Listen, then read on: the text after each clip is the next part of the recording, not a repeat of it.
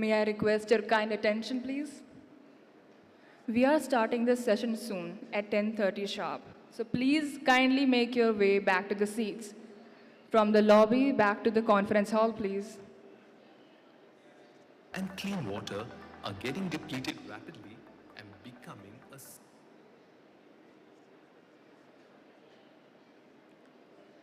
Everyone from the lobby, please. Take your seats so we can start promptly.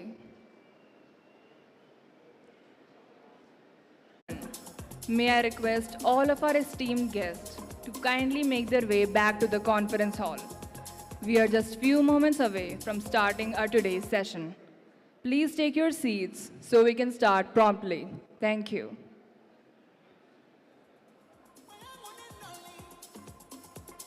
The seats. We are starting soon. We are starting our technical session in 5 minutes.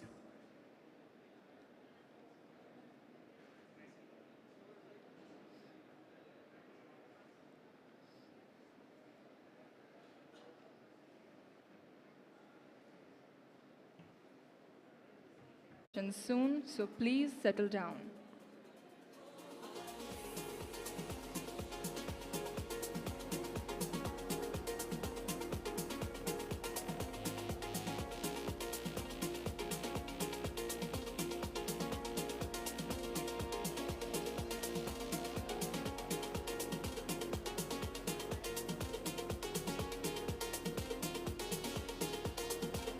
Everyone, I'm your host Garima Khatri. A very, very warm welcome to Day 2 of Uttar Pradesh Fire Safety Expo and Conference UFSEC 2026. Thank you everyone for gracing us with your presence here. I hope everyone had an insightful first day, explored the expo, and maybe even exchanged a few business cards. As we begin today's proceedings, we're going to move forward with our technical session 1 of the day. What's the topic? Latest OSH, Occupational Safety and Health, code updates, key highlights, implementation challenges, emergency preparedness, and the way forward.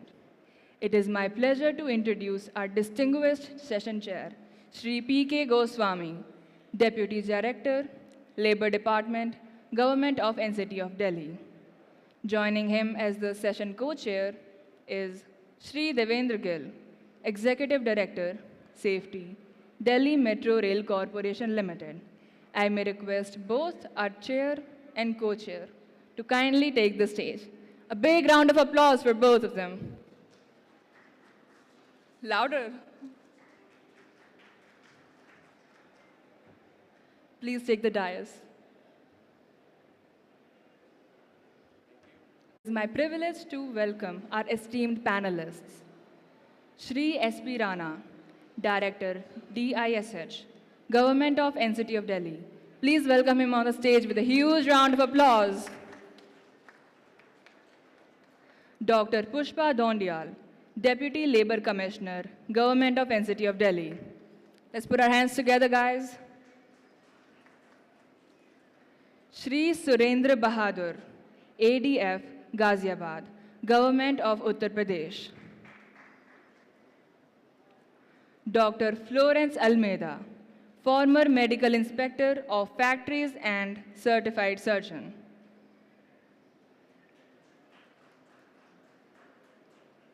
Dr. Elena Samantroy, Sociologist and Fellow, V.V. Giri National Labour Institute. Dr. Mukta Girdhar, Senior Consultant, Delhi Disaster Management Authority. It's a huge round of applause for all of them. Welcome our esteemed dignitaries. May I request all of our speakers to join on the stage? Now, I hand over the session to our respected chair and co-chair. Over to you, sir. Thank you.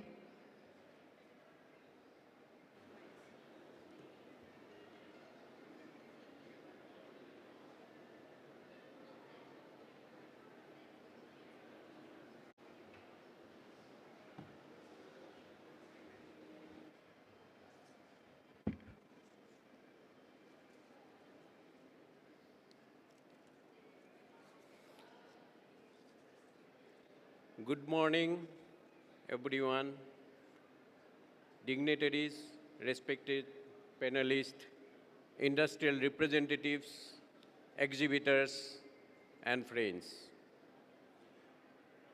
At the very outset, I would like to thank PhD Chamber of Commerce, UP chapter, for organizing this UFSEC, for giving a platform to all end users, industrialists, and manufacturers of safety equipments for a bigger collaboration and understanding the new technology in this field for developing a safety culture in our country. It is a privilege to welcome all of you for understanding ease of doing business through new labor codes. Today we are addressing out of 4 labor codes, only one, that is Occupational Safety and Health and Working Condition 2020. This new labor code is not only a legislation, it is the shift of paradigm, how we are approaching the governance, how we are implementing the laws. The objectives are clear. Simplify the compliance, enhance transparency, promote ease of doing business, and protection of worker. The key aspects of this Occupational Safety and Health Working Condition Code is that it removes the anomalies among various codes, various acts, laws, a uniform platform and definition, digitalized process, and streamline the regulatory compliance. It also reduces the compliance burden of industrialists or establishments. Our approach for Occupational Safety and Health Working Condition Code is not reactive, it is a preventive. Our country is going to be developed country by 2047. We want that our development should go through the sustainable development with a safety culture. We cannot can become a developed country having a lot of accidents and fatalities at workplace. Along with the development, we have to have our ecosystem and occupational safety and health at workplace in a sustainable condition. So today we are going to discuss all about this in a brief, and in this I would like to introduce myself. I am P.K. Goswami, Deputy Director, Industrial Safety and Health, Government of NCT of Delhi. I have been working since 25 years in Delhi government. Before that, I worked with DG, firstly Director General Factory Advice Service and Labour Institute, Mumbai, under Government Ministry of Labour. I am basically a chemical engineer. Then I completed my MBA, LLB, and Masters from ILO, International Labour Organization, from Italy, Turin.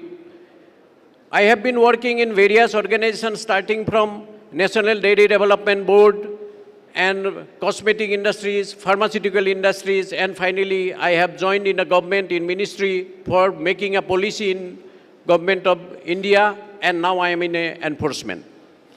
I would like to invite Mr. Devender Gill, who is co-chairing the session, and introduce himself. And thereafter, I would like to request our all panelists to introduce themselves. Thank you. Please, Mr. Gill.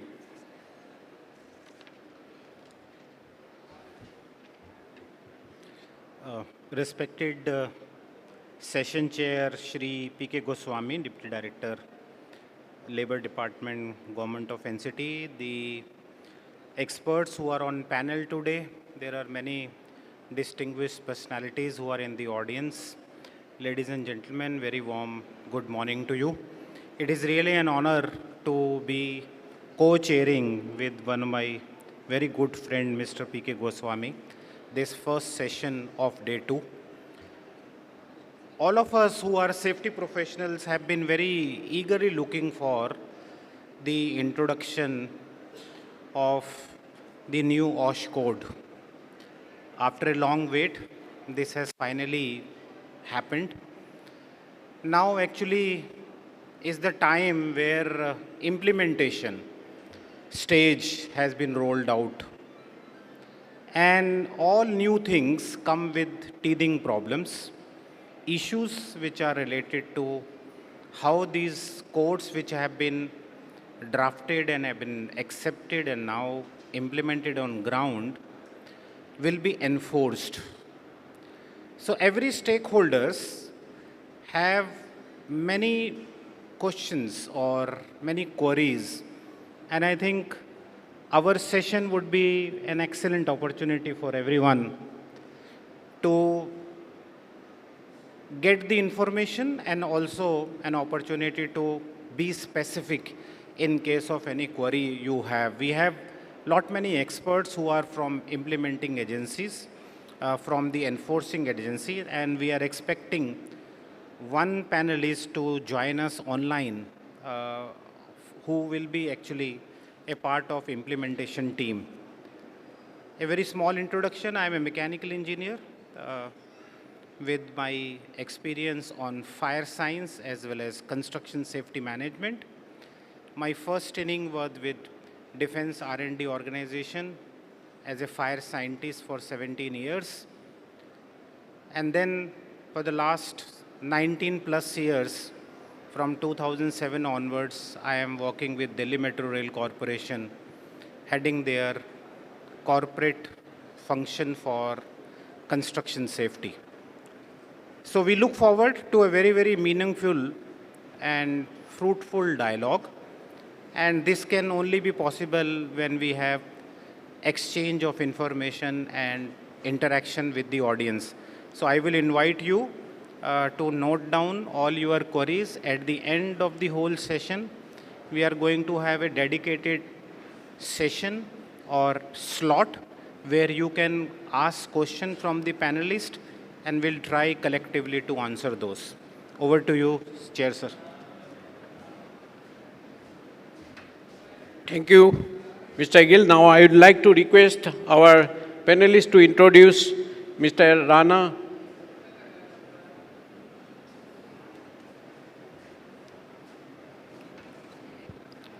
Good morning, all of you. Thank you very much, Mr. Goswami, Mr. Gill, and thank you, organizers. I am SP Rana, Director, Industrial Safety and Health in Labour Department, Government of National Capital Territory of Delhi. I am working in this field of occupational safety and health for the last 30 years. To start with, I started my career from Synthetics and Chemicals Limited, Bareilly, that is the sole rubber manufacturing unit. And after that, I joined as Assistant Director in DG Fastly, that is Directorate General Factory Advice Service and Labour Institute. And my colleague, who was also colleague there also, Mr. Goswami, he was also with me as Assistant Director in Directorate General Factory Advice Service and Labour Institute. That is the nodal agency of Ministry of Labour, which is responsible for enactment of Factories Act 1948 and the model rules. On the basis of all those model rules, the state are making their own rules. Like we have our Delhi Factories Rule 1950 on the basis of model rules only. Then both of us joined this department, Directorate of Industrial Safety and Health, and for the last 20 years I am working here and presently working as Director Industrial Safety and Health. So this is the brief introduction. And I would like to tell you about that we are in a process of framing of state rules also, that I will be discussing afterwards. Thank you very much.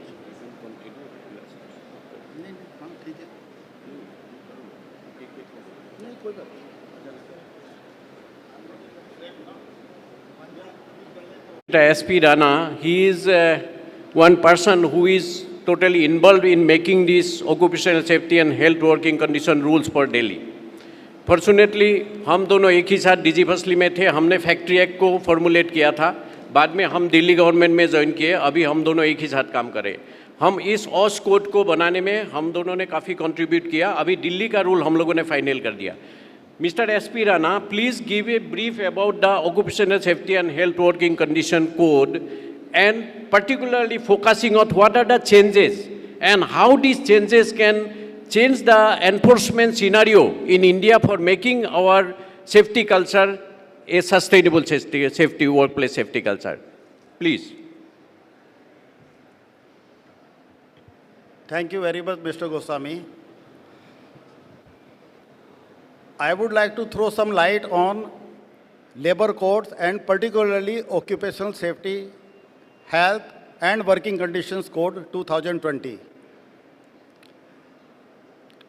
Let me ask you one thing. What was the necessity of having these codes?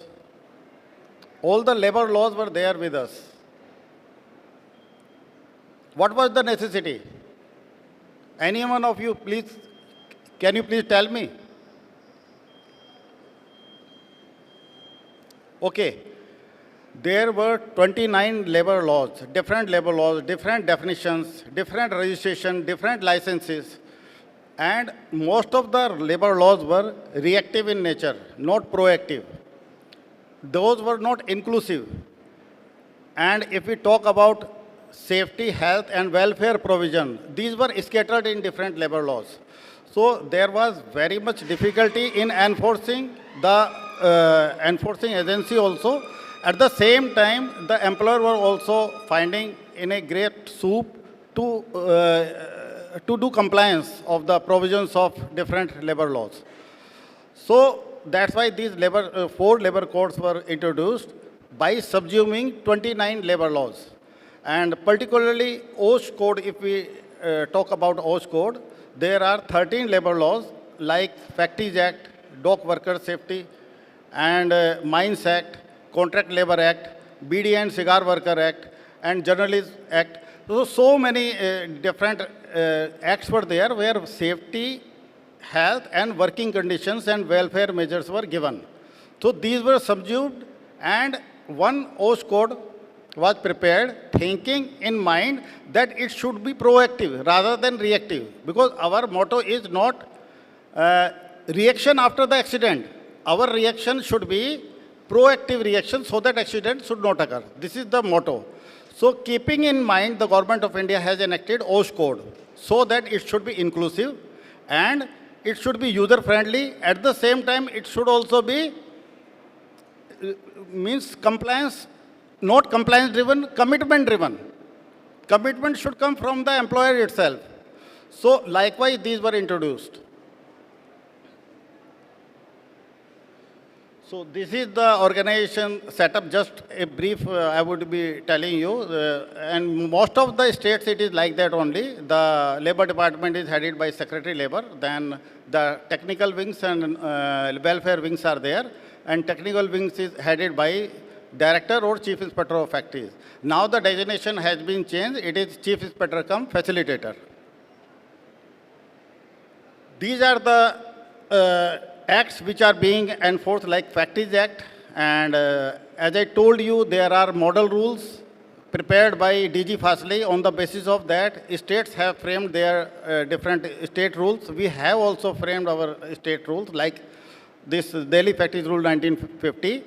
MSIC rule, it is enacted under the Environment Protection Act 1986, that is Manufacture, Storage and Import of Hazardous Chemicals Rule 1989. So that under Schedule 5, there is a mandate of Chief Inspector of Factories as well as District Magistrate of the district to enforce certain provisions of law. And Building and Other Construction Workers Act 1996, and we have framed the Delhi rules also, Delhi BOCW Rule 2002. So now, except MSIC rule, all will be subsumed under OSH code. So, this was the requirement which I was telling you, that common definition must be there, standards and compliance architecture must be there, and shift from sector-wise to integrated OSS governance has been there in this OSH code. So, roadmap is the national OSH management system should be there across industries, whether it may be mines, it may be dock, it may be factories, it may be your contract labor. whatever, wherever safety, health and welfare provisions are there, it has to be at one place. Employer need not to go to different labor laws and seek what is required under different labor laws. So what is the shift? Shift is workers' right as well as employers' accountability has been given in that. Duties of employers and employees has been defined. And very meticulously, they have defined the definition of workers as well as definition of employees also. Who will be the worker and who will be the employee. So in this definition, they have clear-cut told that every employer is a worker, but every worker is not an employee. The worker may be on higher basis, on reward basis, having semi-skilled qualification or skilled or technical or non-technical. But if he is working in administrative or managerial category, then he will not be treated as worker. And if he is drawing 18,000 or more remuneration and in supervisory category, just remember this point, 18,000 or more in supervisory category, in supervisory capacity he should work. Let me give you one example. Suppose one worker is working in a factory, maybe technician, and drawing 50,000 salary. But he is not in administrative category, he is not in managerial category. His job is, nature of job is to be seen. If the nature of job is the worker itself, then he will be treated as worker, even though he may be having the salary of 50,000 or so. So reporting of imminent danger situation, it was earlier also that any worker can report to the imminent danger. Mandatory reporting of accident and occupational diseases, and for certain class of industries that is to be decided by the state government. Appropriate government has been empowered to decide. So we have in our Delhi factories, Delhi OSH rules, we have kept this for factories as well as for BOCW. Now, there is a major shift. One is single registration. You need not to go to different acts and do registration process. That was very cumbersome process for the employer also and very confusing also. For contract labor, you need to have different, for mines, for docks, for factories, likewise. So integrated compliance structure is there now. Applicability threshold has been increased from 20 to 50 for contract worker. Wage responsibility is, ultimate responsibility is given to the principal employer. So data-driven as well as transparent administration has been made in this. And what are the benefits to workers and management? There are some benefits to workers as well as to benefit to management, but at the same time, obligation to workers and management also. So mandatory appointment letter is to be given to employees. So this will establish the relationship between employer and employee. That is very much required. Because whenever there is a dispute, the government authority is going to ask to the worker, when you were appointed, whether you have got any certificate. Pay slip cannot be termed as the appointment of, effective date of appointment cannot be established by the pay slip or some other things. Experience certificate. If one worker asks for the experience certificate, then employer is bound to give the experience certificate. Free annual medical examination is kept in this course code, and what should be the age, it has been left to the state government. So in Delhi, we have kept it 40 years and above. In most of the states, they have kept 40 years and above. And in central rule also, this is 40 years only, 40 years and above. Canteen and welfare provisions, they have reduced this. Earlier it was 250, now they have reduced to 100. So that is a very good step. For 100 workers, the canteen is required. And for welfare officer, it was 500, now it is 250. Safety officer requirement is also there, and overtime is allowed. Earlier, overtime was not allowed. Under certain conditions, there was overtime, but regularly overtime was not allowed. In this code, they have introduced overtime, and what should be the overtime limit? It has been left to the state government. We have kept here 144 hours in a quarter.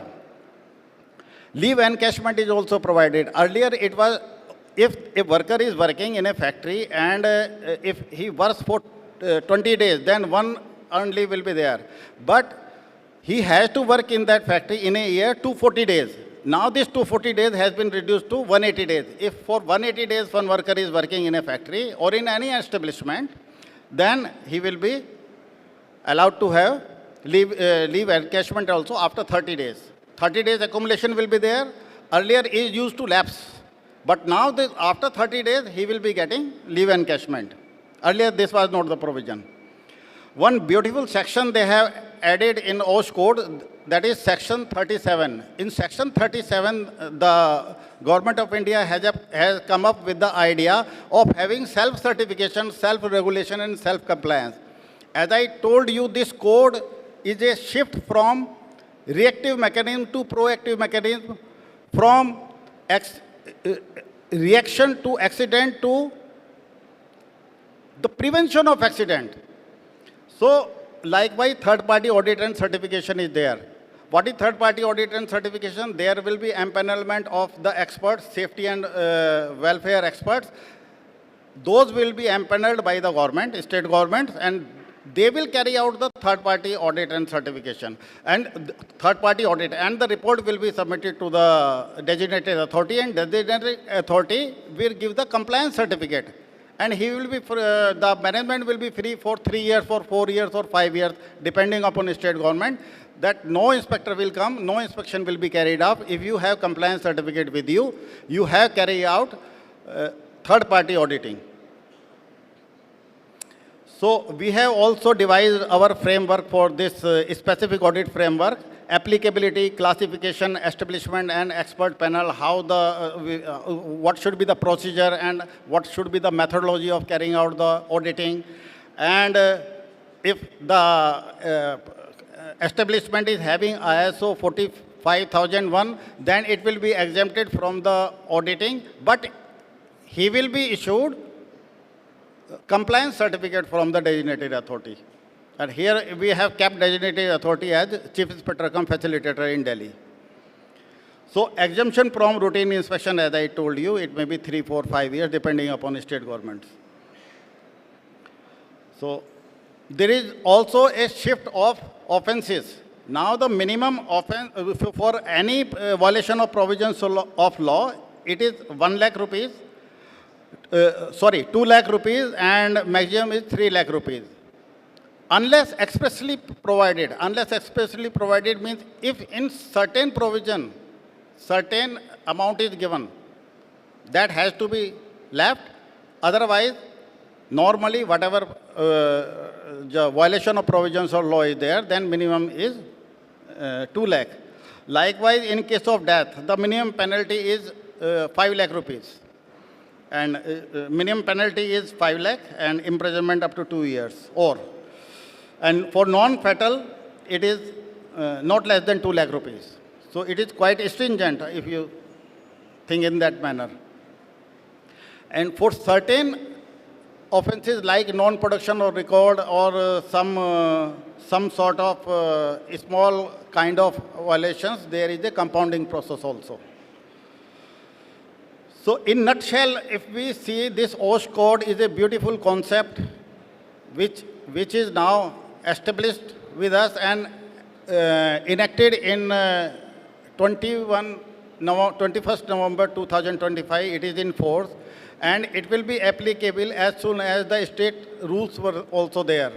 So every state is in the process of framing state rules, and once the state rules are framed, and as I told you, it is basically digital compliance, digital mechanism, and digital enforcement. So most of the things will be online. Online application, online registration, online licenses, and whatever inspections you will be carrying out, means the authorities will be carrying out, it will be uploaded on the website. So this is the vision of OSH Code 2020.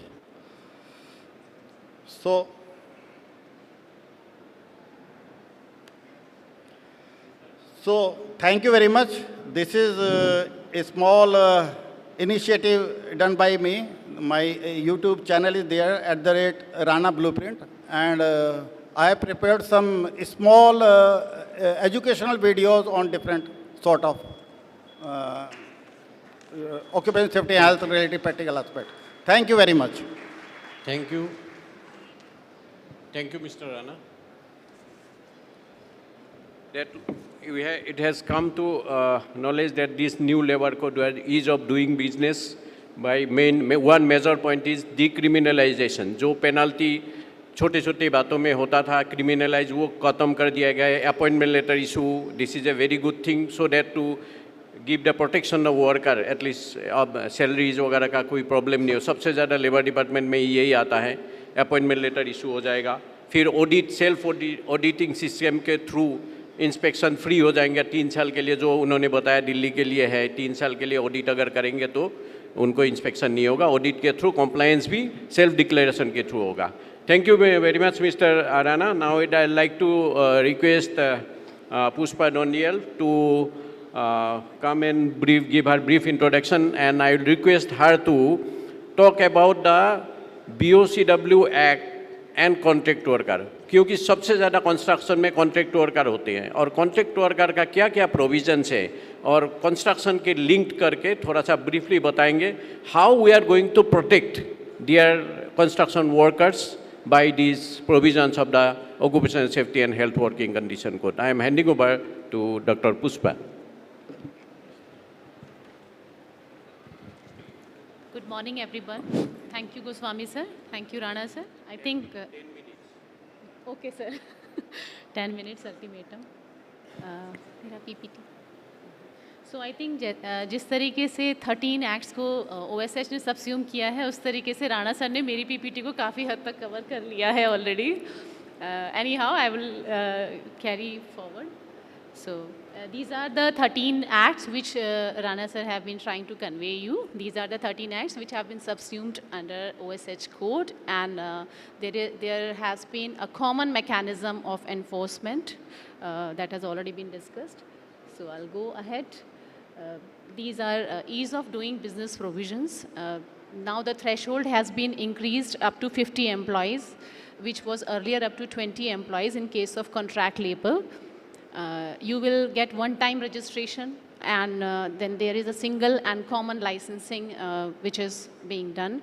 The validity would be for 5 years. Online filing of returns is there, and other compliances can also be filed online. Now, another thing is that earlier you used to apply for approvals and registrations, but due to busy business of authorities, it gets delayed. But now there is a provision of deemed to be approved. Like if there is a timeline of 2 months and the authority lapsed, could not approve it within 2 months, it would be deemed to be approved for you all. So now, today I'll be talking about contract labor and BOCW workers in this, basically. So now, the appointment letter has been made mandatory. You have to issue an appointment letter describing the conditions. And in case of women employees, you have to provide the conditions of safety and maternity leaves. All that has to be mentioned on the appointment letter. The format is already devised by central government under Rule 6. Further, there is an experience certificate which has to be issued on demand. Earlier, there have been disputes with workers wherein a worker is dismissed or terminated without issuing him an experience letter. Then the worker have to come to labor enforcement agencies just for the sake of issuing an experience letter. So that has also been covered under this code. I would like to mention here, like, if you have not issued the appointment letter, if there is any management who is not issuing appointment letters to their workers, there is a timeline given, a relaxation of 3 months given under the code, that you can still issue it up to 8th of August, because 8th of May, the central rules have been notified. So you have got 3 months time to come on board and to issue the appointment letters to the workers. Leaves with wages is another provision that was earlier for workers who worked for 240 days in a year. Now it is for workers who worked for 180 days. So the rate of leave with wages is 1 day leave can be provided to a worker who has worked for 20 days. Earlier it was 15 days.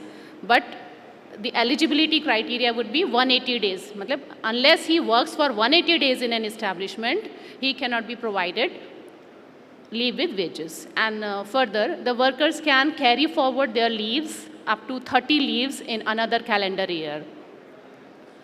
Now the work hours have been specified, 8 hours a day and 48 hours. Overtime, he has already talked. Hours of work for motor transport include, it includes the time when they enter the premises, their time spent in marking their attendance, their time spent in taking the rides, like taxi drivers come on the taxi stand and they wait for their rides. So their work hours start from the very moment they mark their, entered the premises and mark their attendance. All that time is being considered as their work hour.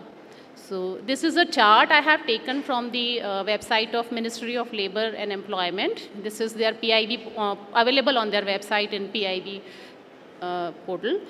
So this is the comparison basically, what were the old provisions and in OSH, what is the difference it's making. So now you have to file a single return. Earlier you have to file 21 returns.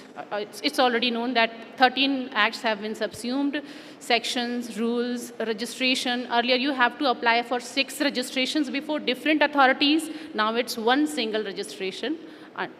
That too online, not offline. Licenses, 4 licenses have been replaced with 1 license. Forms, 55 forms have been replaced by 20 forms.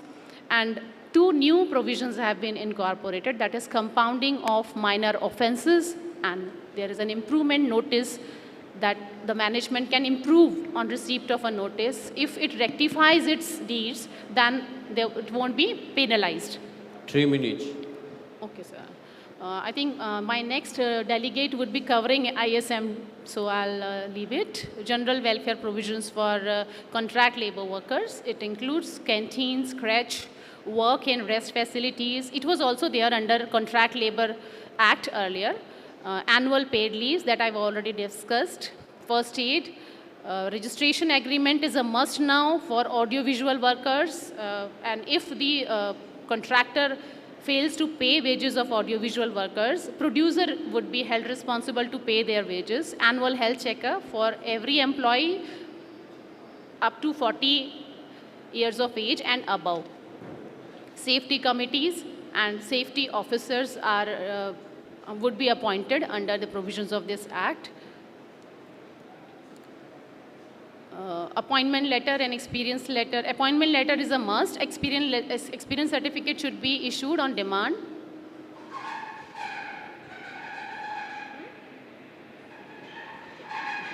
Yeah. Safety of women, provisions with respect to safety of women have been incorporated. Now women can work even in night shifts with their consent, but you have to take a written consent for that. Decent work conditions.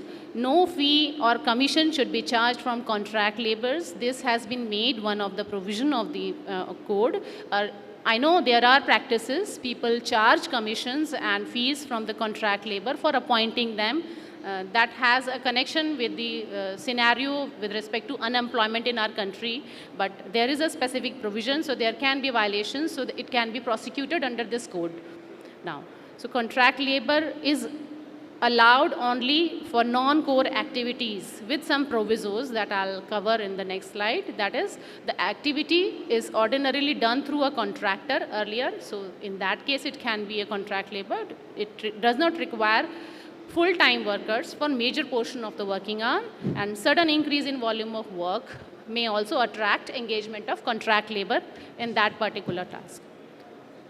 These are some of the transformative provisions that government has made, that is UAN will be issued to every worker, portability of PF and ESI through a unique card, women-centric provisions have been given, dedicated social security fund would be created, and even the composition amount after compounding of any penalty, that would also go to social security fund and would be utilized in social security schemes for the workers. So these are the penal provisions. Sir has already covered it, so I'll try to wind up, sir. Yeah. So it ranges from minimum of 50,000 to 3 lakhs. Okay, sir. So these are the challenges and the roadmap we need to go ahead with this. If we want to implement it effectively, it is a very beautiful code, and if we want to implement, we need to work on these. Okay, thank you so much. Thank you. I would love to hear from you all about any questions or comments. Thank you so much.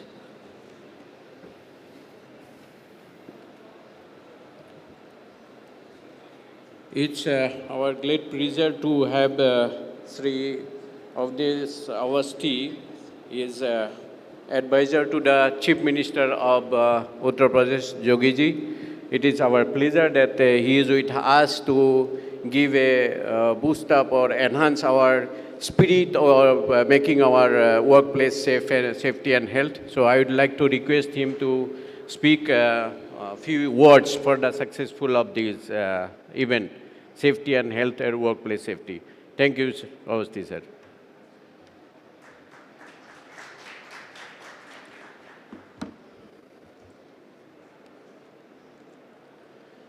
Thank you, PhD Chamber.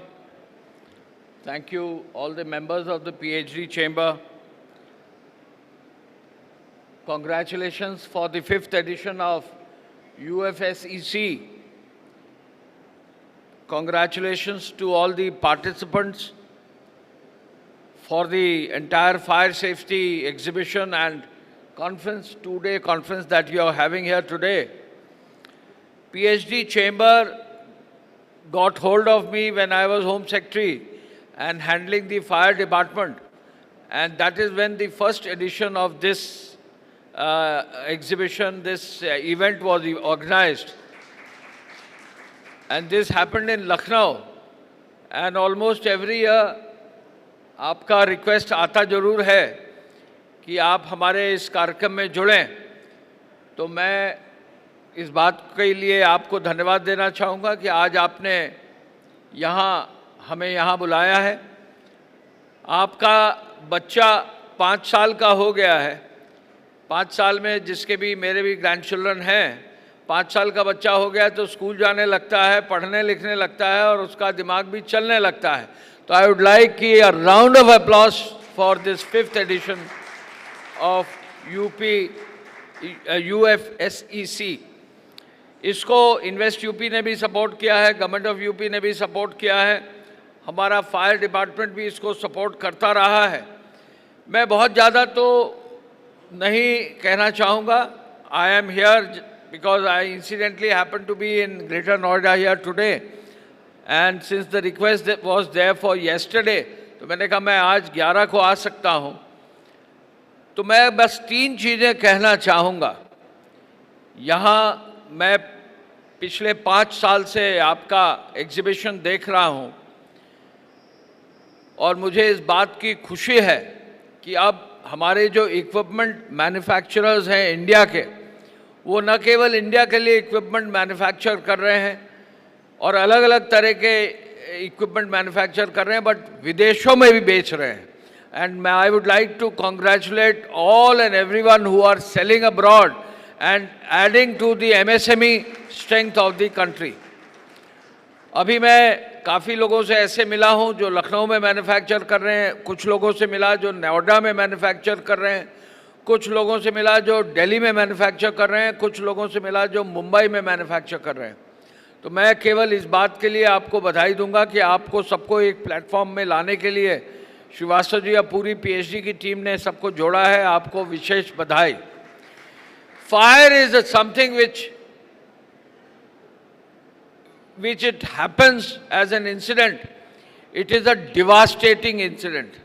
And मैं over the years Lucknow को ही अगर ले लूँ तो लखनऊ में एक बार hotel में fire हुआ. हम लोग बहुत ज़्यादा सीखे कि नहीं सीखे मालूम नहीं.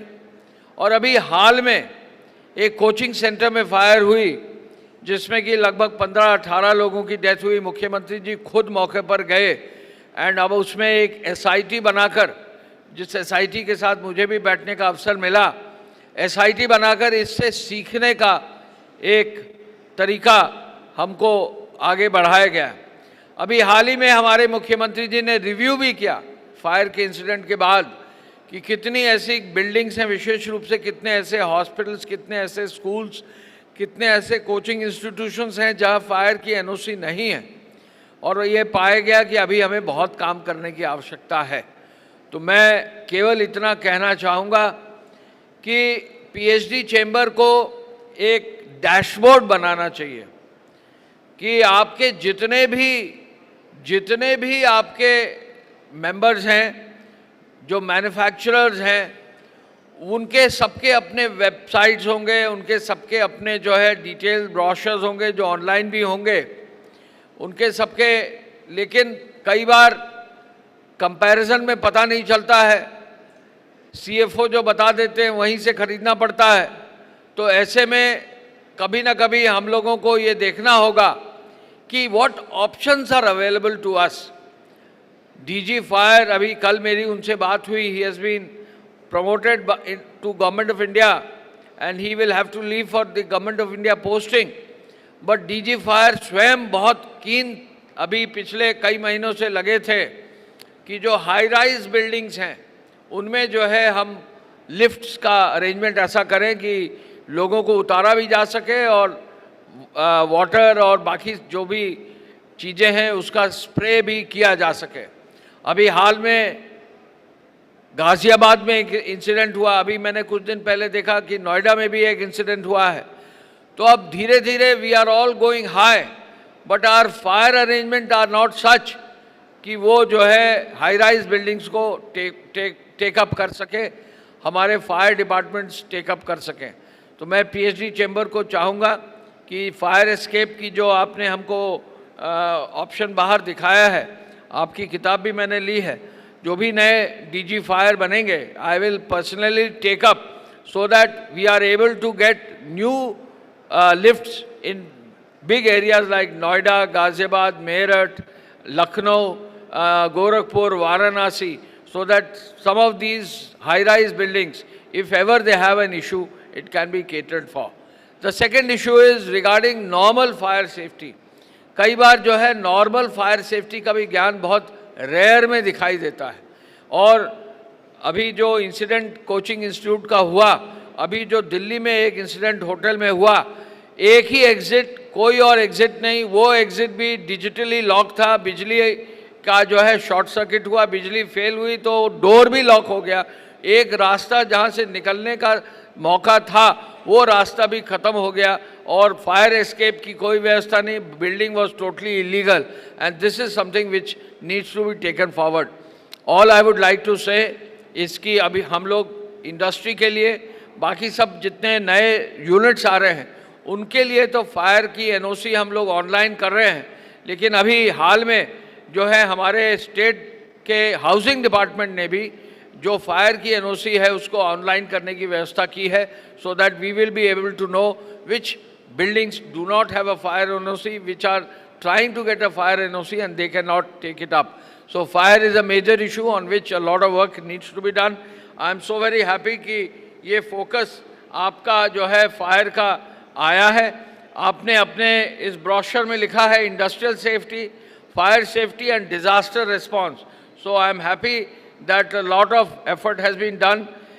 Mr. S.P. Rana, Director from the Government of Delhi, Dr. Pushpa Dhondial ji from the NCT of Delhi, Shri Surendra Bahadur ji from Ghaziabad, Dr. Florence Almeida, former Medical Inspector of Factories and Certifying Surgeon, Dr. Elena Samantroy and Dr. Mukta Girdhar. They are here in the first session. I am sorry for barging into the session, but I thought that I will be able to speak for a while. But आपको पिछली बार मैंने ये इस बात को कहा था, जो ये इक्विपमेंट नए नए आए हैं इनका अगर पूरा एक डिटेल बनवा के कौन कौन सी कंपनीज हैं तो फॉर्मली हम डीजी फायर के साथ बैठकर एक बार क्या क्या इक्विपमेंट खरीदा जाना है इसको हम आगे बढ़ाना चाहेंगे। स्वयं हमारे मुख्यमंत्री जी ने हमारे फायर डिपार्टमेंट कहा है कि आप मॉडर्न इक्विपमेंट खरीदिए जिससे फायर से जो है जाने जो जा रही हैं वो जाने ना पाए। और अभी तो हाल में सुप्रीम कोर्ट ने भी इसको जो है बहुत सख्ती से लिया है, तो कहीं ना कहीं हमको सबको एकजुट होकर इस काम को आगे बढ़ाना पड़ेगा। I would like to thank you all once again. Thank you PHD chamber for inviting me here. Thank you very much.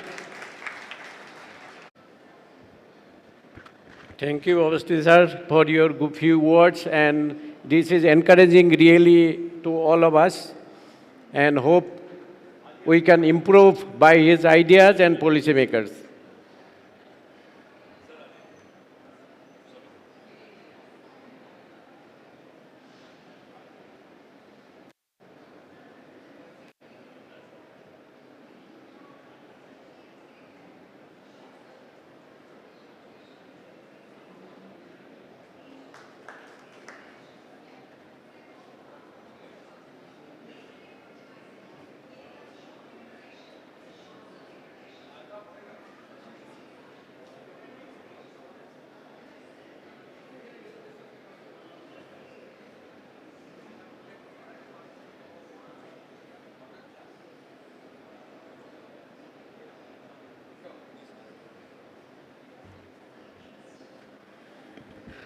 Thanks a lot, sir, for your advices and your initiative that policymakers and government is concerned with the fire protection, and give a big applause for round for him. He is giving all these things.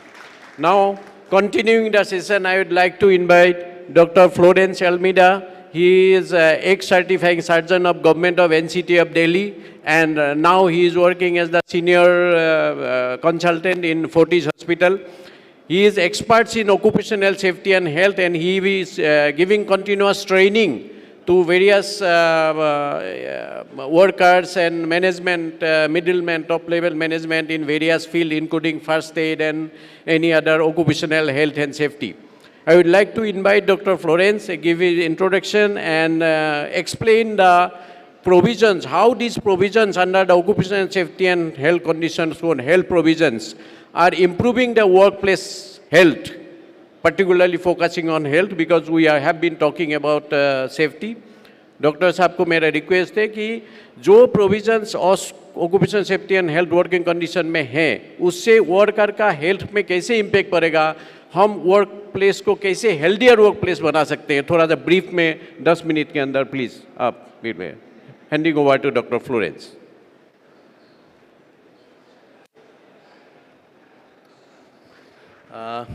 Good morning, everybody, and thank you, Goswami sir, for that brief introduction. And thanks for the organizers who have organized this conference and has invited me here. Okay. So, to begin with, just let me tell you one thing. Most of the time, जब हम factories की बात करते हैं या किसी भी establishment की बात करते हैं, we focus on the accidents. Okay? Accidents prevention जो है हमारा major focus बन जाता है. That becomes the major focus. And in that major focus of accidents or fire, जैसे हमने अभी बात करी, हम एक चीज़ को भूल जाते हैं जो surreptitiously धीरे धीरे है ना quietly चल रही होती है, और वो है occupational diseases. So जो ये ऑश कोड बना हुआ है और उसके अंडर जो ऑश रूल्स बने हुए हैं, उसका सारा सारांश जो है is prevention of accidents and prevention of occupational diseases. Occupational diseases उतना ही टॉल ले लेते हैं किसी ऑर्गेनाइजेशन के ऊपर in terms of finances and in terms of damage done to the organisation, but वो पता नहीं चलता. इट टेक्स ग्रेजुअल, धीरे धीरे चलती रहती हैं ऑक्यूपेशनल डिजीजेस और कभी डिटेक्ट नहीं हो पाती. फाइन. और ऑक्यूपेशनल कोड में इसका जिक्र है ताकि ये सारी चीज़ें प्रिवेंट हो जाएं और ताकि ऑर्गेनाइजेशन को वो बर्डन फेस ना करना पड़े at a later date, and country के लिए भी ये इकोनॉमिक बर्डन ना हो जाए, क्योंकि ये जितने भी ऑक्यूपेशनल डिजीजेस हो जाती हैं, ultimately this workers go to the government hospitals, और ultimately when government spends money in treating them, it is the public money which gets utilized. Fine? So that's the basis. So simple health and working safety working conditions की अगर हम बात करें तो जितने भी codes हैं, जो भी हमारा कोड है और रेगुलेशंस हैं, वो इसके ऊपर ध्यान दे देता है कि जो भी आपका वर्क एटमॉस्फेयर है इन अ फैक्ट्री और any establishment, whether it is at mines, whether it is at construction work और whether it is a factory, the environment जो है आपका कंफर्टेबल होना चाहिए एंड ऑप्टिमम होना चाहिए हेल्थ के लिए।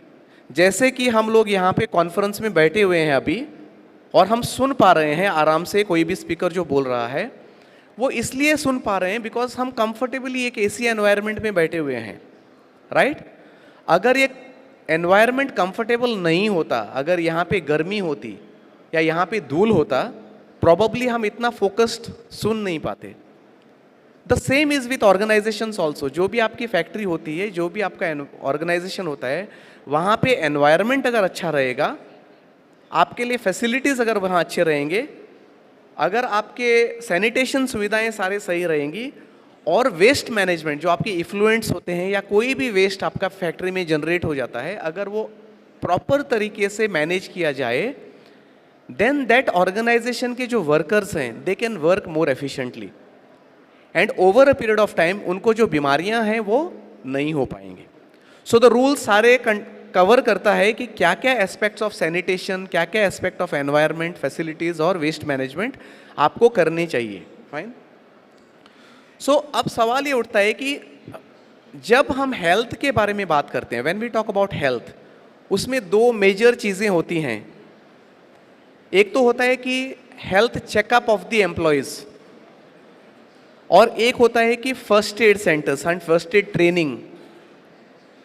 ये जो चीज़ें होती हैं दैट डिपेंड्स अपॉन आपकी फैक्ट्री जो है, whether it is just a normal factory और अ रूटीन एस्टेब्लिशमेंट, या तो it is a factory having dangerous operations.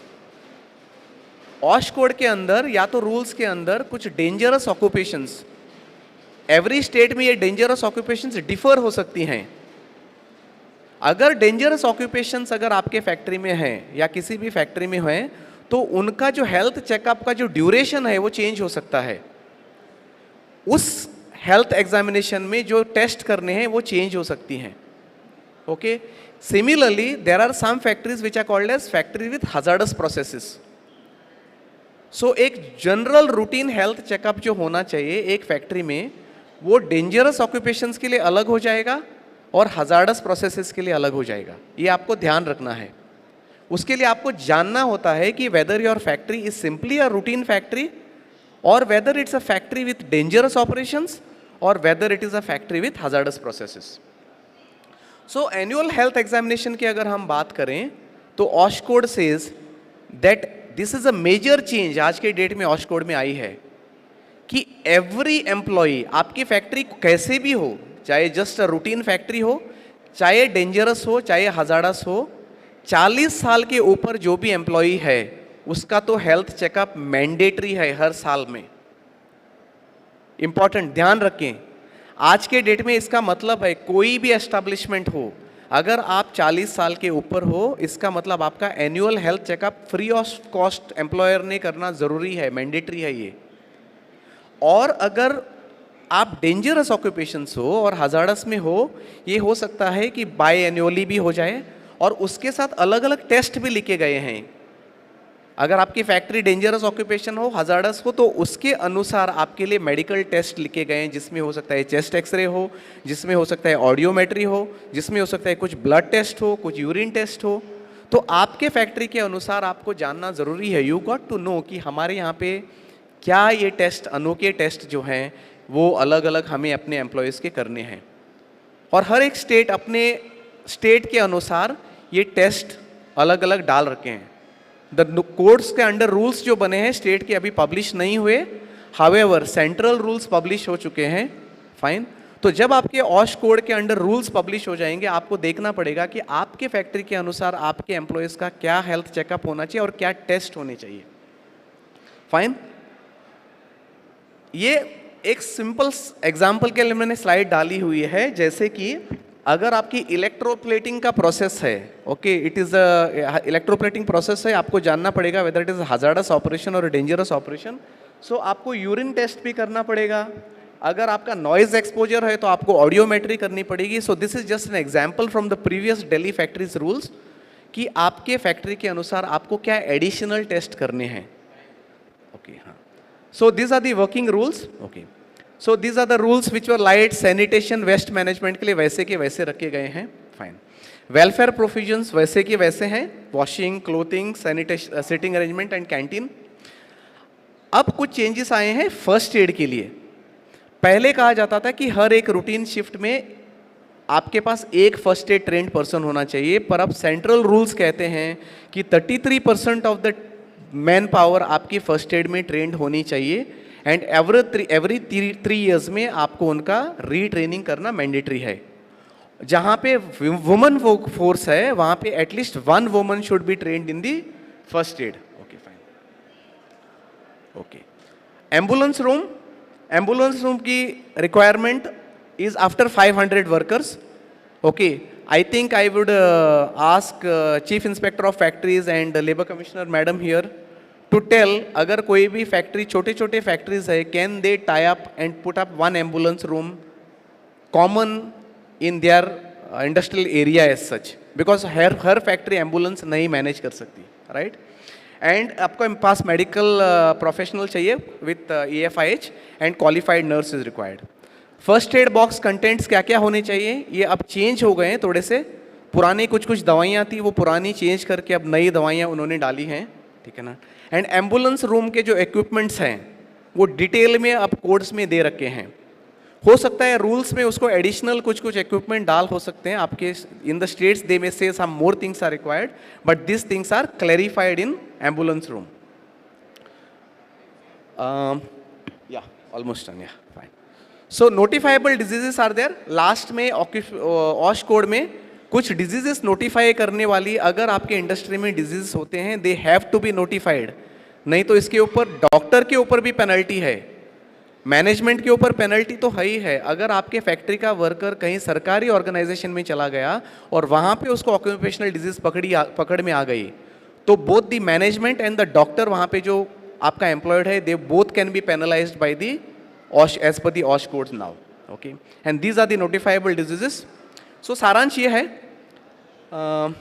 की टेकअवेज हमारे हैं कि duties are comprehensive, first aid is mandatory for 33%, diseases must be notified. Mines के लिए बहुत ज़्यादा डिटेल और उसके एडिशनल रूल्स डाले गए हैं which we need to follow in true spirit. Okay, thank you very much.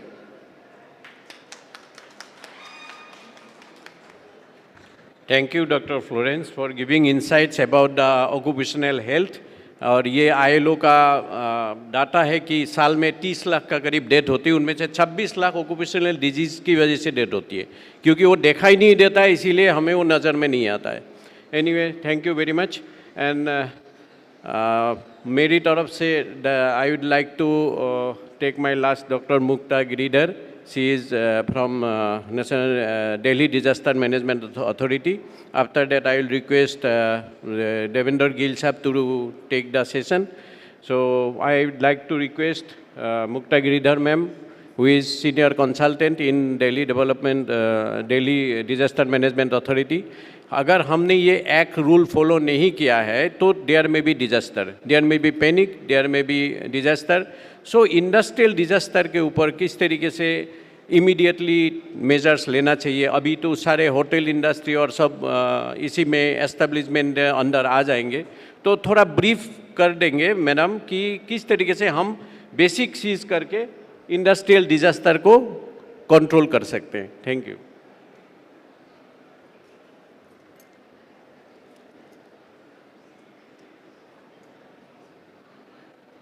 Thank you so much, Goswami sir. He insisted me to be in this panel. That is why I am here.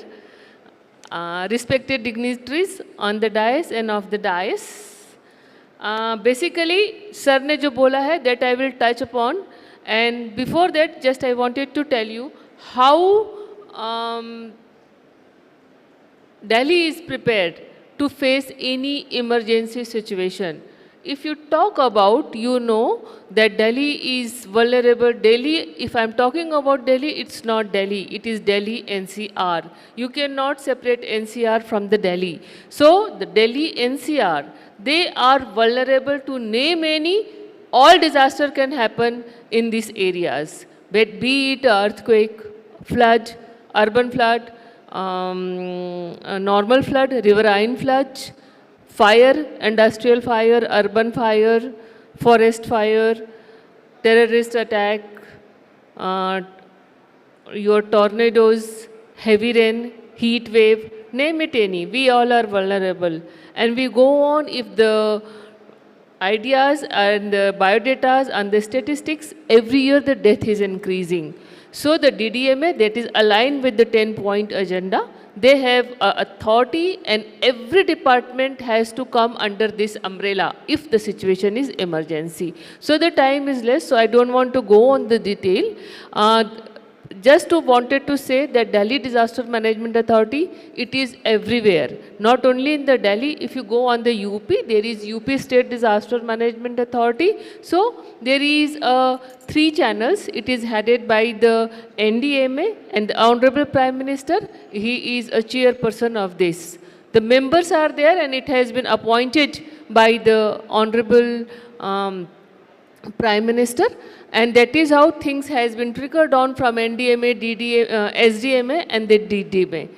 So if I talk about the Delhi, we have really equipped by the satellite image, and that is how, because if the Delhi face any big earthquake, तो सबसे पहले जो है वो हमारा communication channel break होगा, और in that scenario हमें सैटेलाइट फ़ोन को करना है. उसके बाद आता है EOC. हमारे पास 1 स्टेट EOC और 13 डिस्ट्रिक्ट EOC है, and they worked all round 24 hours. We are also, ये भी एक इंडिया लेवल का है, इसको बोलते हैं India disaster resource network.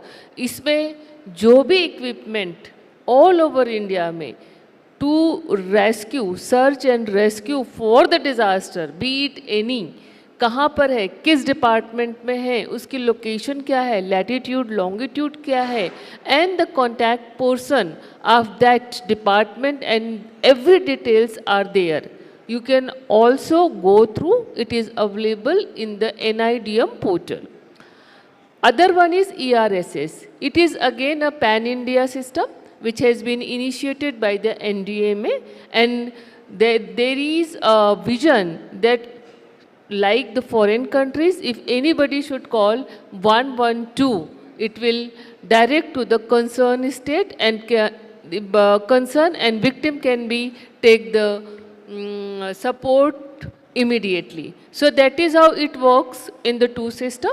The moment you give the call to screen, and the moment you give the call in 112, it gives you the first column, it automatically generates your information which you have incorporated in your Aadhaar card, in your phone, and your phone is connected with the Aadhaar card. There is a second arrow. The moment you pick the second arrow, your exact location just display on the screen. And there is the third arrow where we know who are the emergency support functionaries near about.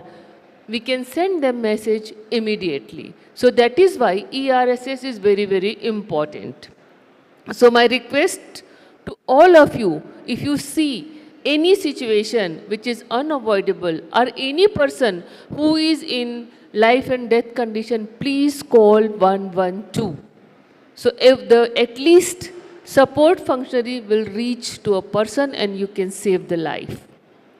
There is another one, that is a common alert protocol, through which we can send message to any person without having their numbers in 2 minutes.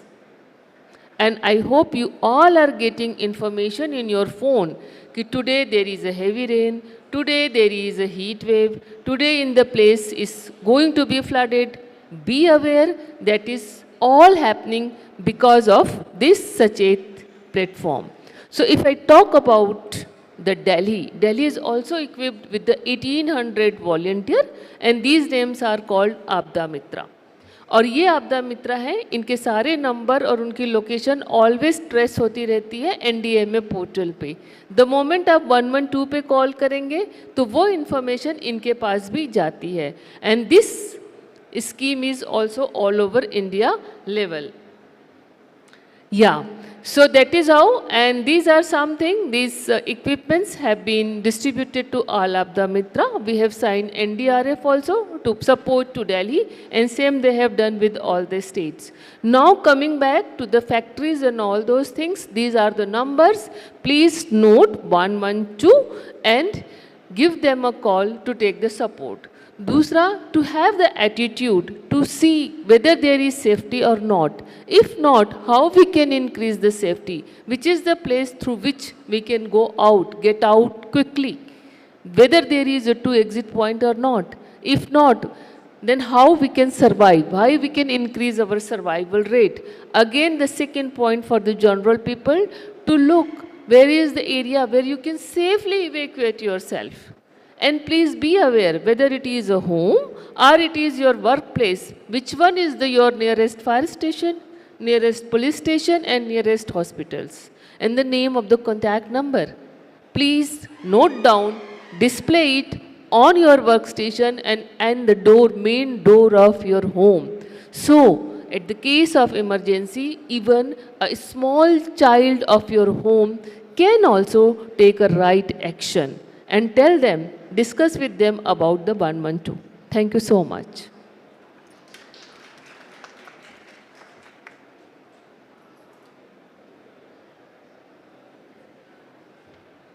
Well, this is my opportunity to actually invite. We have got two panelists available today. So ladies first, I will try to request both of you to be precise for 10 minutes. And I am requesting first Dr. Elena Samantroy, Socialist and Fellow, VV Giri National Labour Institute. Her competence and special interest is on migrant worker. And many of the industries are largely dependent upon the migrant worker which come from their villages and work. So this will be a very interesting talk from her. Dr. Elena. Much Mr. Gill and Goswami ji for the invite, and also the PhD Chambers of Commerce for having me here on this panel. I would be speaking today on the migrant workers under the OSHWC code. I have a presentation.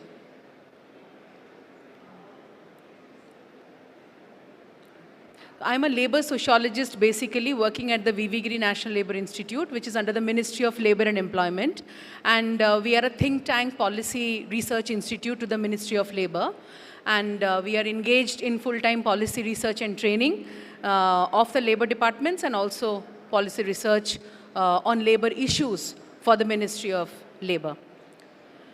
So I will be focusing mostly on migrant workers. To start with, the OSHWC code has provisions for migrant workers borrowing from the ISMW Act. So ISMW Act, under the 13 labor laws which got subsumed under the OSH code, one is the ISMW Act, Interstate Migrant Workmen Act. वो आपका subsume हो गया है उसी code के अंदर. Now looking at OSH code and the provisions for migrant workers, what I would like to start with is when we look at a broader aspect on OSH, it has gone beyond the occupational diseases, injuries and accidents framework.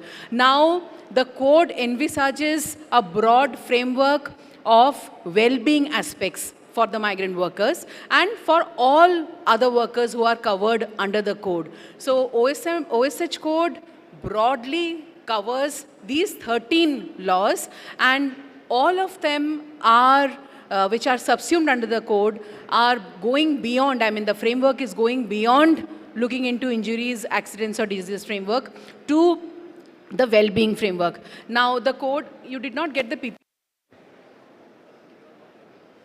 No, I have shared with Riddhi.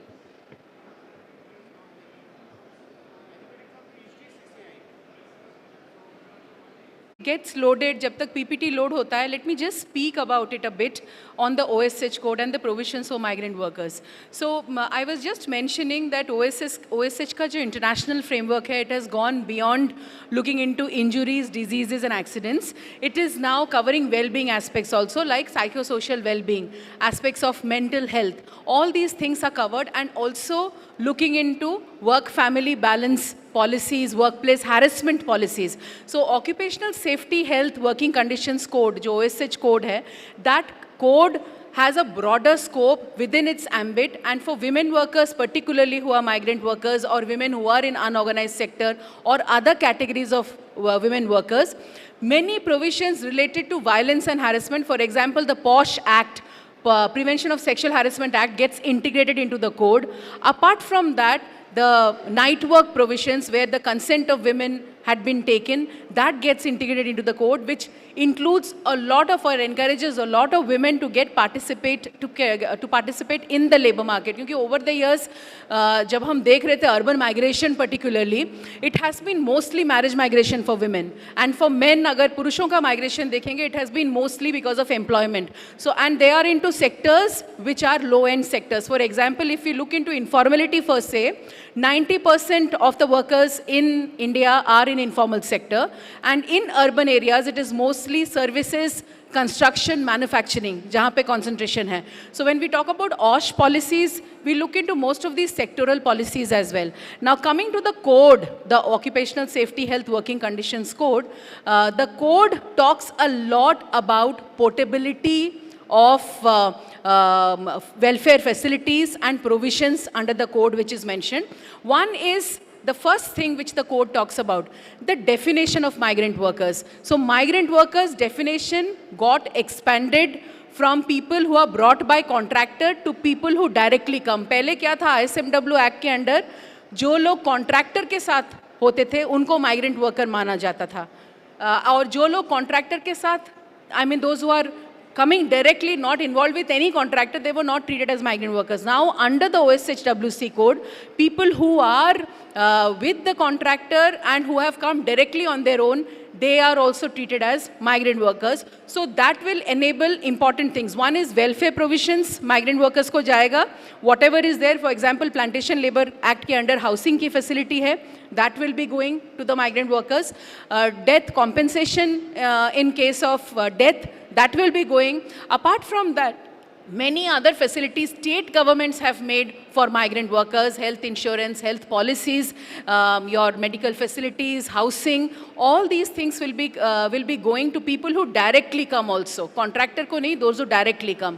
Apart from that, Parliamentary Standing Committee on OSH ने recommend किया था that to talk about a toll-free helpline for migrant workers. So OSHWC code के अंदर they have taken the recommendations of the Parliamentary Standing Committee to include a toll-free helpline. तो अब toll-free helpline मैं आपको experience बता रही हूँ, before the codes were made, 2019 में जब drafting हुआ, 2020 में in force हुआ, I mean was finally announced on 21st November 2025. उससे बहुत पहले the government of Odisha had a toll-free helpline number, and the Parliamentary Standing Committee had recommended a toll-free helpline number for the migrant workers under the Parliamentary Standing Committee report. And वो report में finally under the code they introduced the toll-free helpline number. So any migrant worker who is in distress can call the toll-free helpline number and take benefit. For example, a migrant worker from Uttar Pradesh, if they die in some state, for example in Gujarat or any other state, the toll-free helpline number would be helping it. Apart from that, on the OSHWC code for the migrant workers, the journey allowance has also been there, which was already there, that has also been there. The new rules talk about lot of welfare facilities. For example, under the OSHWC code, they have created a social security which is linked to the social security code as well. The social security fund, which talks about welfare schemes designed by the state governments for disseminating welfare provisions to different categories of workers, including the migrant workers. I'll just show you some of the updates. I've spoken most of my presentation though. We already focused a lot on international labor standards, which talks about well-being, and I already mentioned that OSH code में well-being के बारे में बात हुआ है. Apart from that, the coverage got expanded, I mentioned. अब जो directly आते हैं, they are also covered. The e-shram integration, data migrant workers का e-shram platform दो, जो आपका Ministry of Labour का हमारा है, 2021 में introduce हुआ था. Under that platform, all the data will be shared for migrant workers, and there is a data sharing guidelines I would like to share that is uploaded in the Ministry of Labour website, which will allow all ministries to get the data of all categories of workers, including migrant workers, for dissemination of welfare schemes. मैं आपको एक हाल ही में बता रही हूँ, कल हमारा एक urban development ministry के साथ एक discussion हुआ था. In that discussion, they were talking about providing urban livelihood mission schemes to migrant workers, taking data from the e-shram portal. So things like that in terms of interministerial convergence, बहुत चीज़ें field पे होने लगी हैं. Different ministries are using this data for providing coverage. So it's not only under OSH code what covers migrant workers, it has gone beyond to our other ministries who can provide lot of welfare schemes to the migrant workers. Now, the international standards, I will skip this because I have already mentioned. Let me go to, this is just the migration rate which I just mentioned, that it is 28.9% in India. And for male, it's been mostly for employment, and for women, it's been for marriage. The coverage under the OSHWC code gets extended. I mentioned about the definitional coverage. Now the family, the dependent grandparents are also included under the family definition. So जो भी welfare benefits होगा वो grandparents को भी जाएगा under the OSHWC code. Now registration becomes simplified, which all other panelists have spoken about. 60 days के अंदर एक establishment को register करना पड़ेगा. Online deemed registration facility है, and registration certificate will be automatically generated. One interesting thing which has happened under the code is your cessation of industries also. अगर कोई establishment बंद होता है तो 30 days के अंदर inform होगा, and information will be auto-shared with ESIC and EPFO. So that's a very interesting thing. So there would not be duplication. The workers who were getting benefits under that, that will be stopped if the industry is stopped. A 7-day certification is there. Closure also I mentioned. Now some of the core protections which I already mentioned, apart from housing, which state governments are giving, or medical insurance, or the toll-free helpline number, there are provisions which the government wants many people, many stakeholders to look at. That is the study on migrant workers, which appropriate institutions notified can be doing, and will be providing the government on policy inputs to work more on migrant workers. So that is there. The portability of benefits on the PDS. I'll just finish because my PPT did not show, so I take the liberty of 1 or 2 minutes for that to finish it off. So portability of benefits is there to the public distribution system. Then a toll-free helpline, which I already mentioned, which is a recommendation of the Parliamentary Standing Committee. That is important. Apart from that, some of the duties of the employer and the contractor, which is very important for this audience to know actually in this room, आप लोग के लिए ज़रूरी है ये कि suitable working conditions ensure करेंगे, health safety precautions लेंगे और इक्विपमेंट्स प्रोवाइड करेंगे, इंस्पेक्टर कम फैसिलिटेटर को इन्फॉर्म करेंगे about any discrepancies which is there. Apart from that, notify the appropriate government authority, recruitment through prescribed online forms, and also appointment letter जो previous speakers ने already बता दिया, उसकी एक copy principal employer के पास जाएगा अगर कॉन्ट्रैक्टर भी अपॉइंटमेंट करता है. So the code does not leave any space for the principal employer to shy away from their responsibility. So अगर contractor नहीं provide करता है, so the principal employer becomes liable. So that is there under the code. One interesting thing for women workers has been introduced, which will help wide range of migrant workers. बहुत सारे migrant workers, particularly women who were dropping out from the labor market, वो encourage करेगा. The creche facility. So section 24(3) में creche facility की बात हुई है OSH code में, which is again a recommendation of the Parliamentary Standing Committee. Parliamentary Standing Committee had recommended that creches are mandated under the Maternity Benefit Act. Maternity Benefit Act के under creche already mandated था कि 50 workers अगर है तो आपको creche facility देना है. But Parliamentary Standing Committee also recommended that what about the MSMEs, micro, small, medium enterprises, creche कैसे facilitate करेंगे? Where will the funding come? So they had given this recommendation. A new code में वो introduce हुआ कि एक common creche facility pooling of resources से होगा. So MSMEs can pool their resources to set up a common creche. So ये एक बहुत अच्छा प्रावधान है जो कोड के अंदर हुआ है, जिसमें MSMEs पूल करके रिसोर्सेज एक कॉमन क्रेश महिलाओं के लिए कर सकते हैं, which will be actually helping a lot of migrant, urban migration, migrant workers to get encouraged to participate in the labor market. एक हमारा टास्क फोर्स है, this is my last one, so I would not take, I just take one more minute, how interministerial convergences are happening migration के लिए particularly. So this task force on improving female labour force participation was constituted in the year 2023. 2023 में हुआ, अभी ये चल रहा है, it's still ongoing. Now we have, this is by the Ministry of Labour and Employment. We have tie-ups with Ministry of Housing and Urban Affairs and Ministry of Road Transport. So जो migrant workers हैं urban areas में, particularly women workers who are not encouraged to participate in employment, there are MOUs for tie-up with urban development and housing ministries for housing for them, and also for transportation facilities for them. So this task force is ongoing. It has got people from different walks of life, for example, international organizations, Employees Federation bhi usme hai, members.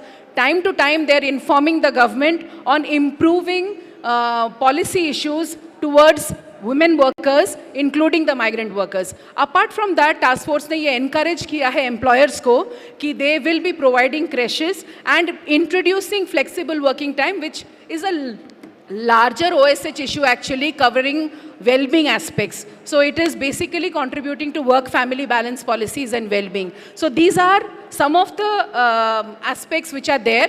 Apart from that, the welfare boards, which I already mentioned. State governments will be constituting. Excuse me, Dr. Ma'am. Yeah, I'm just we are finding running short of time. Yeah. So state governments will be constituting a welfare panel and welfare board for the workers, and this will be through welfare schemes, which will also include migrant workers. So thank you so much for listening to me, and I'm happy to hear any comments.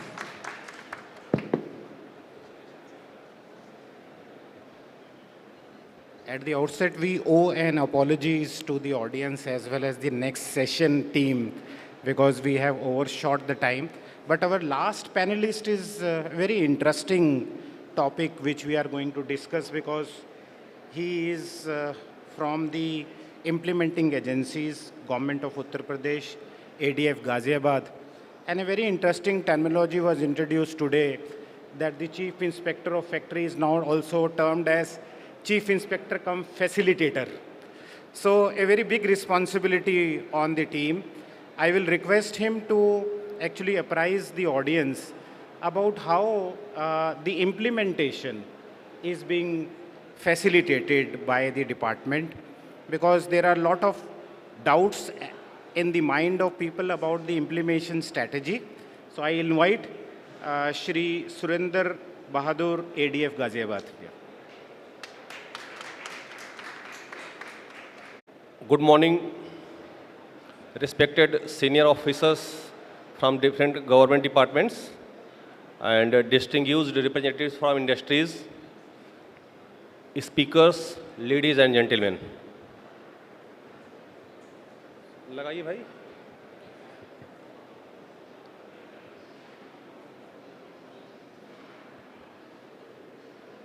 So,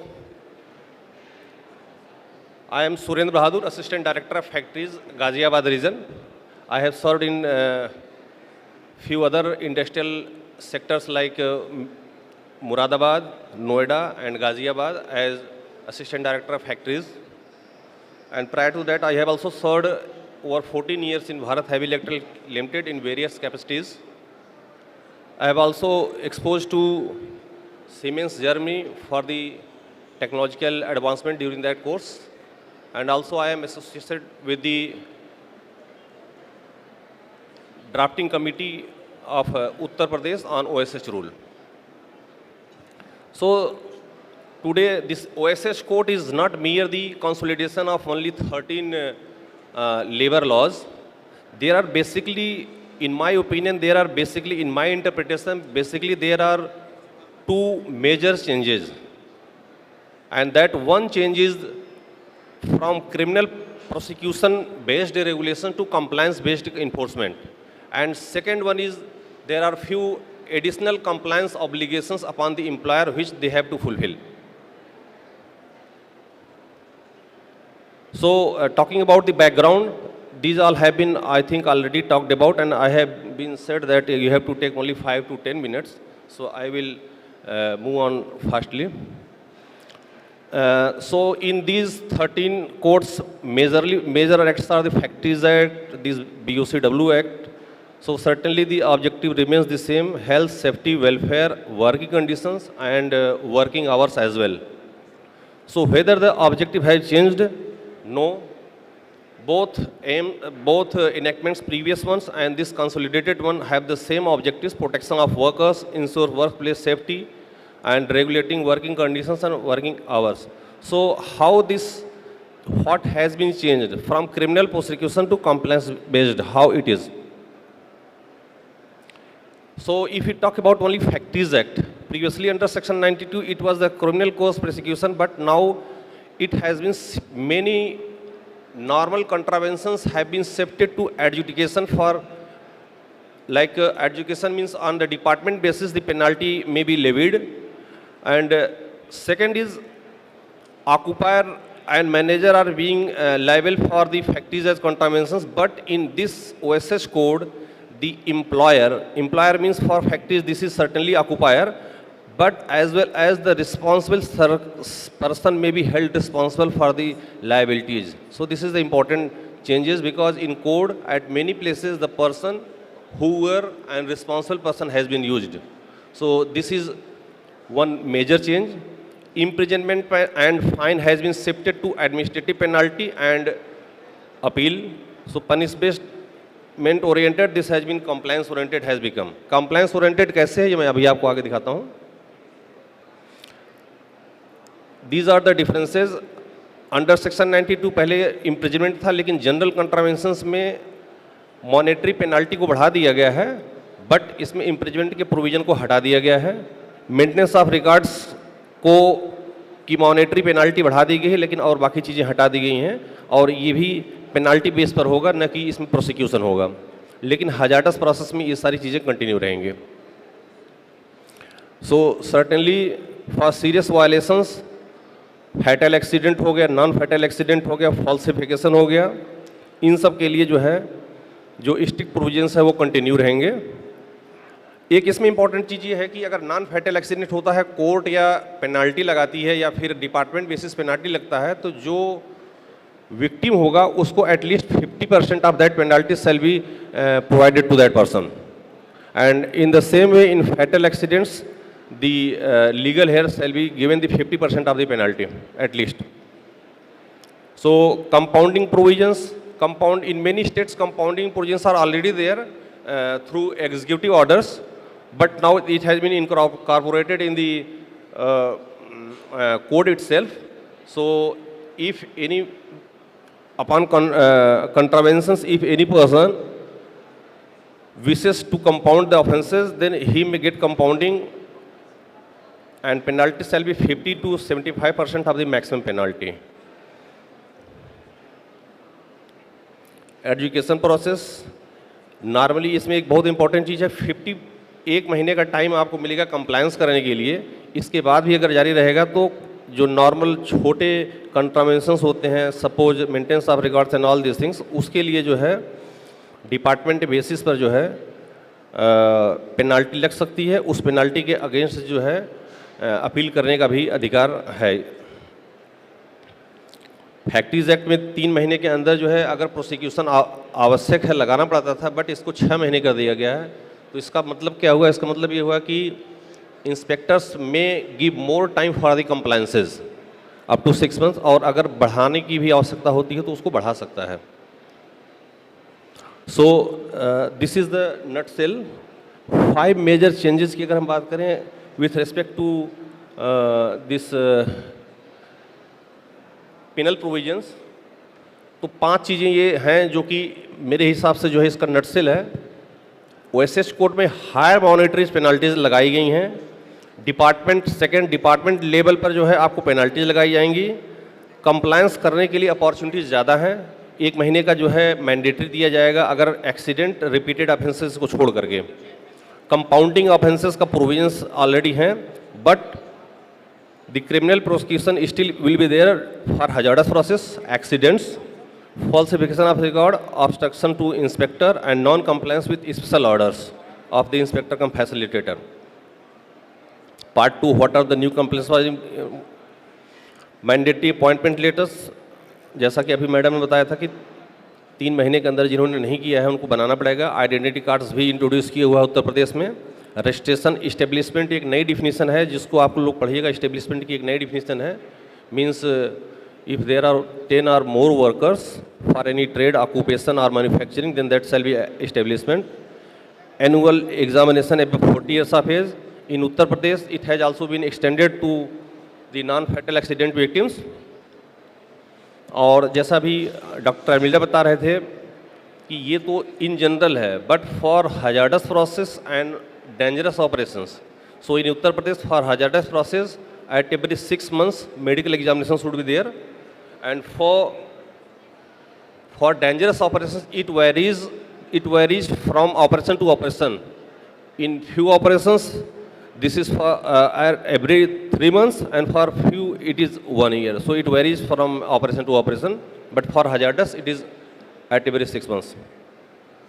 So these are the other compliance obligation for employees. Safety committee, previously it was for only hazardous process, but now it is for every factory or every establishment for 150 and above workers.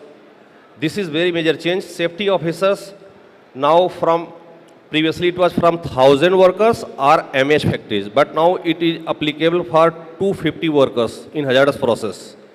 And for other factories, Surendra ji आप 1 minute में conclude कर दीजिएगा। धन्यवाद। Sure. So, for welfare officers, previously it was 500, now it is 250.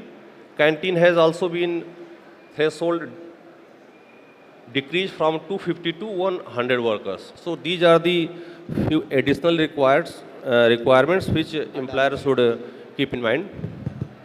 Third party audit is there now for hazardous process or other what government may notify. So key takeaways what are there? This is OSS code has 2 major changes: shift from prosecution to compliance. Compliances की opportunity बढ़ गई है. Enhanced employer compliance obligations. However, this core responsibilities, employers' duty to ensure safety, workers' duty, and hazardous process liabilities, these remain unchanged. Thank you. Thank you, Surinder ji. With this, we have come to the end of the panel discussion, so I hand over to the chair.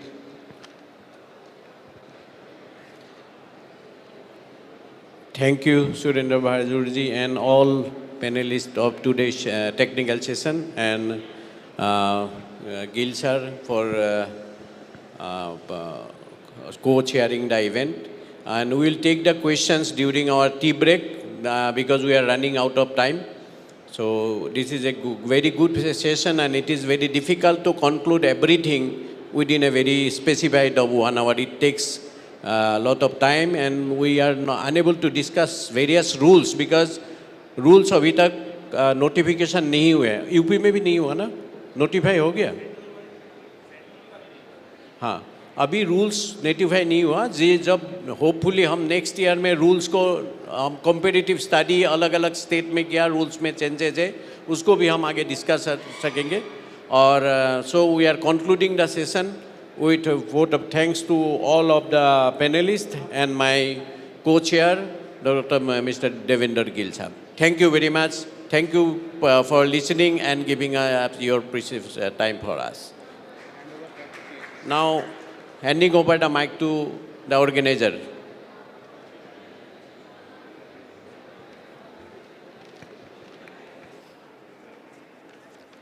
Let's hear a huge round of applause for our esteemed panelists for the insightful deep dives and the invaluable knowledge imparted.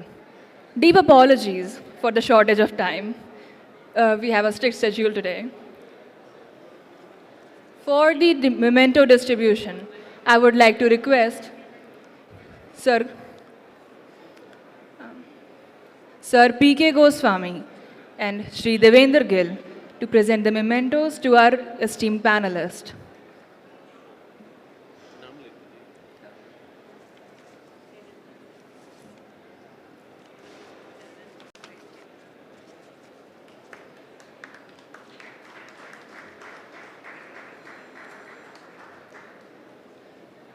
Dr. Pushpa Dondial.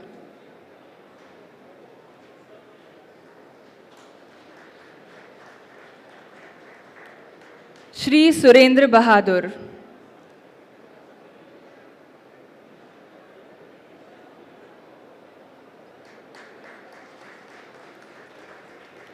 Dr. Florence Almeida.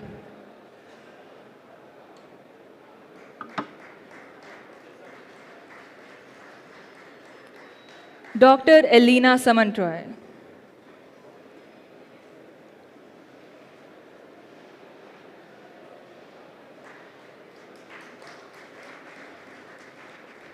And Dr. Mukta Girdhar.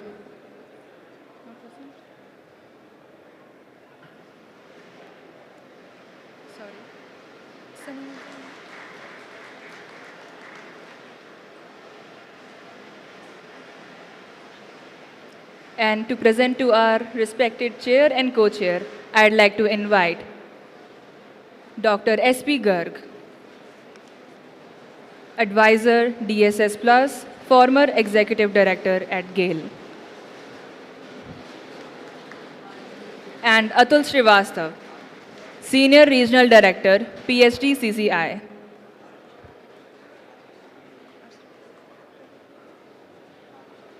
And also R.C. Sharma ji.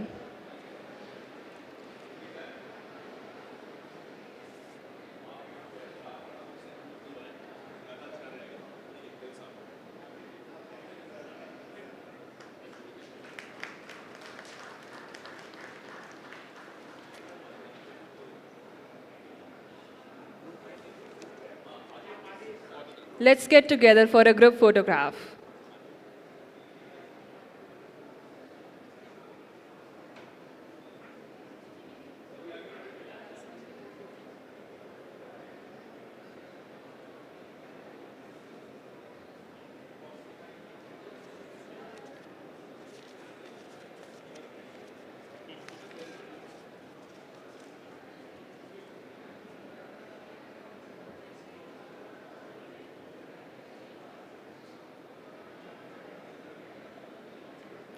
Let's hear a resounding round of applause once again for our lovely discussion today.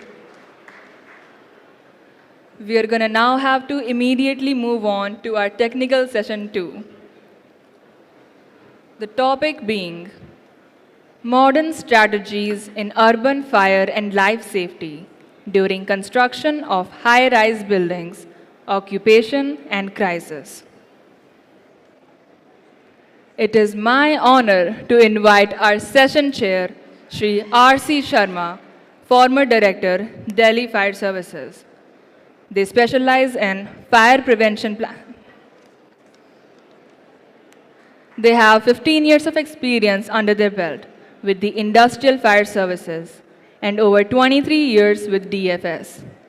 Please note, they are the recipient of President Medal for Meritorious Services and Distinguished Services. Presently, they are a professor of practice at GGSIPU.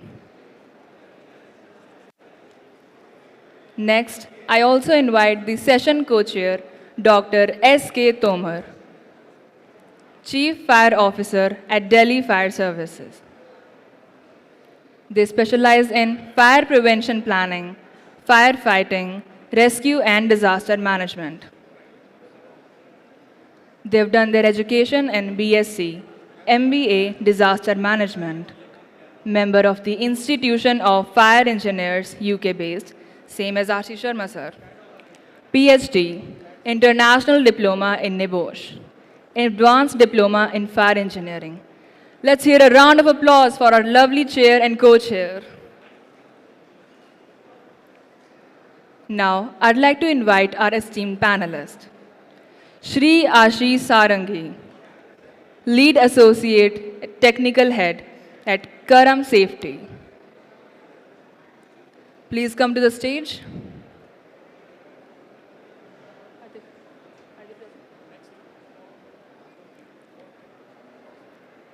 Shri Anurag Sharma, GM at Y-Axis Manufacturing.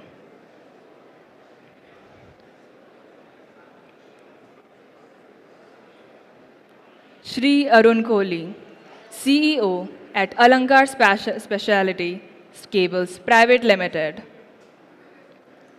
Shri Rohan Bhargava, partner at Alaknanda Systems. Dr. Raju Kalra, founder and managing director at Hawksville UK Private Limited.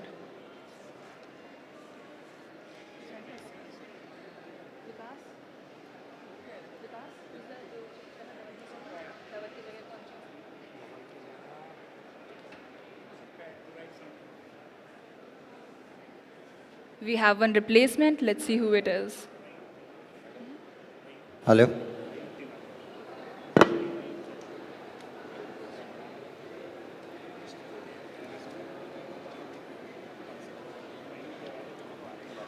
Shri Mayur Tiwari.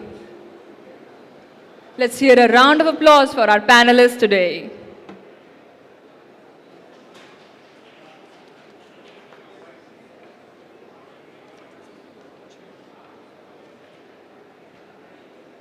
Now I hand over the dais to our chair and co-chair. Over to you, sir. Thank you very much. Good afternoon, everyone. I think we are, how much is the time given to us, please? Can anybody? Garg Sahab, how much is the time given to this panel? Time? 10 minutes each. Total? 60? Okay, 6 आदमी हैं, 60 minutes. हमारा भी 10-10 minutes है.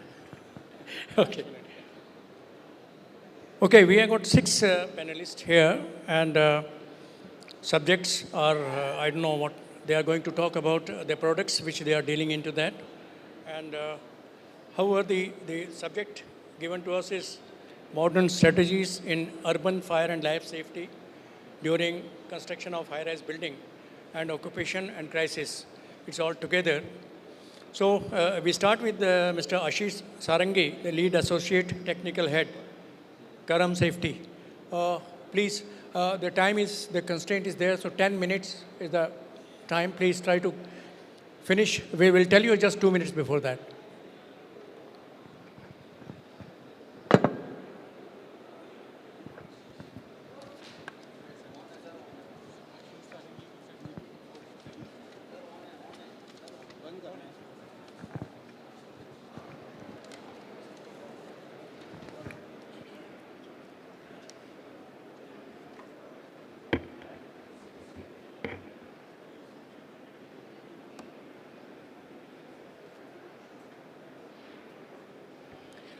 Thank you so much. A very good afternoon to each one of you, to the panel as well.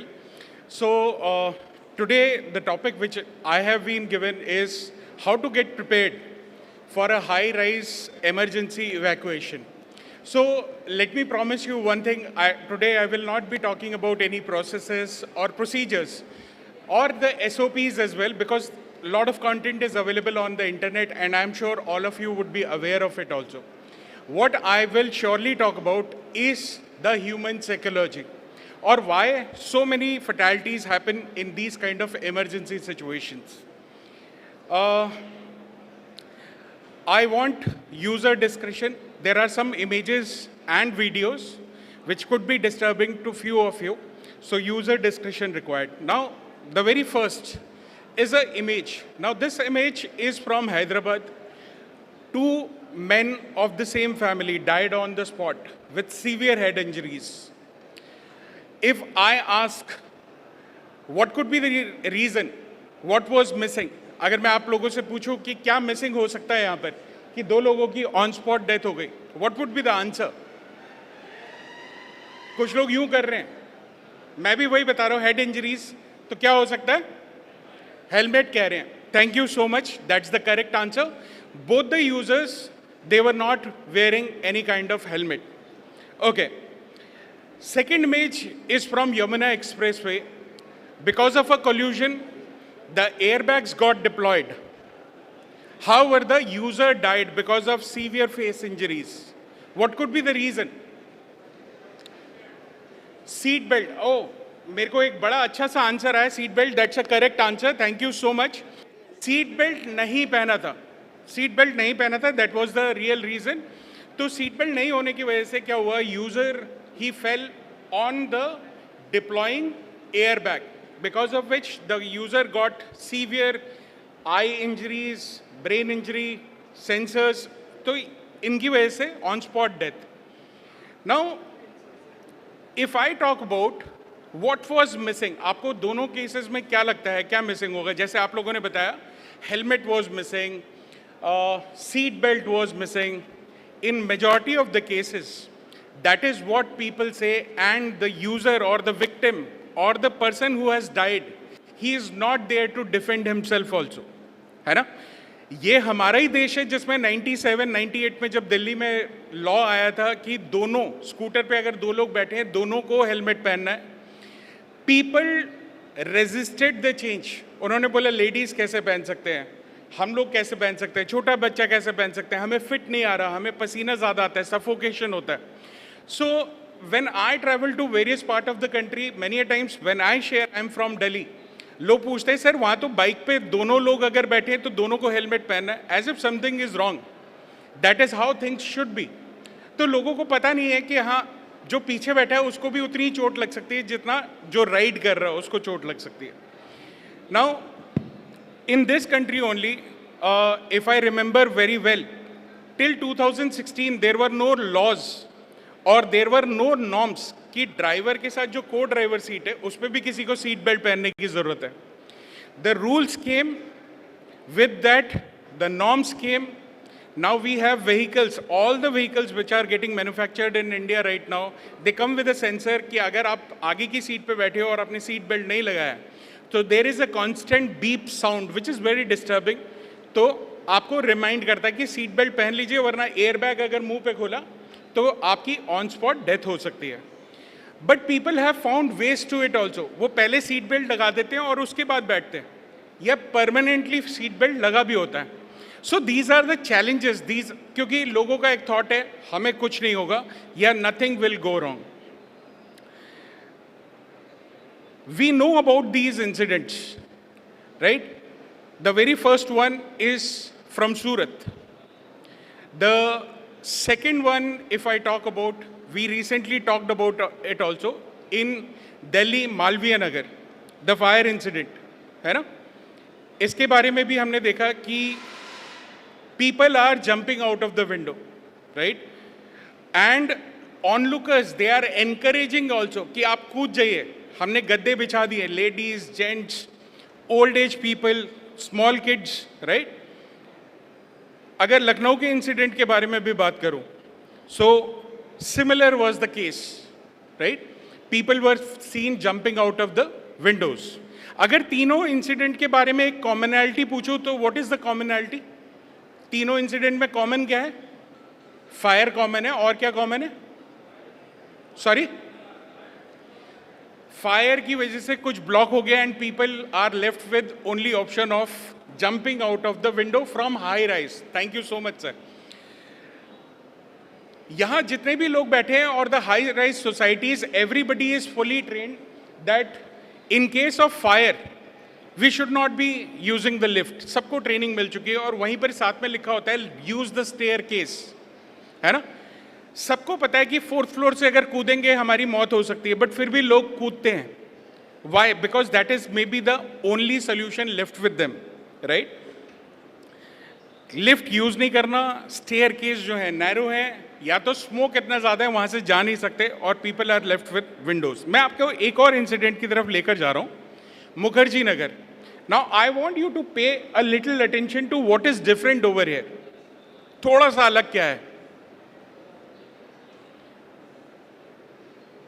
अगर कोई बताए, यहां पर भी लोग विंडो से ही बाहर आ रहे हैं, but what is bit different? बहुत ही बढ़िया, पीछे से आंसर आया, केबल्स है उनके पास, रस्सी है उनके पास। अच्छा, केबल और रस्सी के बावजूद भी हम देख रहे हैं लोग गिर जा रहे हैं, they are coming down at a rapid rate. Why? What could be the reason? बहुत ही बढ़िया, हाथों में जान नहीं है, टांगों में जान है। Our legs are trained every day to handle 60 to 70 और 80 kgs एवरी डे, हमारा बॉडी वेट यूज करते हैं वो, है ना? But our hands are not trained to handle 70 kg, 80 kg और हमारा जो भी बॉडी वेट है. इस वजह से लोग जब रोप रहता भी है वो गिरते हैं धड़ाम से. So these are the problems. So how do we prepare for these emergencies? I can assure you one thing, if accident has struck, we cannot prepare or we cannot save ourselves. Accident होते वक्त मैं helmet नहीं पहन सकता हूँ, accident होते वक्त मैं सीट बेल्ट नहीं लगा सकता हूँ. I have to prepare for all these situations in advance, है ना.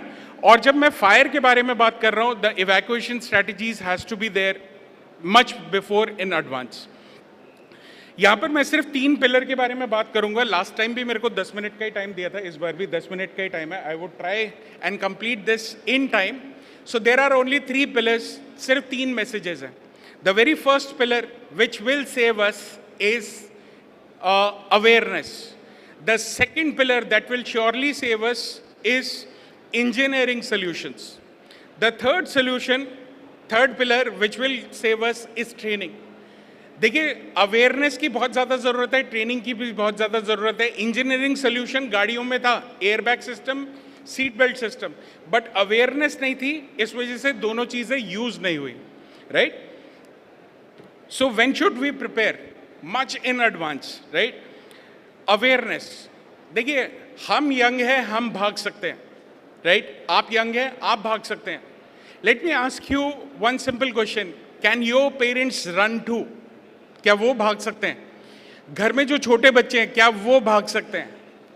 मैं आपसे एक सवाल पूछता हूं. आपने तो बोला जंप फ्रॉम द विंडो. क्या आप अपने बच्चों को विंडो से जंप करने के लिए बोलेंगे फ्रॉम 4th फ्लोर? बिल्कुल मना कर रहे हैं शायद से, है ना. In Dwarka when the incident happened somewhere last year in January, मामा जी ने अपने भतीजे और भांजी को 13th फ्लोर से नीचे फेंका. क्यों? शायद जान बच जाए. On spot death, right. So I need to be aware. Maybe during fire lift is not available, maybe the staircase is also not available, and if I am on 25th floor and the fire is on the 20th floor, I cannot cross also. So the only route available is through the balcony or through the window. तो through balcony और through window हमें use क्या करना है? एक छोटा सा video है यहाँ पर. So this is the same video, I am skipping it to save time. Yes, right. So engineering solution. I would request Vijay and Manish, if you can please join me on stage. So what is the engineering solution we are talking about? So Mr. Avasthi was here and he talked about some automatic devices which will help us to descend from a higher height to a lower height at a control speed. हमने क्या देखा? लोग गिर रहे हैं, but control speed में हम कैसे नीचे आ सकते हैं? तो this is an engineering solution. Let me assure you, I'm not promoting a brand, but I'm just showing you that these kind of devices are available in the market. And हम लोग harness के बारे में बात करते हैं, सब कोई हार्नेस नहीं पहन पाएंगे. But if we have old age people, this is a simple diaper kind of a design which can be easily worn by the user. विजय हमें दिखाने वाले हैं. इसको सिंपल सा पहना और इसको लगाया और तीनों रिंग्स को हमने कनेक्ट करा, and you jump out of the window, and I assure you, you will come down at a very controlled speed of 1 meter per second. Evacuation में ज़रूरत पड़ सकती है कि 2 लोग एक साथ नीचे हैं. This device can support up to 3 users together. 3 लोगों को एक साथ नीचे ला सकता है. 300 kgs का weight capacity है. The better the device, the advanced the device, higher number of rescues you can carry out. Right? This device allows you to come down from a height of 500 meters also. अगर मैं 25th floor के बारे में बात करूं, we are talking about 75 meters of height. So this device can sustain or support you come down from a height of 500 meters. Thank you, Vijay. Thank you, Manish. Please try to conclude. Yes. So what I showed you was a automatic descending device. Along with that, a body support system that allows you to descend from a height. जब पहला बंदा नीचे आता है, the second person can get ready. So these evacuation triangles has to be there beforehand. So this is how the setup is. पहला victim नीचे आता है, दूसरा victim is already ready. दूसरा victim नीचे आता है, the third victim is already ready. So it's a tandem device. When one user is coming down, the second side is going up. The second side is coming down, the first side is going up. So that is how the evacuation happens. Training society में RWS को थोड़ा सा aware करना होगा that if you conduct simple demonstration, simple training, एक ही बार कर रहे हैं. आपने देखा विजय did not take even 5 seconds to wear that body support. It's very easy and you can come down with your little ones as well. Last 2 slides. So my final thoughts on this are, people spend crores and lakhs of rupees to buy their dream house, right? They spend without budget in beautifying the interiors of that house. Last line. If we do not invest on preparedness, the fire will catch us every time. Thank you so much. Thank you very much. I think well summed up presentation. He's been, I think, successful in communicating that if normal means of escape are not available, we can think of something like this, which is possibly you should know about it and you can think of having it if it is feasible. Or you've seen the cable in the Mukherjee Nagar thing, that also is one of the things. But if somebody suggests have a rope in your house for possible thing, possibly yes, that could help. But we think of having the built-in facilities, maintaining those facilities like staircases. That's the prime requirement. Okay, second speaker you can go. Next speaker is Mr. Anurag Sharma, who will be speaking, who is from Y Group International Private Limited and speaking in place of Mr. Vipul Jain. Mr. Anurag, please finish within 10 minutes. Sure. Good afternoon, ladies and gentlemen. Thank you so much for giving us the privilege to speak here and to show you the presentation. I would like to play a small video which will tell you that who we are. Mr. Vikas, if you can just play that.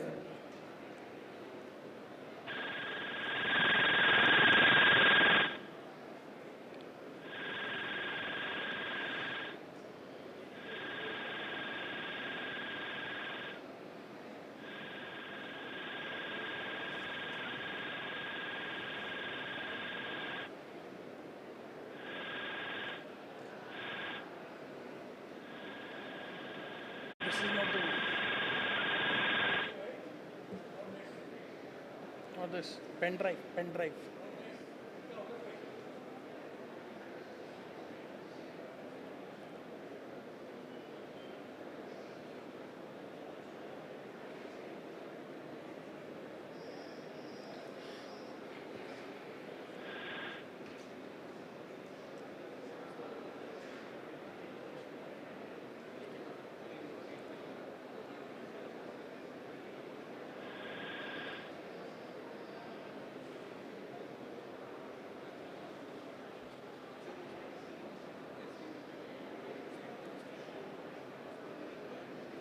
The next speaker, you can fix up in the time.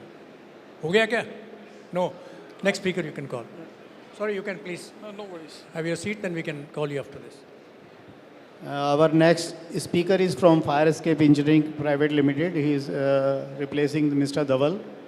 Please come and please introduce yourself and your company's background, and then please finish it up within 10 minutes. Thank you very much, sir. Good afternoon, everyone, and thank you very much for giving this opportunity to explain about the fire escape engineering and our products.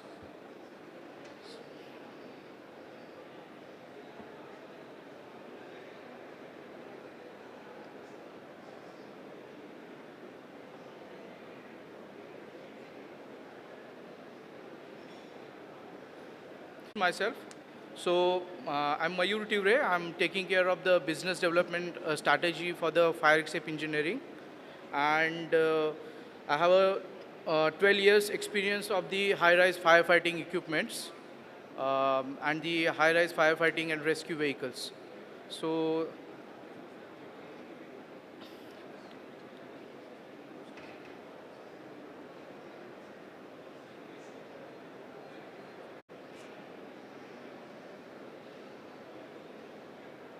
Yeah. So yeah, so Fire Except Engineering is founded in 1994. So we have almost 30 years of the experience of the development and the innovation. Mr. Arbisha is the founder of the Fire Except. Can you please go to the next slide, please? Yeah. So who we are, I will not actually explain much about our company because the time is limited. So I'll more focus on the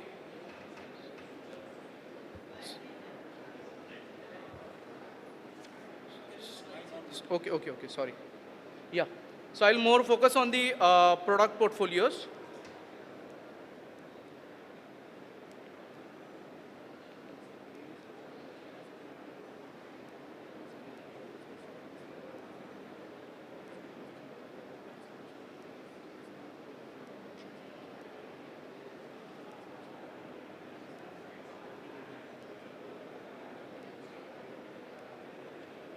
Yeah. So this is our first vehicle. The first product is the aerial rescue ladder. We called it as a ARL 22C. As you can see the photograph of the photograph of the product over there. I'll just go through one quick video of it, so you will get the operational and the application of this particular vehicle.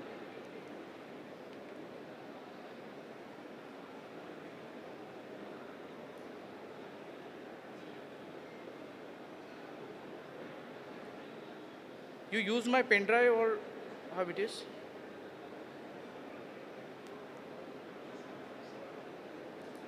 Okay, so I'll just give you the a brief feature of the our ARL 22C. So you can see it's a turntable ladder. So it basically used for the high-rise firefighting and the rescue operation. As just the gentleman before me give the presentation about the how difficult to have the high-rise firefighting and the rescue operation.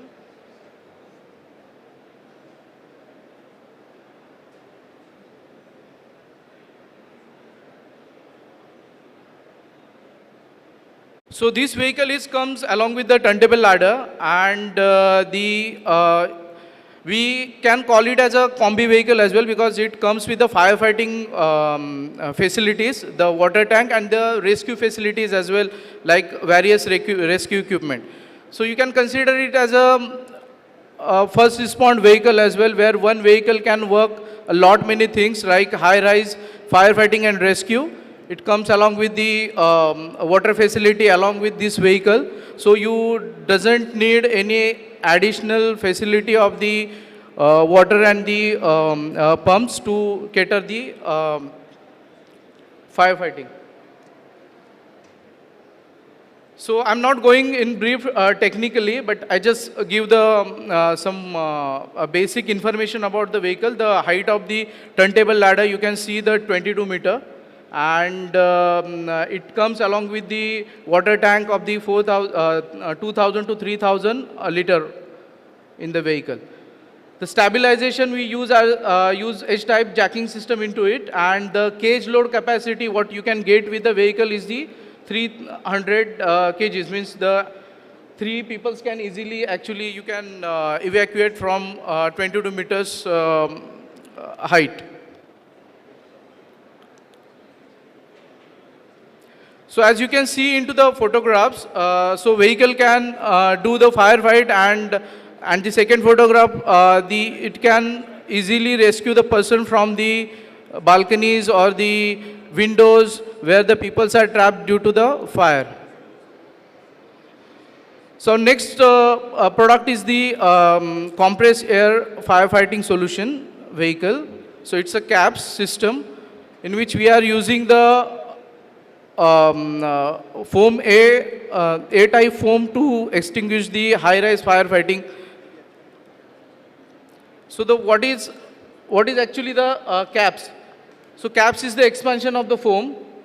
So normally the height of the buildings are going high and high day by day. So this vehicle is basically designed to cater the fire at the height of the 300 meters. So where the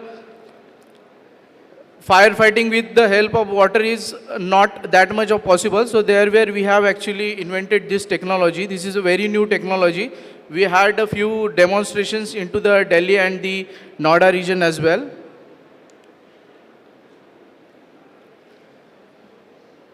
So challenges with the high-rise buildings.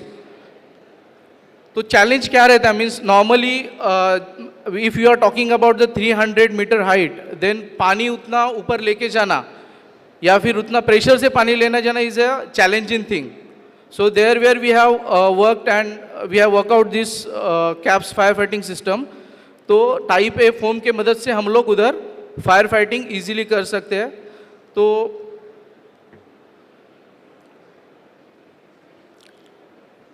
so you can see the challenges and the effectiveness with the CAPS firefighting system.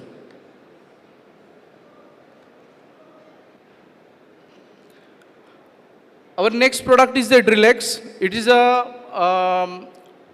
piercing firefighting product.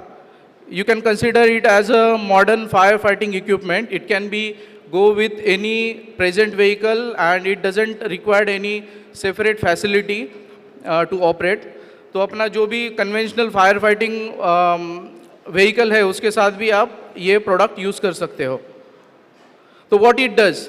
तो जो भी confined spaces रहते हैं जिसमें firefighting करना मुश्किल होता है तो Drill-X can drill a hole in that confined space और छोटा छोटा water particles means it works with 800 liter per minute capacity और आप वो confined space में drill करके same drilling unit से आप firefighting कर सकते हो. That's the beauty of this particular device.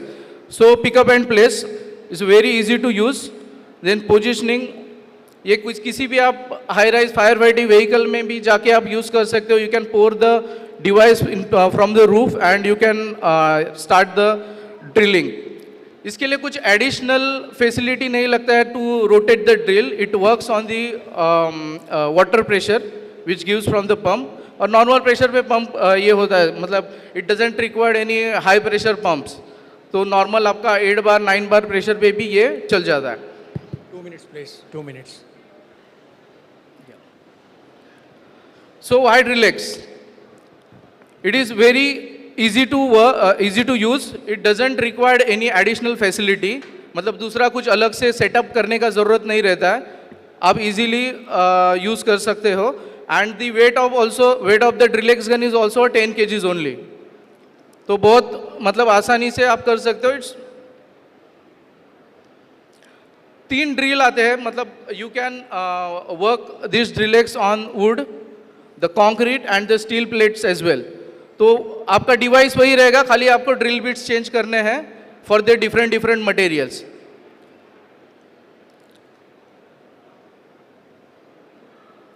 सो बहुत ही seamless operation as I told you. Low pressure पे चलता है और मतलब जीरो रेट्रोफिटिंग है. आपका प्रेजेंट जो भी सिस्टम है उसके साथ आप इसको यूज कर सकते हो. So flash over risk is the major risk the fire fighter always face.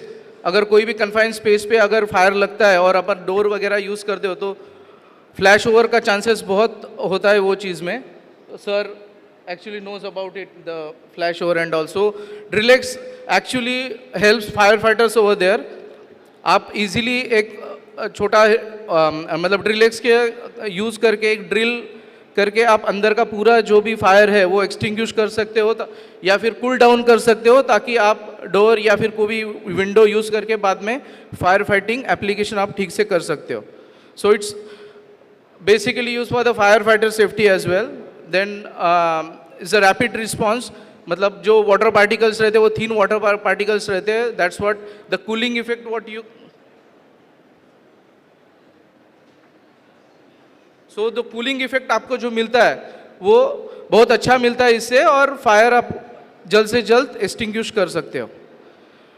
So fire except we not only known for the selling the equipments, we known for the after sale services and the giving the training for the each products. So we have our own after sales facility with us and we catered our facility on pan-India basis on on-site services. So we have our own trained engineers staff along with the spare part facility at our corporate office. And considering the urban fire challenges, we always believe to be modernize our equipments in terms of, so the fire services can cater the fire in very well manner, considering the urban disasters. Please try to conclude. Yeah, thank you. Thank you very much. Thank you. Well, he has again spoken about one of the products which probably can be very useful in special circumstances like a container fire. If it's a container fire, opening is difficult, you don't know what is there. If you're while opening, there can be a problem. So something like that, you have got a drill, firefighting equipment can be used. So these equipments are well displayed in the exhibition. Probably you can have more details because you don't have that much time here to explain everything. You can, they are on display in the exhibition. You can have more from there. We can call the next speaker, please.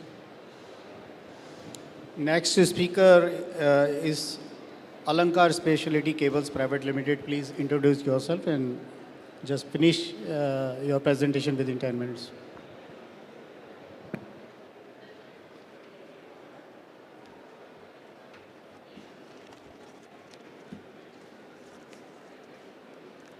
So, good afternoon. Am I audible? Sab sun pa rahe hain? So, it's an honor to be here with you today. We all know that our cities are growing rapidly. Earlier, 20-story buildings was considered as a landmark, but now 30, 40, even 60 stories are coming up in our cities. However, with greater height comes greater responsibility. In a high-rise building, a fire is not just another emergency. It is a race against time. So the real question is, are our buildings truly prepared for the race? Let us take a scenario where a person has to escape from two-story building. What is the chance of him escaping? Can someone tell me?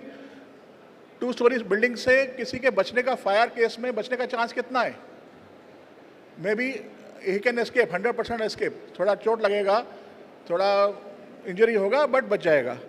But अगर हम 5-story building की बात करें, वहाँ पे fire है तो कितना स्कोप है उसके बचने का विदाउट इंजरीज?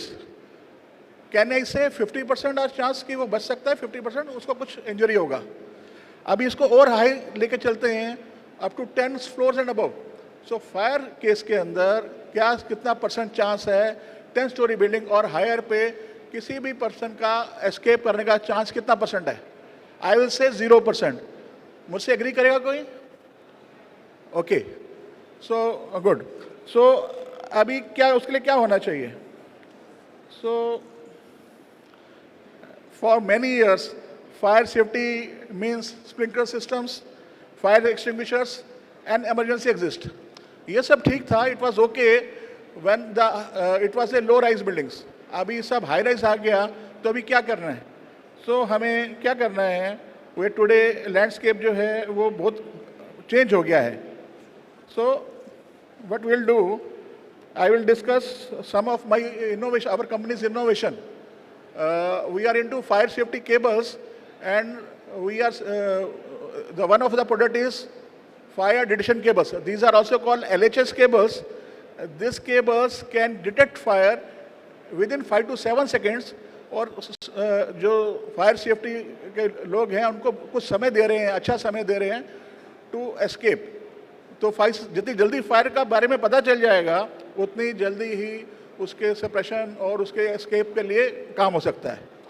तो सेकंड प्रोडक्ट जो है हमारा, that is fire survival cables. अभी नेशनल बिल्डिंग कोड 2026 आ गया है, उसके अंदर काफ़ी कुछ है इसके बारे में.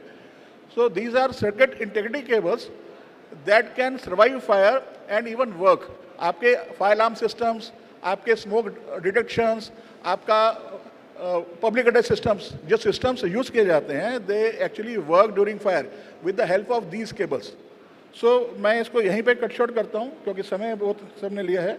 So our mission is to make life safety and new standards for every high-rise building and in India and deliver innovative, reliable, future-ready fire and life safety cabling solutions. So thank you. Thank you.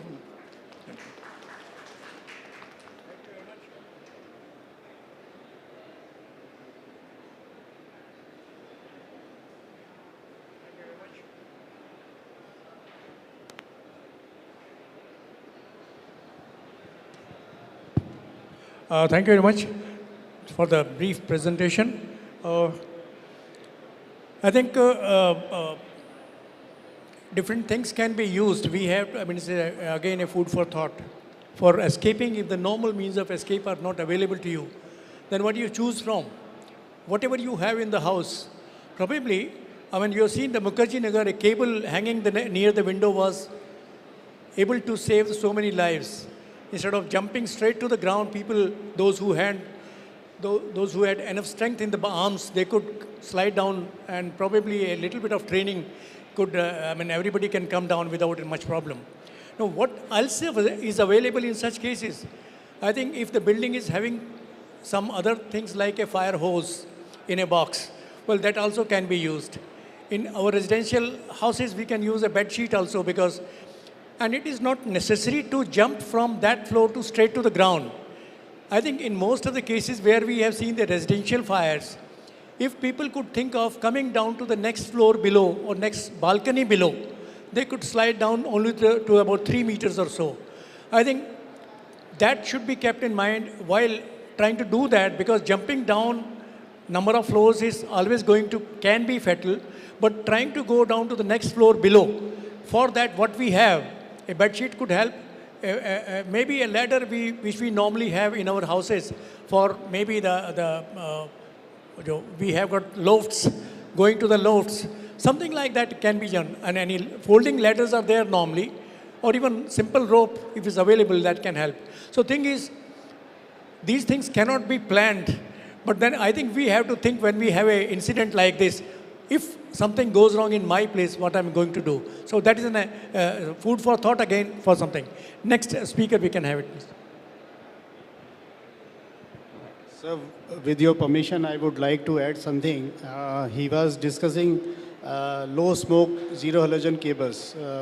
In India, we use these cables in underground metro, in Delhi Metro Rail Corporations. And earlier, when government is planning to have height restrictions removed from super tall buildings like hospitals up to 250 meter, 150 meter, and hospitals keeping in view the safety of the patients in superstructure, super high-rise structure, we were also thinking of making it mandatory for super tall structures and public assembly buildings to make these cables zero halogen, low smoke cables mandatory, and things are going on because these cables plays a very important role in one's building safety. And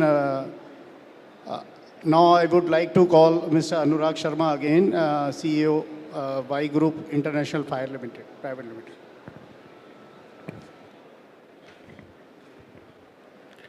Good afternoon, ladies and gentlemen. Thank you so much for calling me back. I would like to play a video which will show you that from the legacy of 100 years, how we started and where we are as of now.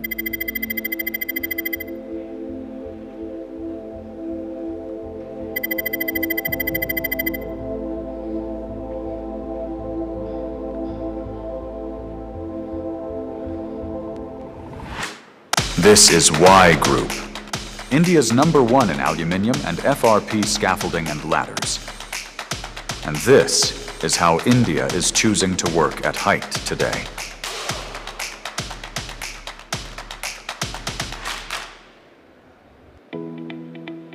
When Youngman started in Britain in 1926, it set the standard for safe work at height and refined it for nearly 100 years.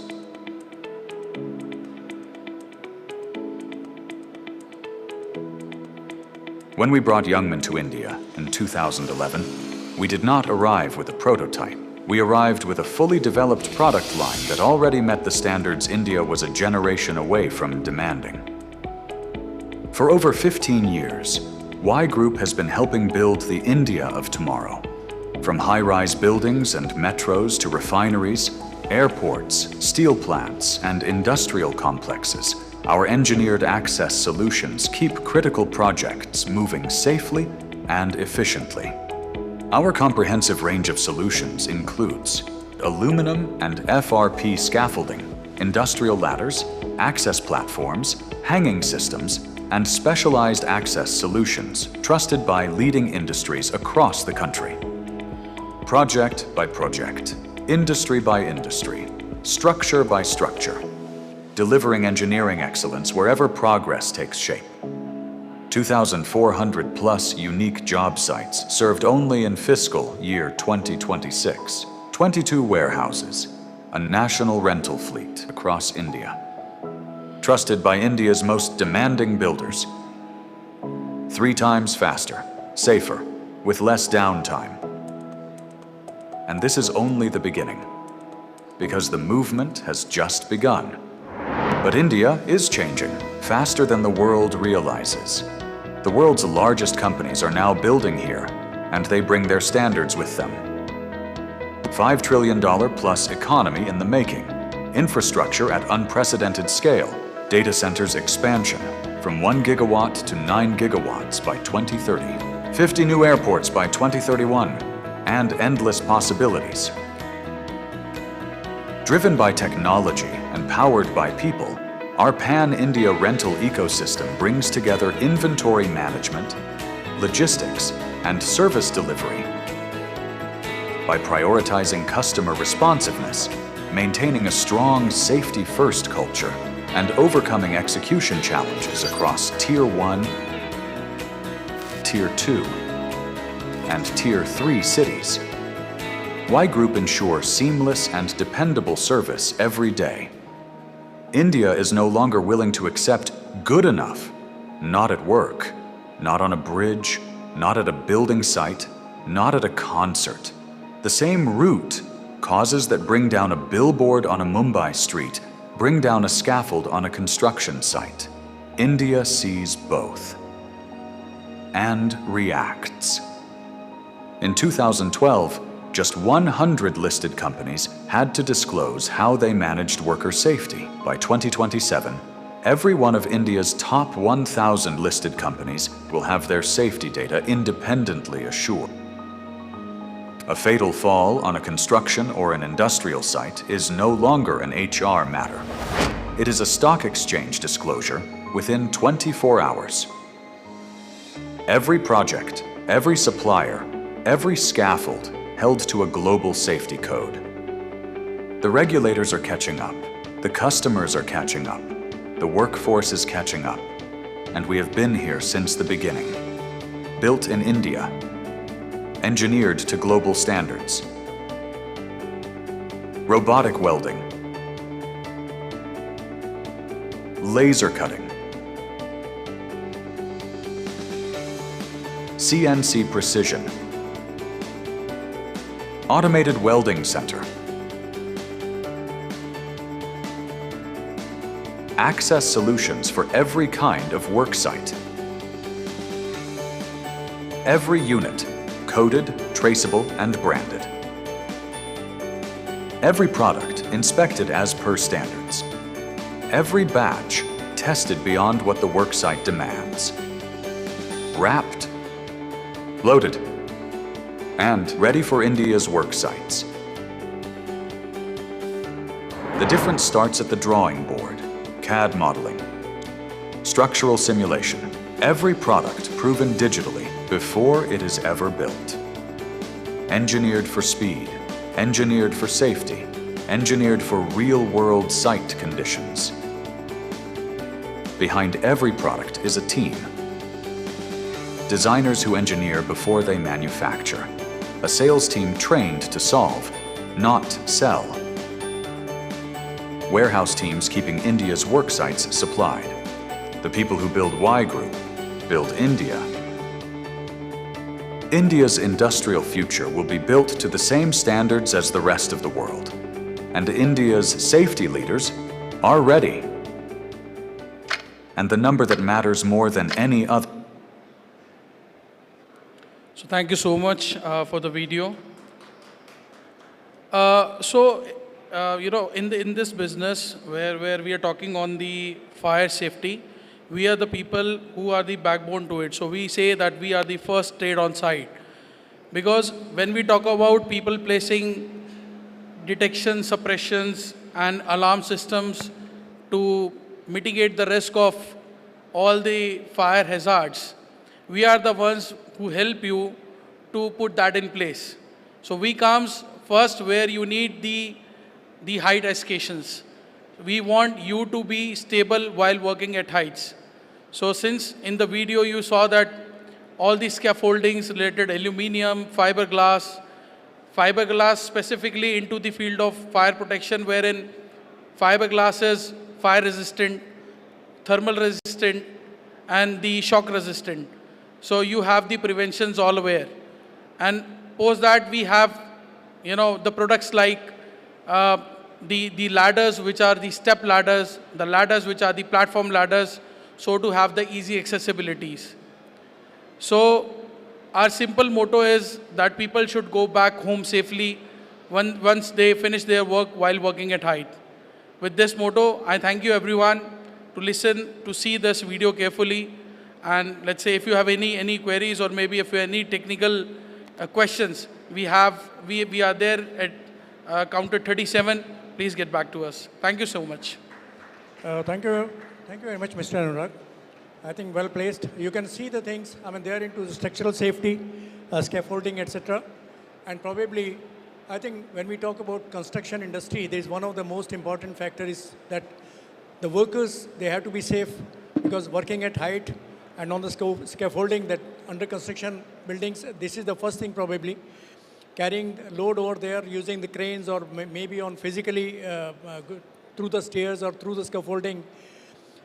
So this is something which is very much necessary, and for life safety which we are talking about, so strong engineered safety solutions on construction, scaffolding, etc.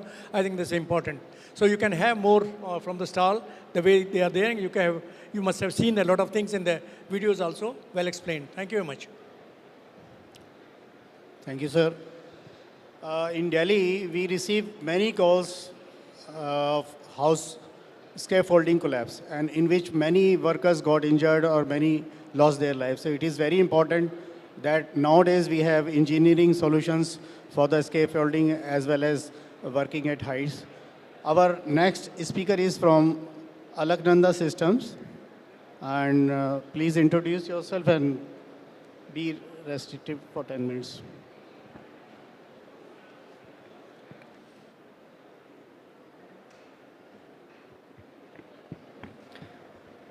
Good afternoon.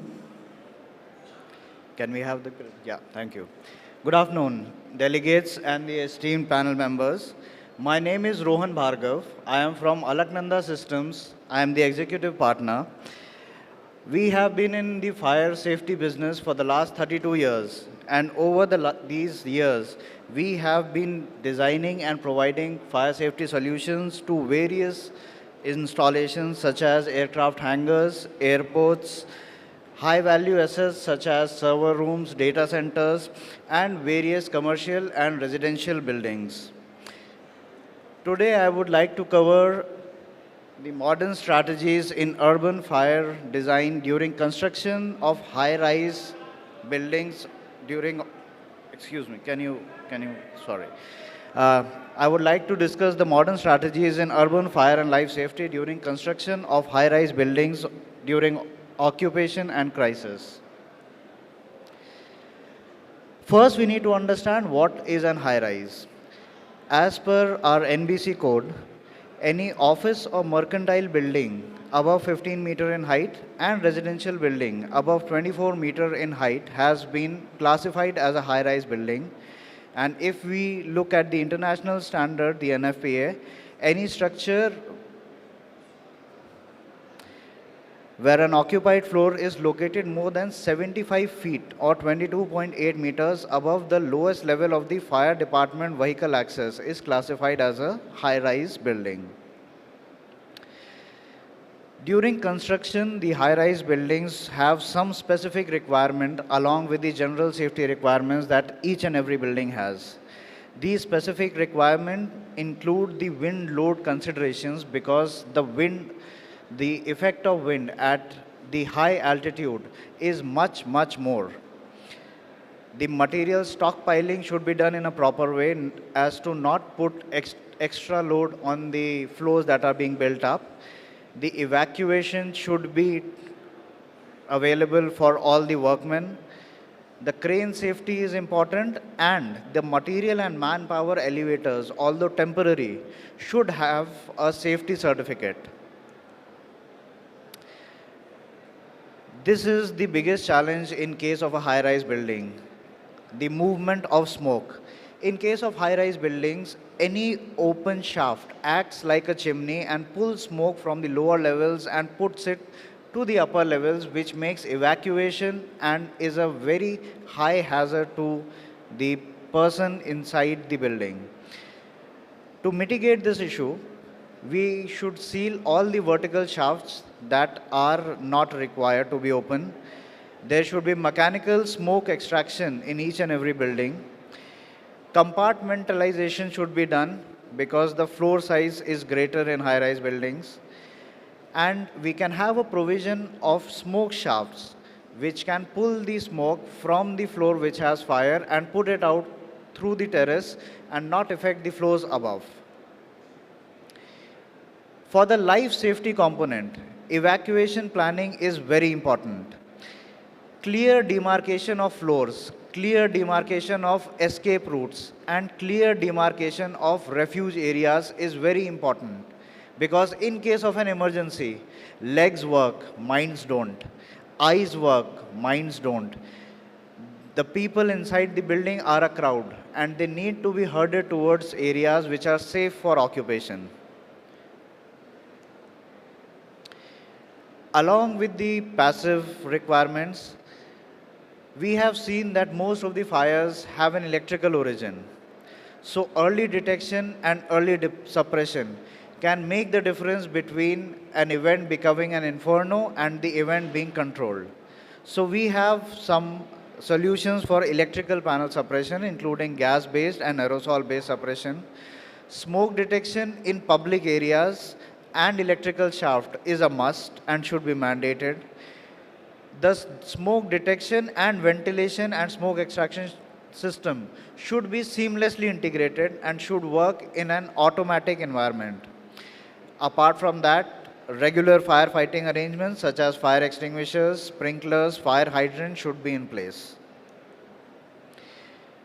These are few things that have already been covered by Mr. Dhaval and the Y group, which I would like to cover again. So high reach ladders have become a mandate now. We are seeing more and more buildings above 20 floors. And having high reach ladders is a must for each and every fire department, especially in tier 1 and tier 2 cities. CAF based suppression system is also very useful in case of high rise buildings because it requires much less water and has much better wetting capabilities. One interesting application that we are seeing for drones are drone-based firefighting system.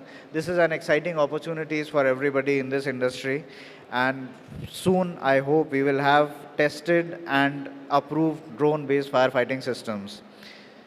For worst case scenario, helicopter rescue is an option which is not regularly practiced in India, but it can be implemented for high-rise buildings in tier 1 cities. In conclusion, I would like to say that electrical system design, training of the first responders, these are the people who are maintaining the buildings. These are the people, these are the staff members of the building who need to be trained on the measures that they have to take in case of an emergency. This helps with the evacuation of the people inside the building in an orderly manner without any panic. and the maintenance of the equipment is an important issue because having everything and not working in case of an emergency is not acceptable. Thank you so much.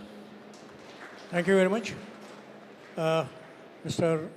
Bhargava, I think you have covered a very important thing in this is that the essential things when we talk about life safety in any building for that matter is, he was talking on high-rise building, but whatever he has said, it is applicable to each and every occupancy. It may be industry, it may be residential thing or that, because what he's mentioned, advance your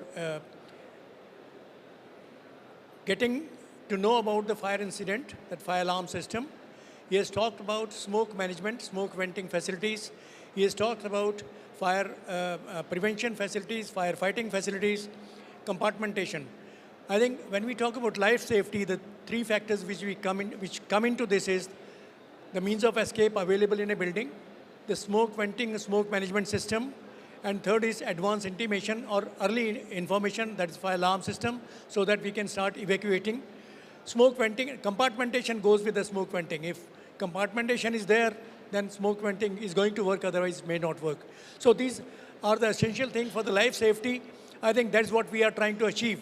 I mean, building, if there is a damage on the property side, we can take care of it, insurance or whatever it is. But the life, for the life safety, we have to take care of these things. Thank you very much, Mr. Rohan. Thank you so much, sir. Just to add what sir has said, there are basically 4 pillars of life safety in every building.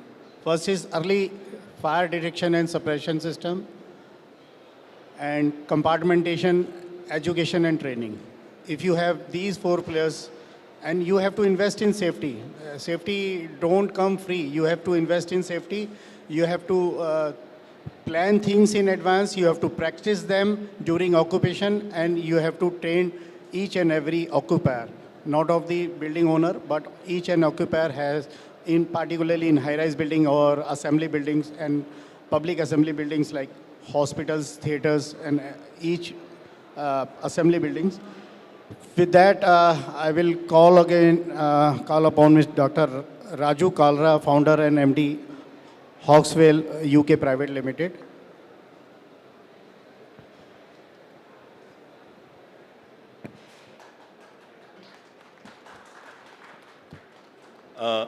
Good afternoon, ladies and gentlemen. I know I'm the last presenter and standing between you and the delicious lunch which is waiting outside.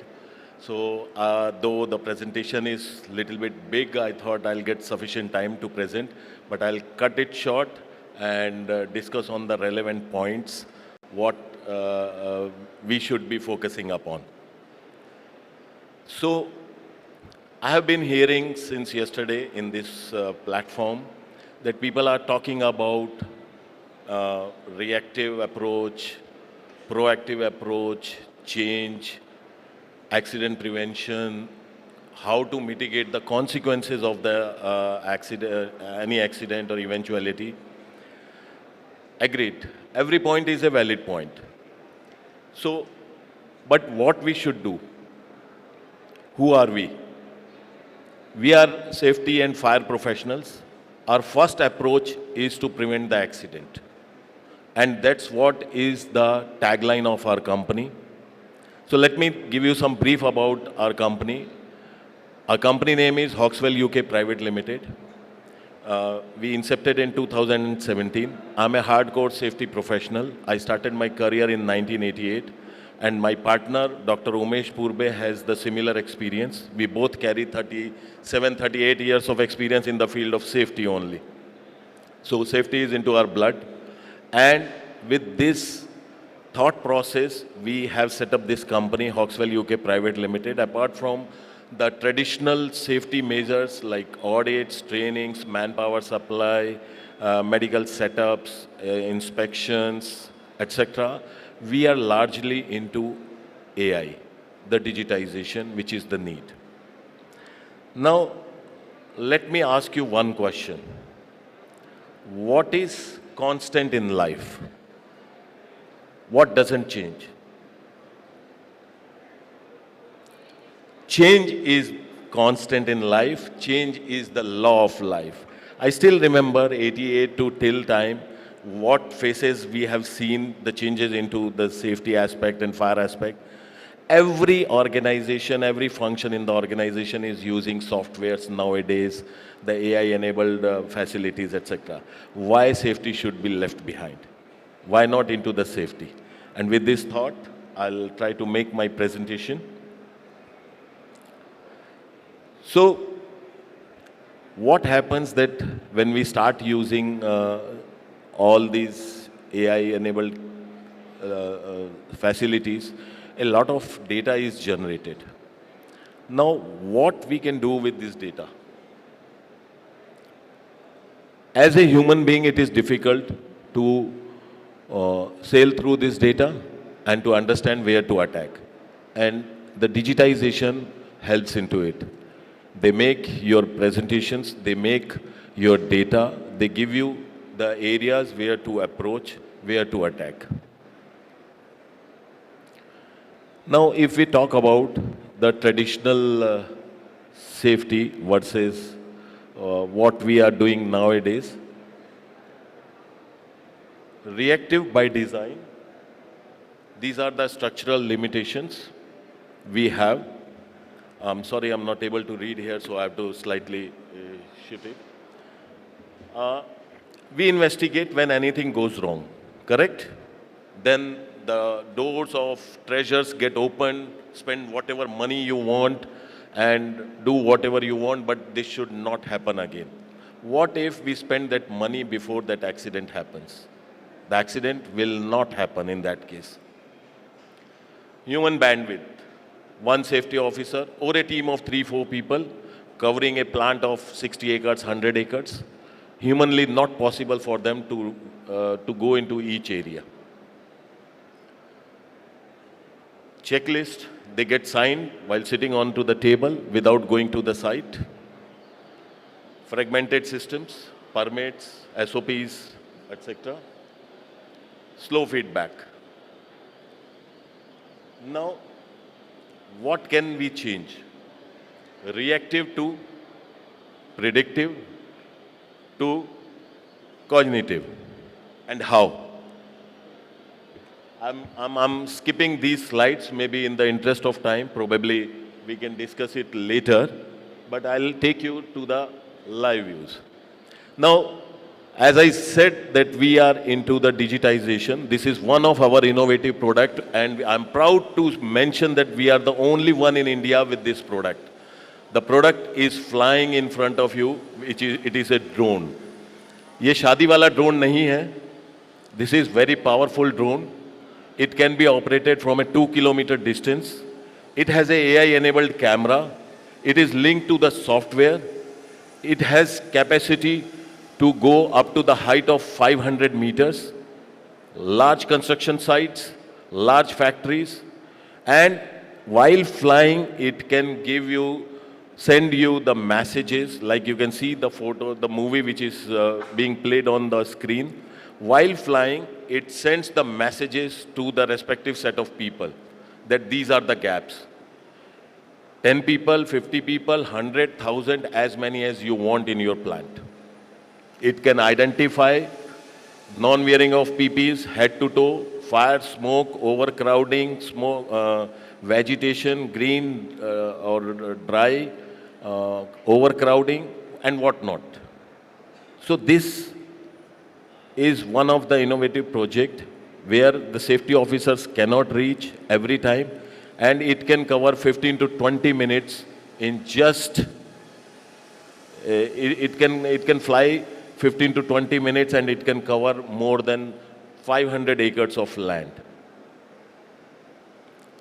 And the operator or the pilot don't need to run or to be with the drone. He can sit in the office and he can operate.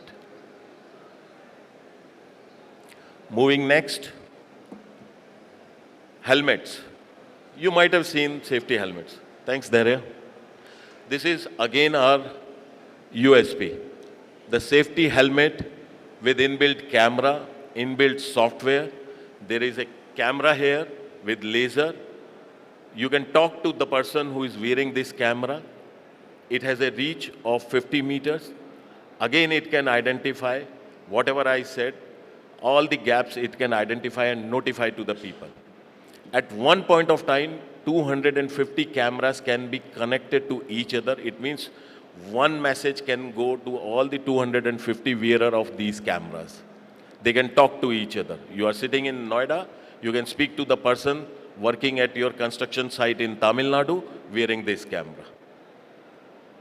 It has a laser light also into it, and from here you can see all the footage on your screen or mobile, and you can guide him where to direct so that you can, if you want to see any of the activity there. Thanks, Dere. This is our software.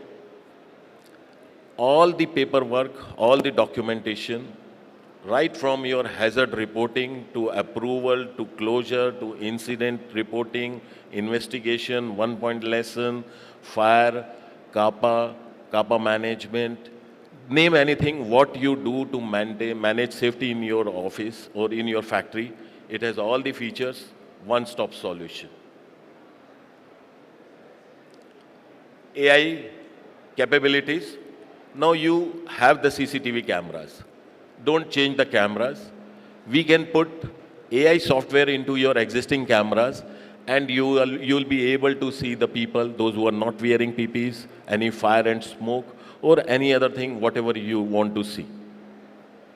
You don't need to make anybody sit in front of the big TVs to see. Anything which is non-compliant will give you the pop-up, and it will automatically send the messages along with the CAPA management sheet and the escalation matrix. Fire detection through AI cameras. It can detect smoke, it can detect fire, it can detect multiple fires even.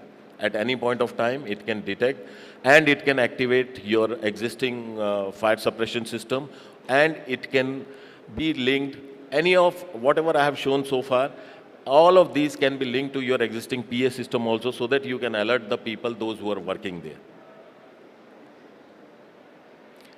This is AI-enabled safety induction. It can be used on kiosk. It can be used on your screens, anywhere. And it records all the data, who is using it, what he has used.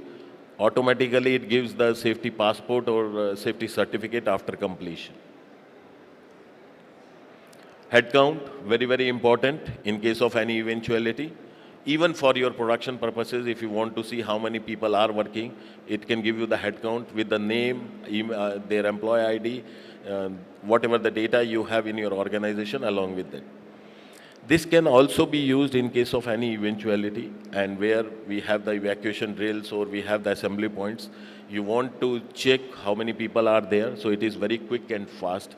It can be uploaded into your mobile phones. It can also work on the CCTV cameras, what you have installed. Even it can be used for the areas which are restricted zones, where nobody is allowed or selected set of people are allowed. So beyond those people, if anybody enters, it will give you the alarm and pop up immediately. These are our LiDAR systems. Again, it can be matched with drones or cameras for your asset management, traffic management, your inventory management, your BIM preparation, along with the drawings. It gives all these facilities. Probably I have 2-3 more slides. I think I'll be finishing it up. This is LiDAR. This is our digital twin system. Suppose you are sitting here in your plant. If there is any equipment which is running now out of spec, and you get a pop-up on your mobile and you see it and you operate it from here, how does it sound? This is the system we have. All your old-aged equipments can be converted into smart equipments, can be linked to your mobile phones or your systems. You can see all the parameters. In this case, the motor is running, what is the RPM, what is the vibration level, what is the pressure, what is the current it is drawing, what is the temperature of the motor, etc., etc. If you are not watching it, any parameter goes out of specs, you'll get the pop-up and you can operate it from your mobile. This is VR training modules. We have the different training modules. We have VR led, where the actual scenarios, the people cannot go to the actual sites, so VR is the solutioning for this. So, with all these digitization and AI, it does not mean that the job of safety officers are going to be redundant. The answer is no. The safety officers or fire officers have to be there, and they have to take the advantage of all this system. If AI is microscope, then safety officer is the surgeon. And alone, the microscope alone cannot do the operation. You need the doctor for that, and here the doctor is safety officer or fire officer. So with doctor, it has reminded me that safety and fire is a noble profession. I think we also save lives like doctors. So we are proud of what we are doing. So again, these are the 5 layers of intelligence. If any layer in AI is breached or not followed, then your AI system collapses. This is, it senses, it understands, it predicts, then it acts, and it automatically learns from if any incident happens. This is the beauty of digitization and AI. So with this, probably I'll stop here. But one thing I would like to say, that with the AI and whatever the digitizations currently the trend is there in the market, it can also support leadership in predicting what can go wrong into the prevention to take timely actions, and obviously the compliance. It can reduce the accidents 40 to 60%. The reaction time is less than 10 seconds, which is generally hours or days. So this is the beauty of the entire system. 24/7 it is available, cost effective. So start with one side and use it and see the advantage. And with this, I stop here. Thank you very much for patiently hearing me. Thank you. Thank you very much, guys. Thank you. Thank you, Mr. Kalra. I've got a question. Excellent explanation of the AI, use of AI in our total scenario. One thing which we probably, the firefighters, operators, the helmet, the facilities it has got is excellent. Does it have the thermal imaging capability also to tell the operator that which area is the problem? Yes. Suppose you get into a smoke-filled room and is going with this helmet, is it enabled on the thermal imaging? Currently, it is not off-the-shelf available, but answer is yes, because we are working on a couple of projects. What else? This is what we have achieved. Now, like you have suggested today, thermal imaging. Probably my team is sitting here, Dharya is there, Utsav is there. They must have taken the note of it, and trust me, within 7 days, you'll get the answer, yes, That's thermal imaging is available. This is one of the best thing which any fireman, any fire officer getting into a fire will like to have. Because we waste a lot of water in firefighting because we are throwing water into the smoke. Probably at times damaging a lot of property which probably can be saved. If you are able to enter there for saving life, people trapped in the smoke and locating the seat of fire. That is the biggest problem when it is a smoke-filled environment. I think this is going to be one of the totally agree. So we could not showcase the entire range, but the product range is like electrical installation is there, electric fire is there. Now electrical circuit is live or not, you can also get to know before touching it. Identifying the hotspots. Yeah. Thank you very much. Thank you. Thank you very much. Thank you. One more thing is that we have seen the use of AI in certain areas. I mean, we mentioned in the earlier thing, the doors and AI doors, which because of the fire, because of the power supply going off, it became automatically locked. So we have to use these things. And many times we have seen that even the cars, automatic lock, if the car is on fire, we have seen that electronic system putting all the locks into the closed mode, and people have to break the glasses to get out.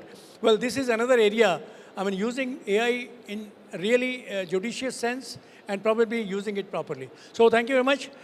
I think end of the session, and I think we need an applause for all the panelists on the chair. Thank you very much. Sticking to the time and coming with the really good solutions. Thank you very much. Let's put our hands together for this wondrous discussion. It could not have ended at a better note than this amazing presentation by Dr. Raju Kalra. Let's go. A big round of applause for all of them. As a token of appreciation and gratitude, I'd be honored to request Sri R.C. Sharma and Dr. S.K. Tomar to present mementos to our esteemed dignitaries present as panelists today.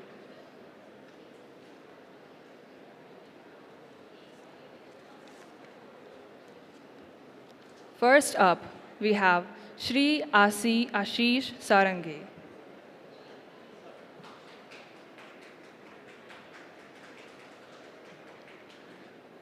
Shri Arjun Kohli.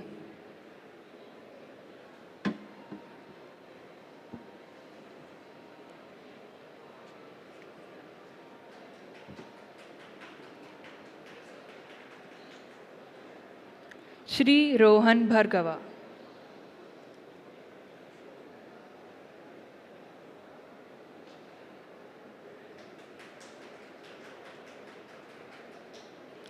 Dr. Raju Kalra.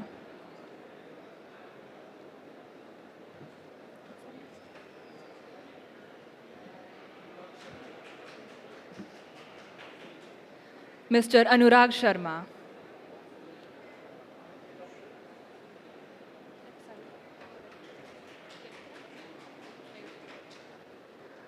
And finally, Mayur Tiwari.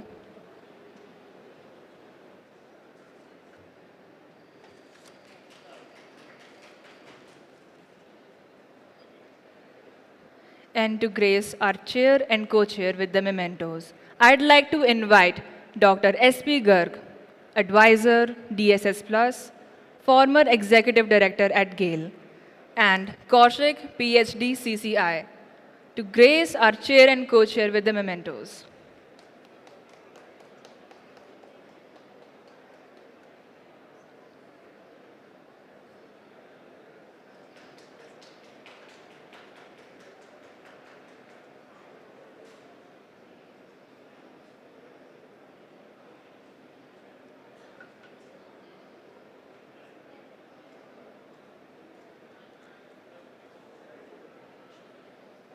Let's get together for a group photograph.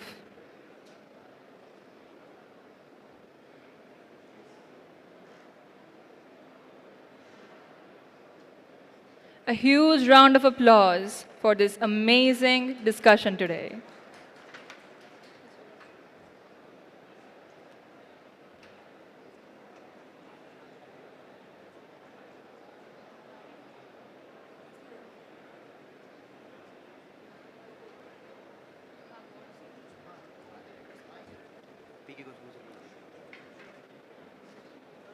Please grace me with the honor of inviting Shri P.K. Goswami, Director, Deputy Director, ISH, Labor Department, Government of NCT Delhi, to felicitate the deserved organizations with special awards for best practices in HSE, Health, Safety and Environment.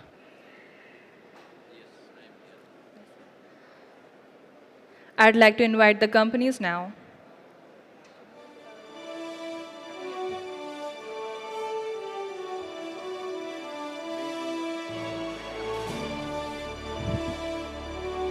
I would like to invite Director ISH Mr. S.P. Rana to give the award to Delhi Best Practices.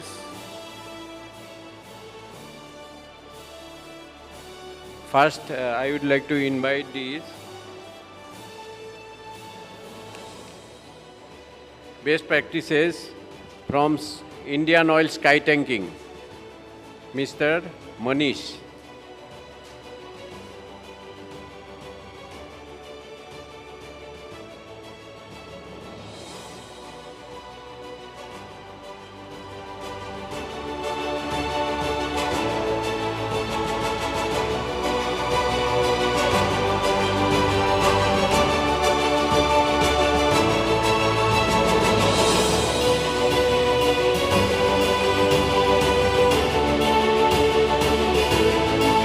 Indian Oil Skytangi have been doing regular mock drill and continuous process of safety at their workplace, and there are 300 days accident, there is no accident in that plant. Second, the award goes to Intercorp Biotech Limited. They are in pharmaceutical industry and having very good practices. I would like to invite Mr. K.N. Sastry to receive the award.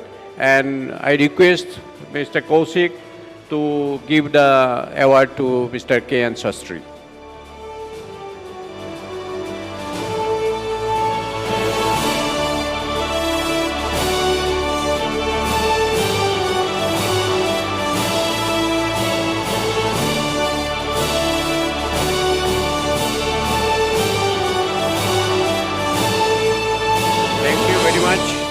And for continuing the best practices in that workplace. Thank you very much.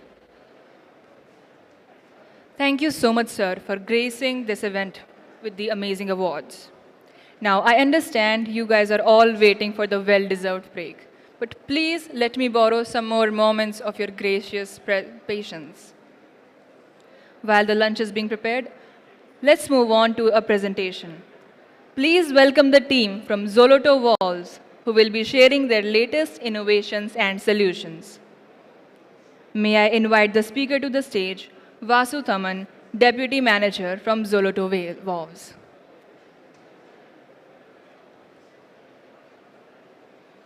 After this presentation, we will proceed for the lunch.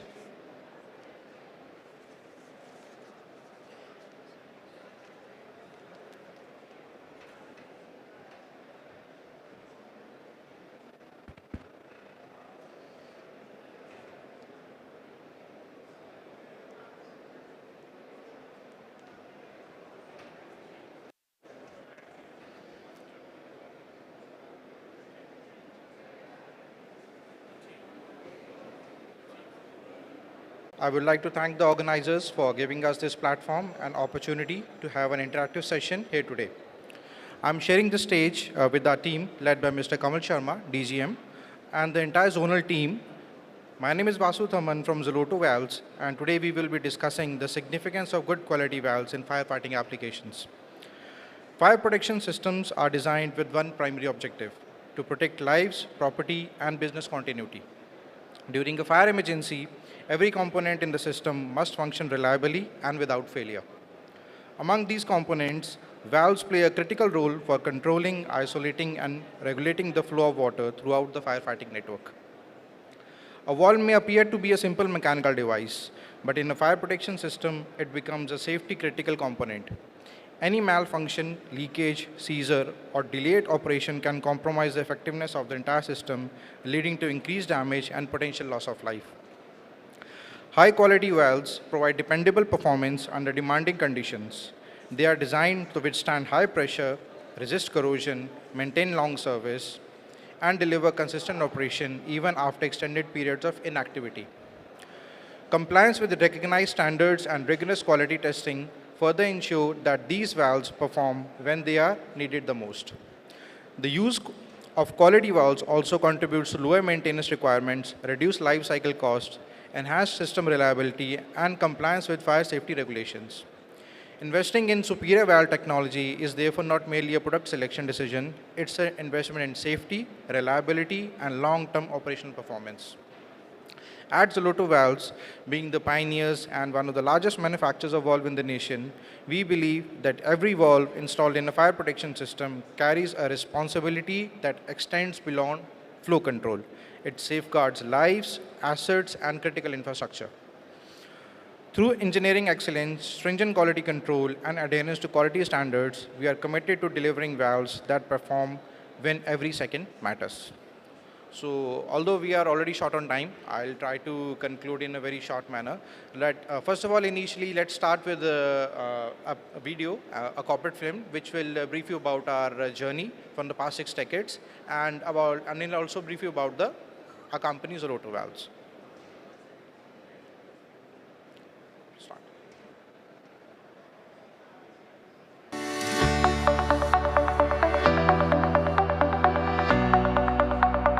In today's world, where our precious resources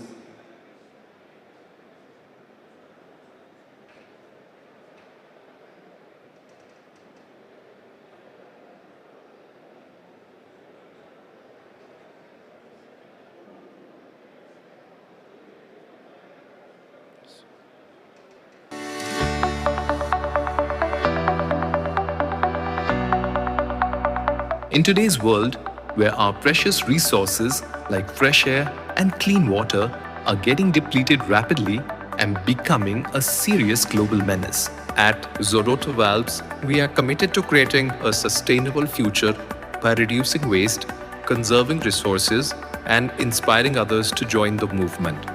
We very humbly welcome you to Zoroto Valves, where precision meets innovation and innovation meets tradition in the world of valve manufacturing. We are dedicated to engineering excellence, delivering quality and reliability in every product we produce in our segment. Founded in 1966, our journey began with a vision to redefine the quality standards in the valve technology. From our humble beginnings, we have grown into a preferred valve manufacturer, pioneering advancements that have shaped the industry.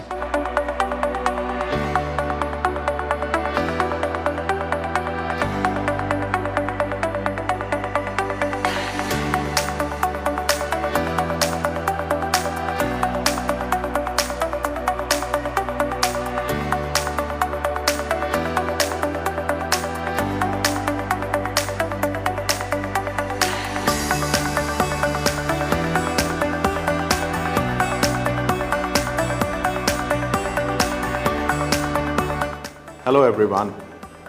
It's an honor sharing this proud moment with all of you. I convey very humble thanks to all our channel partners, customers, and consumers.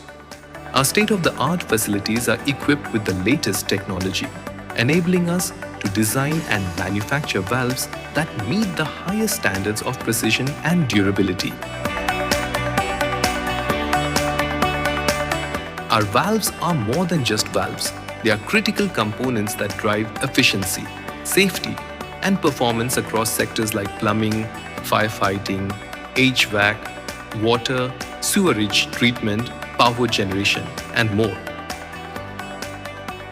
With an annual production capacity of more than 6 million units as of now in a vast 1.5 million square foot facility.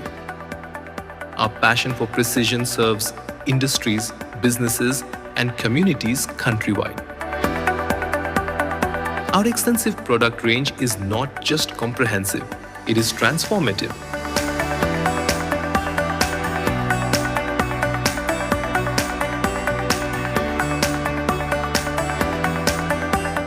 Our President, Mr. Ashu Hans, with the blend of administrative and interpersonal skills, has been instrumental in establishing a proficient work environment and work ethics in managing the critical part of everyday operations.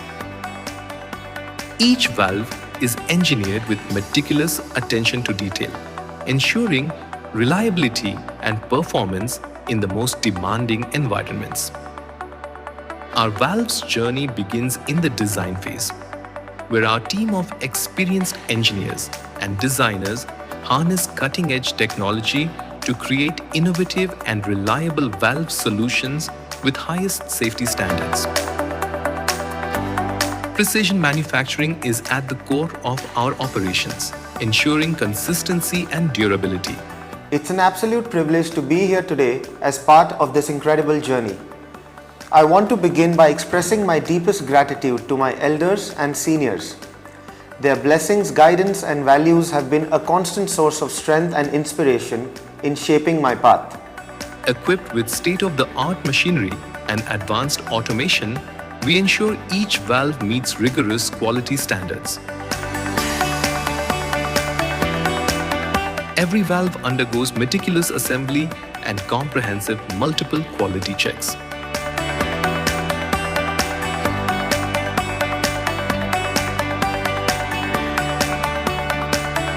Testing is the most crucial part of our process.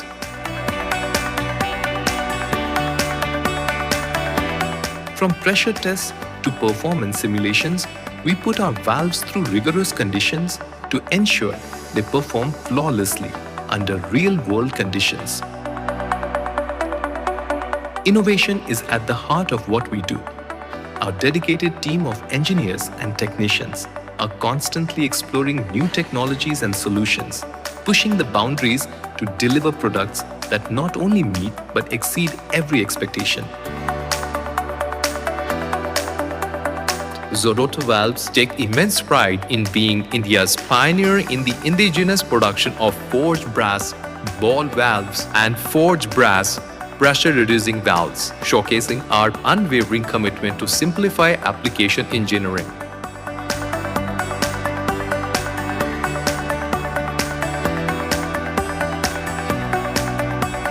Our commitment to quality and excellence is recognized and certified by many esteemed institutions. We are not only manufacturing quality valves, but are also firmly committed to the environment protection. For a greener planet, we actively implement measures like sewage treatment plant to recycle water for nurturing plantation, coupled with extensive tree planting, significantly minimizing our carbon footprint. We firmly believe that in healing the environment, we heal ourselves. In a short span of time, our sister concern, Zoloto Malleables, has also emerged in its own league as one of the finest manufacturers of GI heavy pipe fittings in the country today.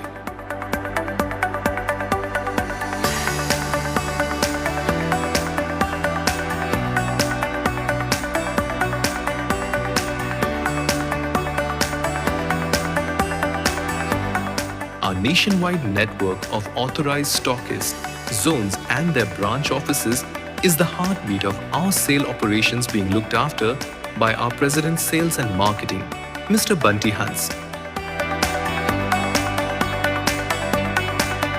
Our success is built on the strength of our people.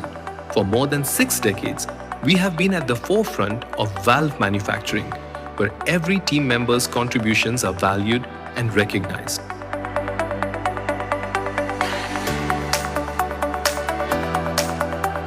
For the last 6 decades, we have earned the trust of innumerable consumers. Our commitment to quality and customer satisfaction has made us a trusted partner in their success stories. Our legacy does not stop at manufacturing valves. It extends to nurturing relationships with our customers, who are partners on this journey.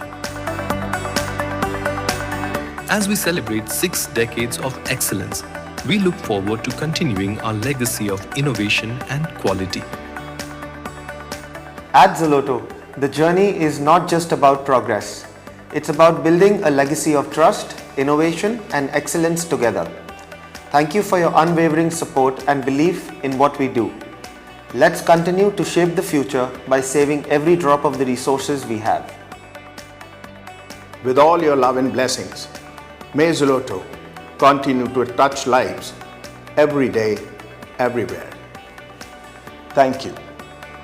Together, we will shape the future of valve manufacturing, one breakthrough at a time. We very humbly thank you for being part of our journey. We look forward to working with you and achieving new heights together.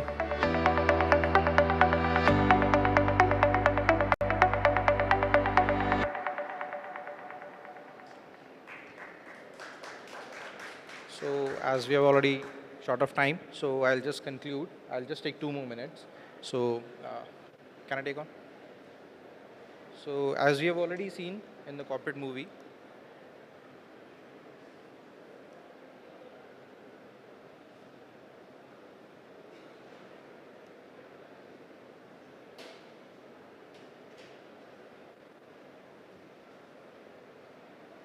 forward it, and so these are the basic, all the things that we have already seen in the corporate movie as well. So we have a solution for almost every sector. So whether it is plumbing, HVAC, firefighting, and general industry. So these are the mainly the valves which are being commonly used valves in firefighting applications and many more. So valve is basically a device that regulates the flow of gaseous, liquids or loose material. Means anything whichever is fluid through a aperture such as a pipe by opening and closing or obstructing the port or a passage. So how a valve works? How does it regulate the flow? First of all, it isolates the flow, on and off functions, controls the flow, voluminous functions, and then checks the flow. It provides direction to the flow as well. So these are types of valves which are mainly used in firefighting, whether it is on and off type isolation valves, partially opening valves, pressure reducing valves. Check valves, as the name indicates, these are unidirectional valves which permits flow only in single direction and prevents the flow to be returning back, and the strainers. So we'll just quickly go through the working mechanism. This is the basic ball valve. You can see the rotary motion is being imparted to the ball, and there's a hollow ball inside it which obstructs the flow of a fluid and also starts when the opening comes in front of it. So these are the gate valves. The smaller sizes are IS as per IS 778. These are ISI certified valves. So sluice valve as per IS 14846. And as the fire NBC codes have also changed and also demanding with limit switch and padlock arrangement, these are also being added as accessory. So these are the butterfly valves. These are wafer type valves, isolation valves. These are available in lever operation as well as in gear operation as the size increases to attain mechanical advantage when we need much higher torque to operate the valve. Then these are the types of non-return valves which are commonly used, and these are the strainers. These are basically used to sieve out the unwanted impurities so that the other important fixtures and fittings don't get choked and they keep on working properly in the desired manner. This is the air release valve, and this is the motorized butterfly valve. We also have a demonstration of live working model, which also demonstrates zero water wastage technology. And we are there at stall number 42. Everyone is requested to do visit the stall, and for the detailed presentation and the detailed demonstration, you can visit our stall, and we can clear all your queries as well.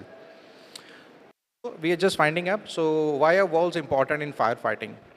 Like both firefighting system and the human heart are fluid transport networks that rely on a series of valves to manage pressure, prevent backflow, and ensure directional flow. Therefore, the fire pump room comprising of a series of valves is effectively the heart of a building's active fire suppression infrastructure. So similarly, जैसे हमारा heart का valve है, similar importance valves have in the fire pump room. So that's why we emphasize and we request to emphasize on higher quality valves, like the valve should be of good quality MOC, the material of construction, because during a fire, water must reach the hazard immediately. Correct pressure must be maintained and the flow must remain uninterrupted. Isolation should be possible without affecting the complete network. And if a valve fails, so a failed valve can result in delayed firefighting, complete loss of water supply, and excessive property damage and threat to human life. So this is it. So these are a few of our certifications, and we have also gone through the corporate film and seen that our sister concern about the malleable pipe fittings. These are a few of our government approvals and iconic landmarks which we have already discussed. So we have a legacy of more than 6 decades, and we have serving the nation for more than 6 years. So this is it, and if you have any queries, you are most welcome. You can do visit our stall as well, and we can have a detailed interaction there as well. Thank you.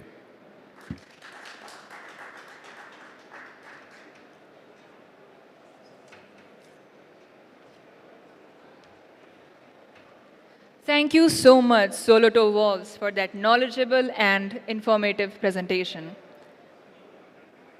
Thank you so much for your patience as well, respected delegates. I urge all of you to visit the Expo, have the lunch. It will be available from 2 p.m. to 3 p.m. and we shall all reconvene back here at 3 p.m. Thank you so much. The lunch starts now. A final round of applause for this lovely team over here.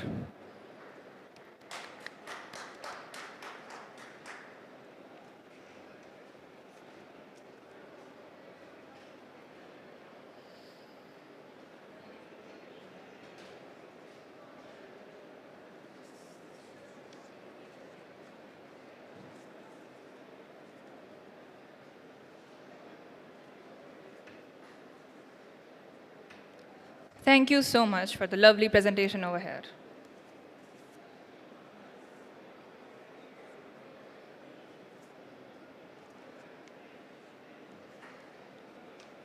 Industry.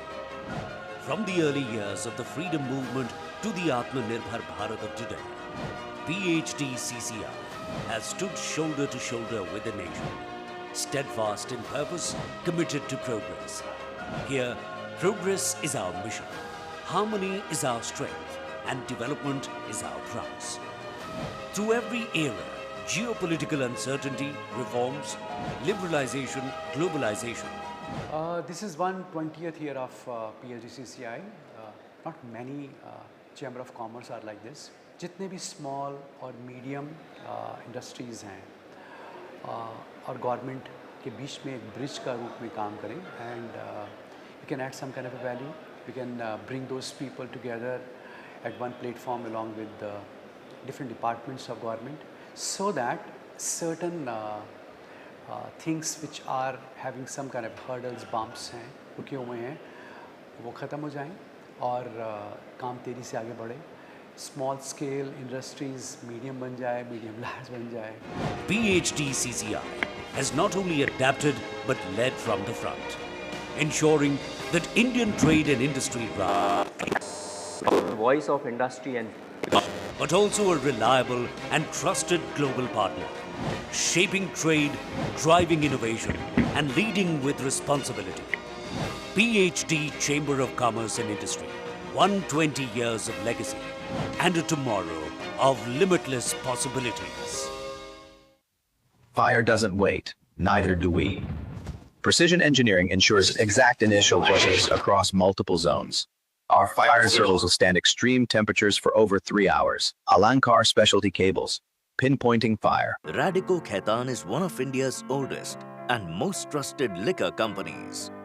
Founded in 1943, the company has a rich heritage and a portfolio of iconic brands. Our most celebrated brands include 8 PM Whiskey, Magic Moments Vodka, Morpheus Brandy, Rampur Indian Single Malt, Jaisalmer Indian Craft Gin, and Royal Ranthambore Whiskey. While the prestigious Rampur Distillery is Radico's pride, expansion efforts have increased the output from 160 million litres to 327 million litres by introducing a new facility at Sitapur.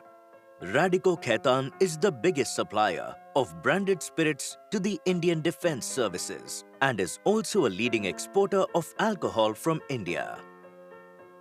As a business, we strive for the betterment of our society at large.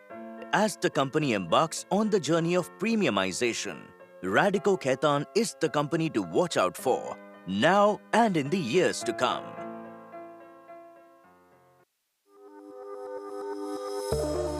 Fire Escape Engineering is India's leading manufacturer of firefighting and emergency response vehicles. Established in the year 1994, the brand has stood strong to provide optimum solutions for firefighting. The manufacturing unit is located at Vasai near Mumbai and corporate office is located in Mumbai. As the demands for fire and disaster prevention continues to rise, our commitment and dedication towards the industry also deepens. We have always extended our support to the firefighting industry by offering best-in-class products integrated with latest technology and superior quality. We have partnered with the giants in India and abroad to develop, manufacture, and market special range of firefighting and rescue vehicles in India to cater to special needs of disaster management organizations across the globe. With constant research and development and innovative approach, we have succeeded in developing new range of vehicles that are best suited for modern-day firefighting and rescue operations. And we will continue to do so in years to come. Our team, Mr. R.B. Shah, is the Managing Director at Fire Escape. Having an illustrious experience of more than 40 years in the fire sector, at Fire Escape, Mr. R.B. Shah inspires the team with his vast knowledge, business insights and relationship skills. Mr. Dhaval R. Shah, Executive Director. He joined the company at the age of 26 and has been the front runner of executing the vision behind delivering world-class firefighting solutions to the Indian market. He has a bachelor's degree in instrumentation engineering from Mumbai and a master's degree in finance from the USA. Mr. Dhaval's diligence and understanding of the key challenges has enabled the company in developing many innovative solutions for the fire sector, making him a thoughtful leader in the industry. Our products: foam tender, multi-purpose fire tender, quick response vehicle, rescue tender, water bowser, water tender, turntable ladder, multi-articulating water tower, aerial ladder platform ALP. Our components: JCDD and EN standard certified trussed type extension ladders, roll-up type aluminium shutters for fire vehicles, ladders gantry system,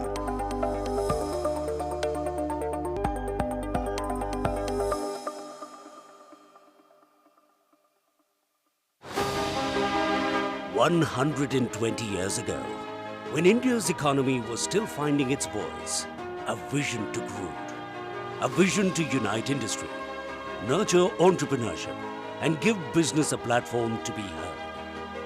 That vision became the PhD Chamber of Commerce and Industry.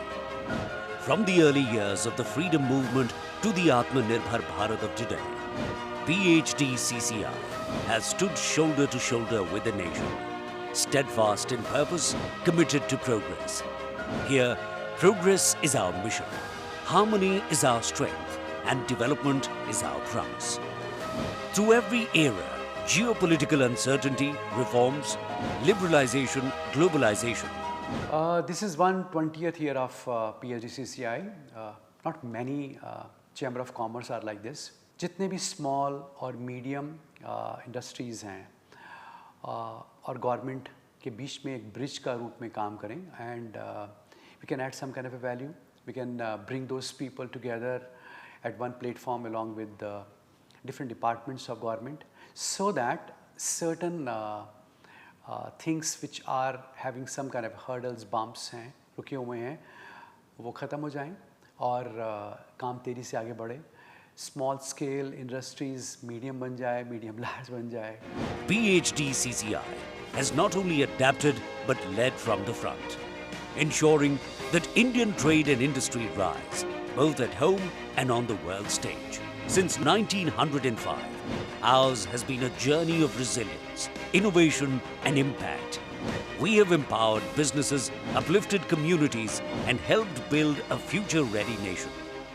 This milestone is not only a celebration of legacy, it is a pledge to the future, to support industries, to promote partnerships, to drive sustainable growth, to contribute with conviction to a Viksit Bharat. Contributing to India's economic and industrial growth with a focus on sustainability and innovation, while embarking on the journey towards a Viksit Bharat by 2047, PhD CCI stands at the helm of making India a global manufacturing hub.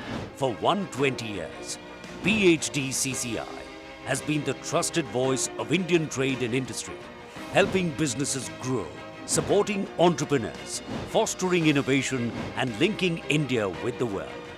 Voice is our guiding tool, which is not just a word, it is our promise.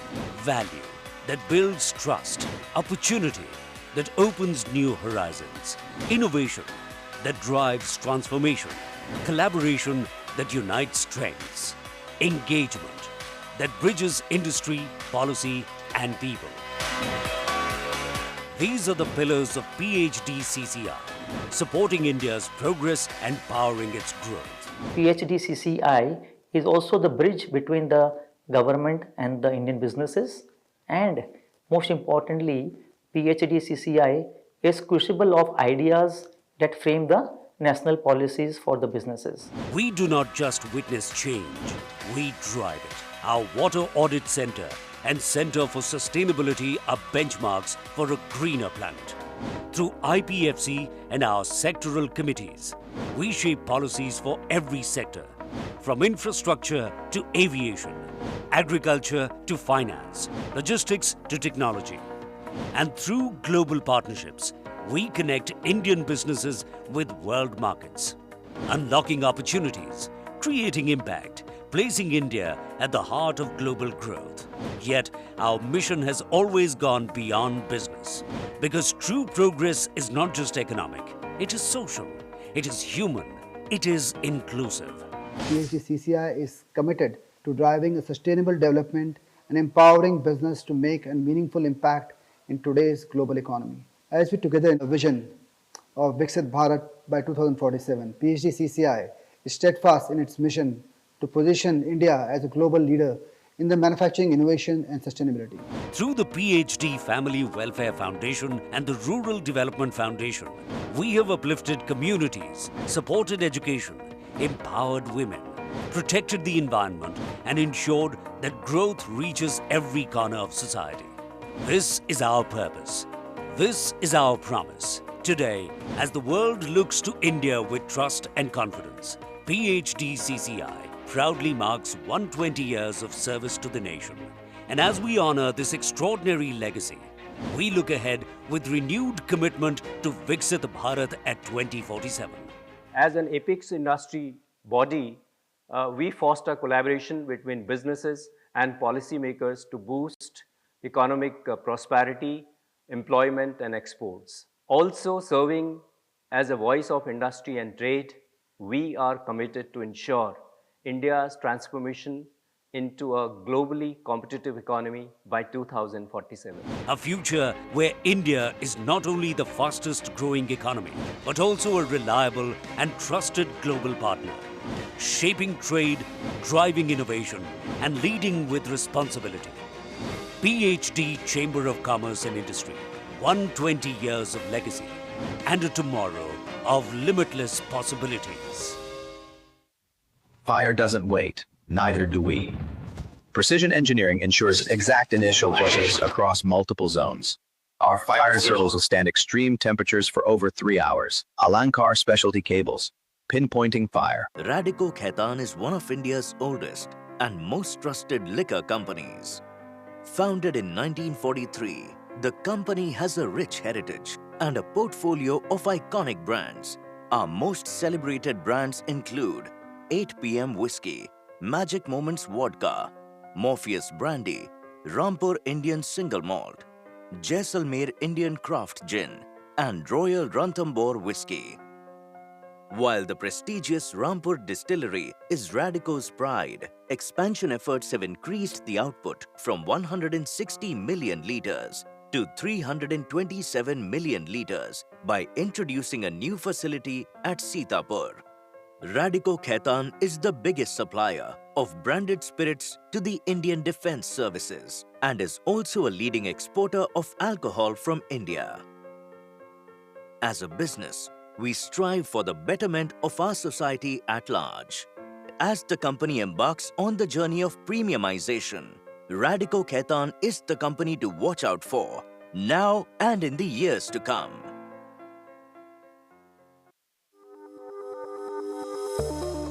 Fire Escape Engineering is India's leading manufacturer of firefighting and emergency response vehicles. Established in the year 1994, the brand has stood strong to lunch and some productive conversations. We will start soon in few moments. Please be seated. I'd like to request everyone in the lobby to come back to the conference hall. We'll start soon. This is our promise. Today, as Shri Arun Kumar, Director and Head of NBC Cell in BIS, New Delhi. Please take the dais, sir.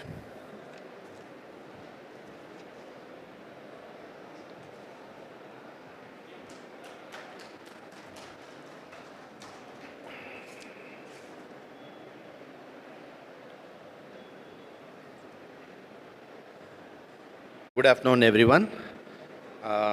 Thanks to PhD Chamber of Commerce and all the people who are present here, not only here, but also those who have put up stalls and everybody who is involved in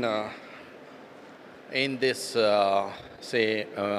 manufacturing sector, MSME sector, and even particularly building sector, because the theme of today's entire event, we have been seeing that it's with respect to disaster, resilience, etc. So I'm here to quickly mention about what has changed in the recently revised building code of the nation. As you all must have known, number one, the title itself has got a Philip. And I'll just speak about the part 4 of the earlier version, which is the fire and life safety, which has now been rechristened as same, part F, fire and life safety. In fact, under the ease of doing business in the morning also, speakers were mentioning ease of doing business is the mantra because of which various states are prospering and they are able to show economic progress as well. Similarly, the building code also has now come down from 33 chapters in all, that is part 0 to 12, into very minimum of 25 chapters of parts A to F. But as regards the fire and life safety, which was earlier in part 4, it continues to remain. The major change has come in with respect to part 2 and part 3, which have been de-linked entirely from NBC because it's a state matter and a union territory matter, and they are free to decide on those aspects. Apart from NBCS, which has come out on 30th of April, 4 other publications will also be coming out very soon in the form of Handbook of Good Practices regarding parts 7, 10, 11, and 12. And going directly into part F, fire and life safety, the contents are more or less same except for one annex on fire drill. And the basic item, can't we see the change animation? We can't see, it seems. Okay, no problem. So the fire and life safety continues to address in terms of fire prevention at the first place. Say आग से बचाव कैसे हैं, and then is जीवन सुरक्षा or life safety, and finally आग से सुरक्षा, that is fire protection. How do we do that? So those are covered in clauses 3, 4, and 5. In terms of number of staircases or corridor width, etc., those are covered under life safety, and use of fire resistance rated material and having building to building separation, which are covered under fire prevention. And more importantly, in case due to some mishap, fire or smoke happens and after people have gone out of the building and all its content needs to be protected. And so we have fire protection measures enshrined in the part F of fire and life safety. This is a pictorial of how complex a building can be, but we are more concerned about the number of exits. I cannot show you the animation, but just compare the picture on the top left and the bottom right. Top left is what anybody would think that हमारे लिए एक ही काफ़ी है CD. But when the buildings are going complex and complex, एक से काम नहीं चलेगा. We need to have an alternate. And that alternate is nothing but a second staircase, which should be preferably apart. And it is also important. Morning during a presentation, Mr. Ashish also was mentioning about people were jumping from the higher floors, etc. All those can be avoided provided our staircases are properly distinct and separated, and they are smoke free also. Those things are covered in this NBCS. This change we have brought in this revision, like code में लिखा था, NBC में लिखा था that दो सीढ़ी दूर होना चाहिए. उसमें इंजीनियरिंग नंबर नहीं था, क्या नंबर, क्या कितना मीटर नहीं था. तो इस बार हमने ड्राइंग के साथ ही बोल दिया था, ऐसे सटीक में नहीं रखना चाहिए, बट बिल्कुल दूर में रखना चाहिए. What is that number? That number is also given in this picture. If it is a sprinkler building, x/3. If it is a non-sprinkler building, x/2. And x is the maximum diagonal of that particular floor plate. So those details have also come in. This is more important. इसके लिए engineer और architect का ज़रूरत है. What is the size of the corridor and what is the size of the staircase? इसमें कंजूसी नहीं करना चाहिए. The code is promoting that all staircases and corridors should be free of FIR. इस बार हमें लिखना पड़ा तो ताकि we don't want to see any more fire incidents in which people are trapped because of smoke and fire which is entering into the staircase. बल्कि सीढ़ियों के अंदर कुछ नहीं आना चाहिए. सीढ़ी is a protected structure which is supposed to be free of smoke and fire, and it has got alternate power source of supply to give you lighting and direction markers also. तो ये engineering calculation which is the densest floor, उसके हिसाब से कैसे number of occupants लेना है, all those engineering aspects are given. So it means building owner or an investor is supposed to have a fire protection engineer or a good architect who is able to understand the chapter and accordingly provide the requirements. Similarly, under ease of doing business, the total number of occupancies have come down from 29 to 15. And the basement is more important. Basement में क्या रख सकते हैं, क्या नहीं रख सकते हैं, that has been totally given to the state fire authorities and the state development departments. More importantly, residential or sleeping, क्योंकि अगर लोग सो गए basement में, we know not only in basement, in wherever we are sleeping, we need minimum 20 to 30 minutes to understand, because our sensory element of nose will not be able to identify, or even our ears will not be able to identify. That is why sleeping is prohibited, classrooms are prohibited, but every other activity can be done. And the basement ka ventilation natural is preferred like this, but if we have multiple basement, then mechanical ventilation has to be done. Complex buildings may we need a dedicated person, not just this one cleaning person, I mean cleaning in charge, housekeeping in charge, but a proper fire officer who understands the technical aspects of working of the pumps, and the alarms which are raised by your detectors and sensors, how to decipher it, how to ensure the stages of evacuation has to be called. Those things have to be done by a fire officer, and the qualification and competence, etc. has been suggested only. It can be up to the local authority. I would like your attention on this particular one. This will be interesting both for architects and project owners, and as well as for the authorities also. The definition of high rise has changed. It used to be up to the roof of the highest floor, as in the left. As in the, I mean, that picture is not there. Now the thing has changed. It is the floor level of the last occupiable level. That is the building height. But if on the roof we have got an activity like people are congregating and all those hotel or some restaurant is serving, then the code expects the authority as well as the building owner to decide the height as a roof of the topmost. This clarity has also been brought in, considering that people miss out providing staircases all the way up to the terrace, because terrace is the place where people tend to use it very often in high rises. And similarly, regarding the fire drill, the nitty-gritties of it has been delinked and totally given to states, because they have been dealing with the state disaster management authorities and they know how it has to be done. But the inmates of the building should know what are the exit points. Like we are sitting here today in the 120-seater hall, and we know there are two exits. One is right back and one is in the middle center. Likewise, for any new building or any building where a person is visiting, every floor should have this depiction. That has been emphasized in this revision. I don't know how many of us have been following this particular aspect, particularly in hotels. In developed countries, new guests are being given a tour of where are the exits and what are the alternate paths where people can get out of the building. To that extent, the code is enabling the provision. Now it is up to us as a building owner or as a service provider. We need to educate the guest also, or the people who are visiting also. And similarly, the travel distances have been enhanced, but without any compromise on safety for certain occupancies, wherein, for an example, there is a row number 5, note number 5.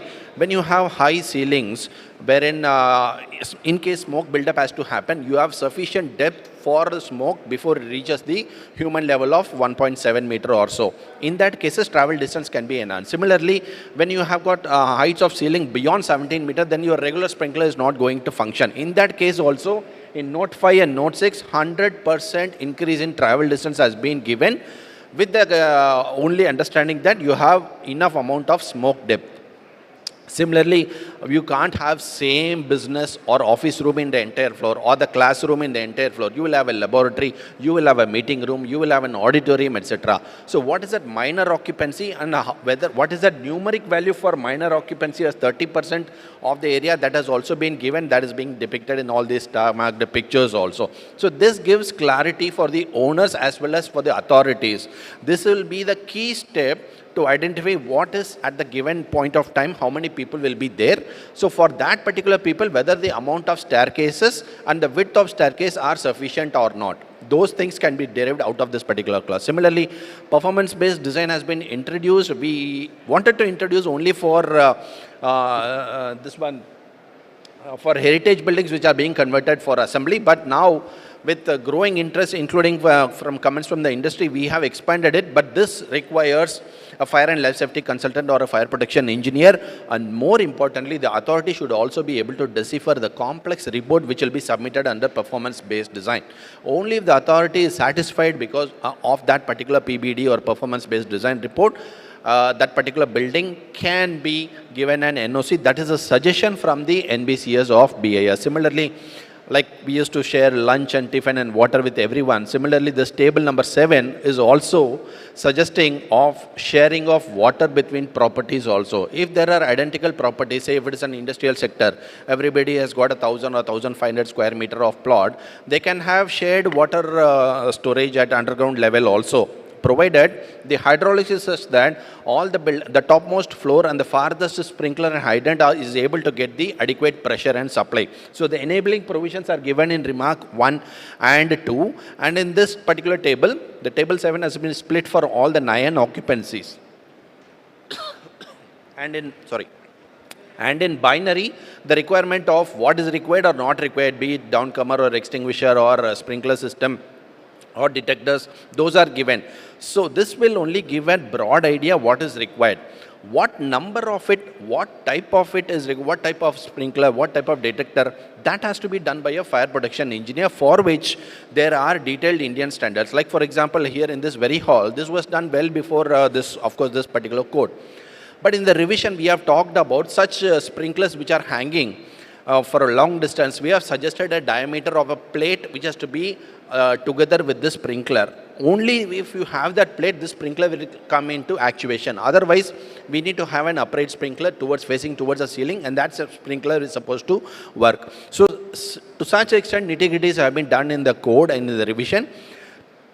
This is an example of rationalization has been given, but 60 minutes to 120 minutes or 30 minutes to 60 minutes, this duration has been suggested from the central government document of BIS, but more importantly, it has to be done by the local authorities to decide on the total thing. For each of the tables 7A to 7J, every occupancy depending on height and area is given a number CL or HL. CL is a combined protection wherein you have both the sprinkler as well as hydrant.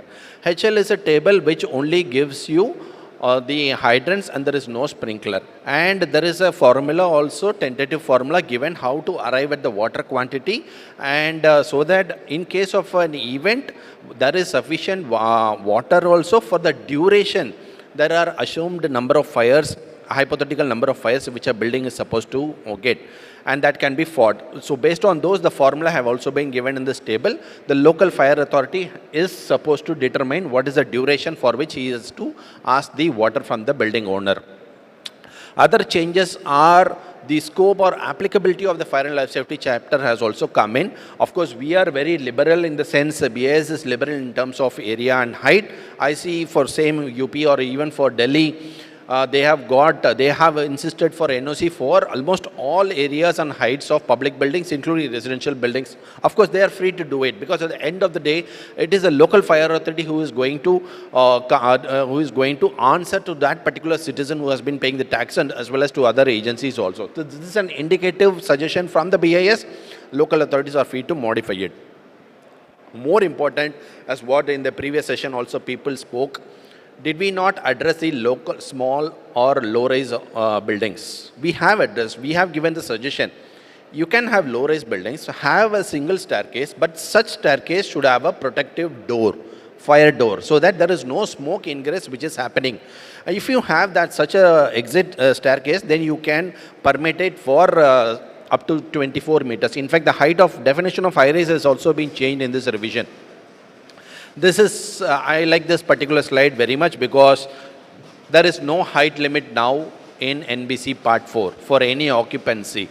It is up to the local authority as well as, and more importantly, the road, the nearby road and the services available, based on which the height of the building can be decided. The FAR basically can be, or the FSI can be decided, and the people can construct the building. And finally, I'll be stopping here.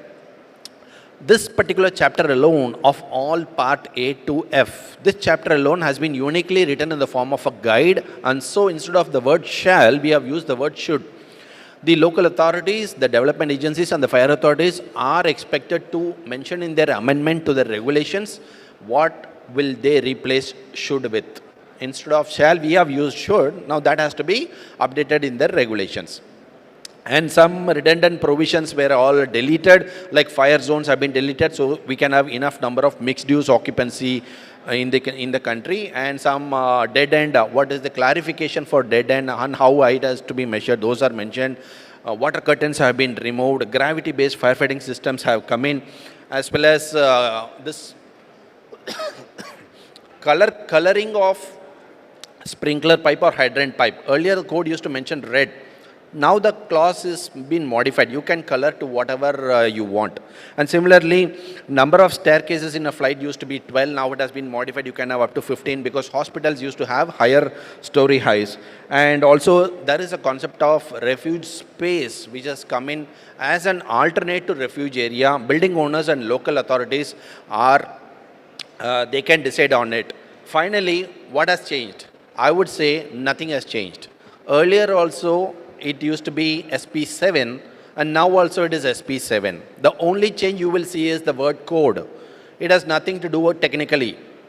It is still the special publication what was there right from 1970 onwards, because BS does two publications, Indian standards and special publications. NBCS comes under special publication. We didn't do ourselves. You can see the number of commenters, more than half of them are from the industry. So I'll stop here, and I would also like to mention that the Noida branch office of BIS has got a stall number 18 on the far right, and any MSME person or any industry person who has a query with regarding ISI marking or products under voluntary or mandatory certification or anything like that, please feel free to go to stall number 18 and exchange cards, etc. So that we have got our senior director and scientist F, Mr. Kaushik Datta, also available here today. Please make use of his presence very much here. Thank you. I hope this presentation adds a little value to the earlier session as well. Thank you.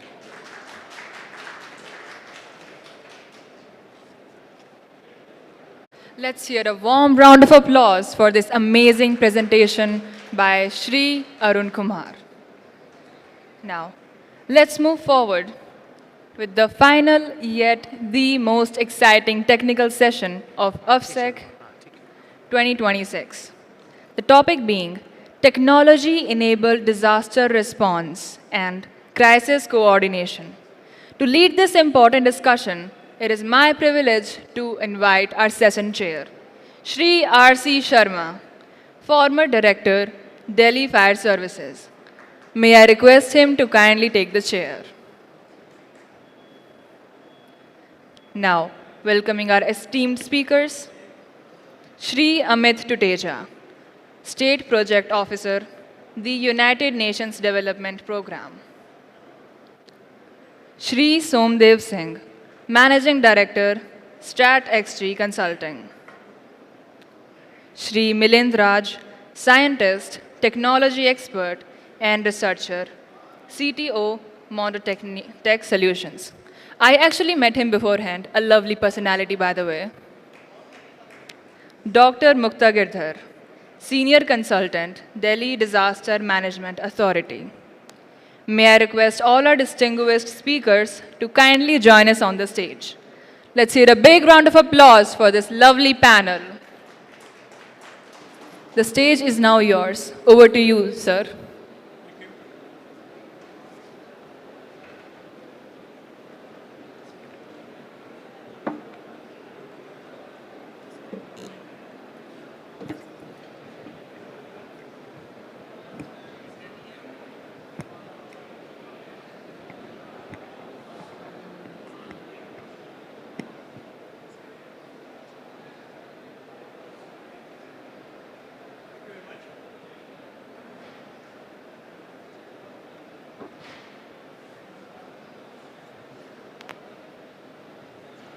Hello. Take some time. Thank you very much, and good afternoon, everyone. Welcome for the last session, probably for the day. And this is going to be on Disaster Management and Emergency Response Panel, Technology-Enabled Disaster Response in Crisis. So we have been having different perspective from the different fields. Industry we had earlier, high-rise building we had, now we come to disasters. And we have got 4 persons in the panel. First one is Mr. Amit Tuteja, State Project Officer, United Nations Development Program. I'd request him, because I don't have their brief biodata or anything, so first come here, introduce himself briefly, and then take up with the session, please.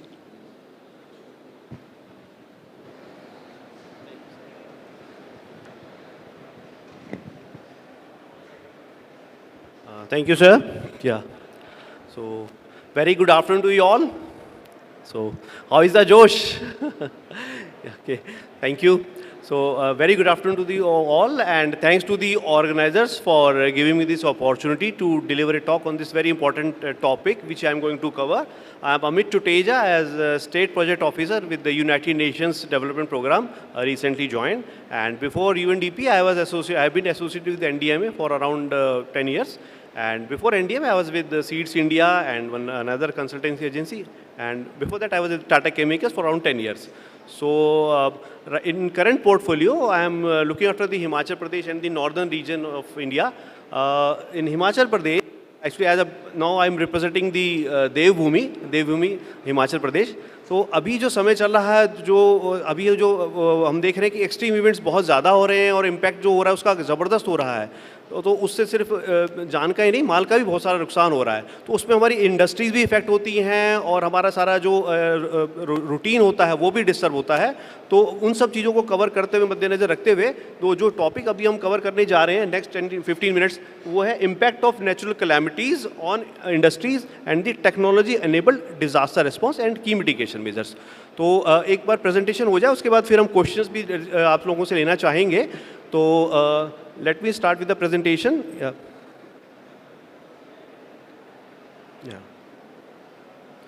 So, first of all, I'll start with the India's vulnerability part first, because vulnerability is very, very important to understand before going into the detail. So, as per the risk atlas of India, हमारे जो country का जो risk Atlas है उसके हिसाब से 59% जो हमारा लैंड मास है, is prone to earthquake and to moderate to high intensity. तो अर्थक्वेक तो ऐसा सिनेरियो होता है जिससे सबसे ज़्यादा हमारे को रिस्क भी होता है. Just look at countries like Japan या और भी कंट्रीज़ हैं जो अभी काफ़ी डेवलप है. वहाँ पर अगर 9 लेवल का अर्थक्वेक आता है तो वहाँ पे जो खतरे होते हैं उसके कंपैरिजन में हमारे जो कंट्री जैसे इंडिया है, वेनेजुएला, यहाँ पे खतरा बहुत ज़्यादा है. और एक बहुत ही फेमस सेइंग है प्रोफेसर आर्या साहब की, जो हमारे earthquake man of the year India माने जाते हैं, कि अर्थक्वेक अनसेफ बिल्डिंग्स, एक्चुअली जो अर्थक्वेक का जो सिनेरियो होता है उससे जो अनसेफ बिल्डिंग्स होती हैं वो ज़्यादा खतरनाक होता है. तो कहते हैं कि earthquake can't in people but the unsafe buildings do. तो हमारे जो बिल्डिंग्स हैं 96% जो बिल्डिंग्स हैं वो अभी भी अनसेफ मानी जाती हैं. तो वही सबसे ज़्यादा वल्नरेबिलिटी होती है. तो वो हमारे इंडस्ट्री के कंपाउंड भी हो सकते हैं, हमारे घर भी हो सकते हैं, और हमारे जो भी प्रीमिसेस होते हैं, तो वहाँ पे सेफ्टी बहुत ज़रूरी हो जाती है और उसकी अवेयरनेस भी. तो हम उसके बारे में भी कॉन्टेक्स्ट में बात करेंगे, कहाँ का इसका इंडस्ट्री पे इम्पैक्ट हुआ है और क्या क्या हमें प्रिकॉशंस लेने की ज़रूरत है. सेकेंड पॉइंट हम बात करते हैं ड्राउट की. तो India is country of agricultural land. तो 68% जो लैंड है वो एग्रीकल्चर जो प्रोन हमारा जो एरिया है उसमें ड्राउट हमारा काफ़ी इंपॉर्टेंट रोल प्ले करता है. बिकॉज हमारा जो कंट्री है वो 68% जो हमारा जो लैंड है वो ड्राउट प्रोन तो है ही है, प्लस 60% जो हमारी जो पॉपुलेशन है वो भी किसानी से संबंधित है, वो एग्रीकल्चर रिलेटेड है. तो उनका जो कहीं ना कहीं जो लाइवलीहुड है वो उससे इम्पैक्ट होती है. इवन जो हमारा फाइनेंशियल ईयर होता है अप्रैल टू मार्च, वो भी रबी खरीफ जायद पे बेस्ड होता है. तो इसलिए ये वाटर मैनेजमेंट बहुत इंपॉर्टेंट है. तो एफिशिएंट वाटर मैनेजमेंट एक बहुत इंपॉर्टेंट रोल प्ले करता है हमारे इंडस्ट्रीज़ में भी. लाइक जैसे हमारे कूलिंग टावर्स हैं या हमारे जो रिक्वायरमेंट है प्रोसेस की, तो वहाँ पर भी वाटर मैनेजमेंट बहुत ज़रूरी हुआ है. तो वहाँ से उस कॉन्टेक्स्ट में भी drought management is very very important. Coming to the next point, the rivers. So 12% land is prone to floods and river erosion. India is a country of rivers. There are 400 rivers in India and 40,000 river tributaries.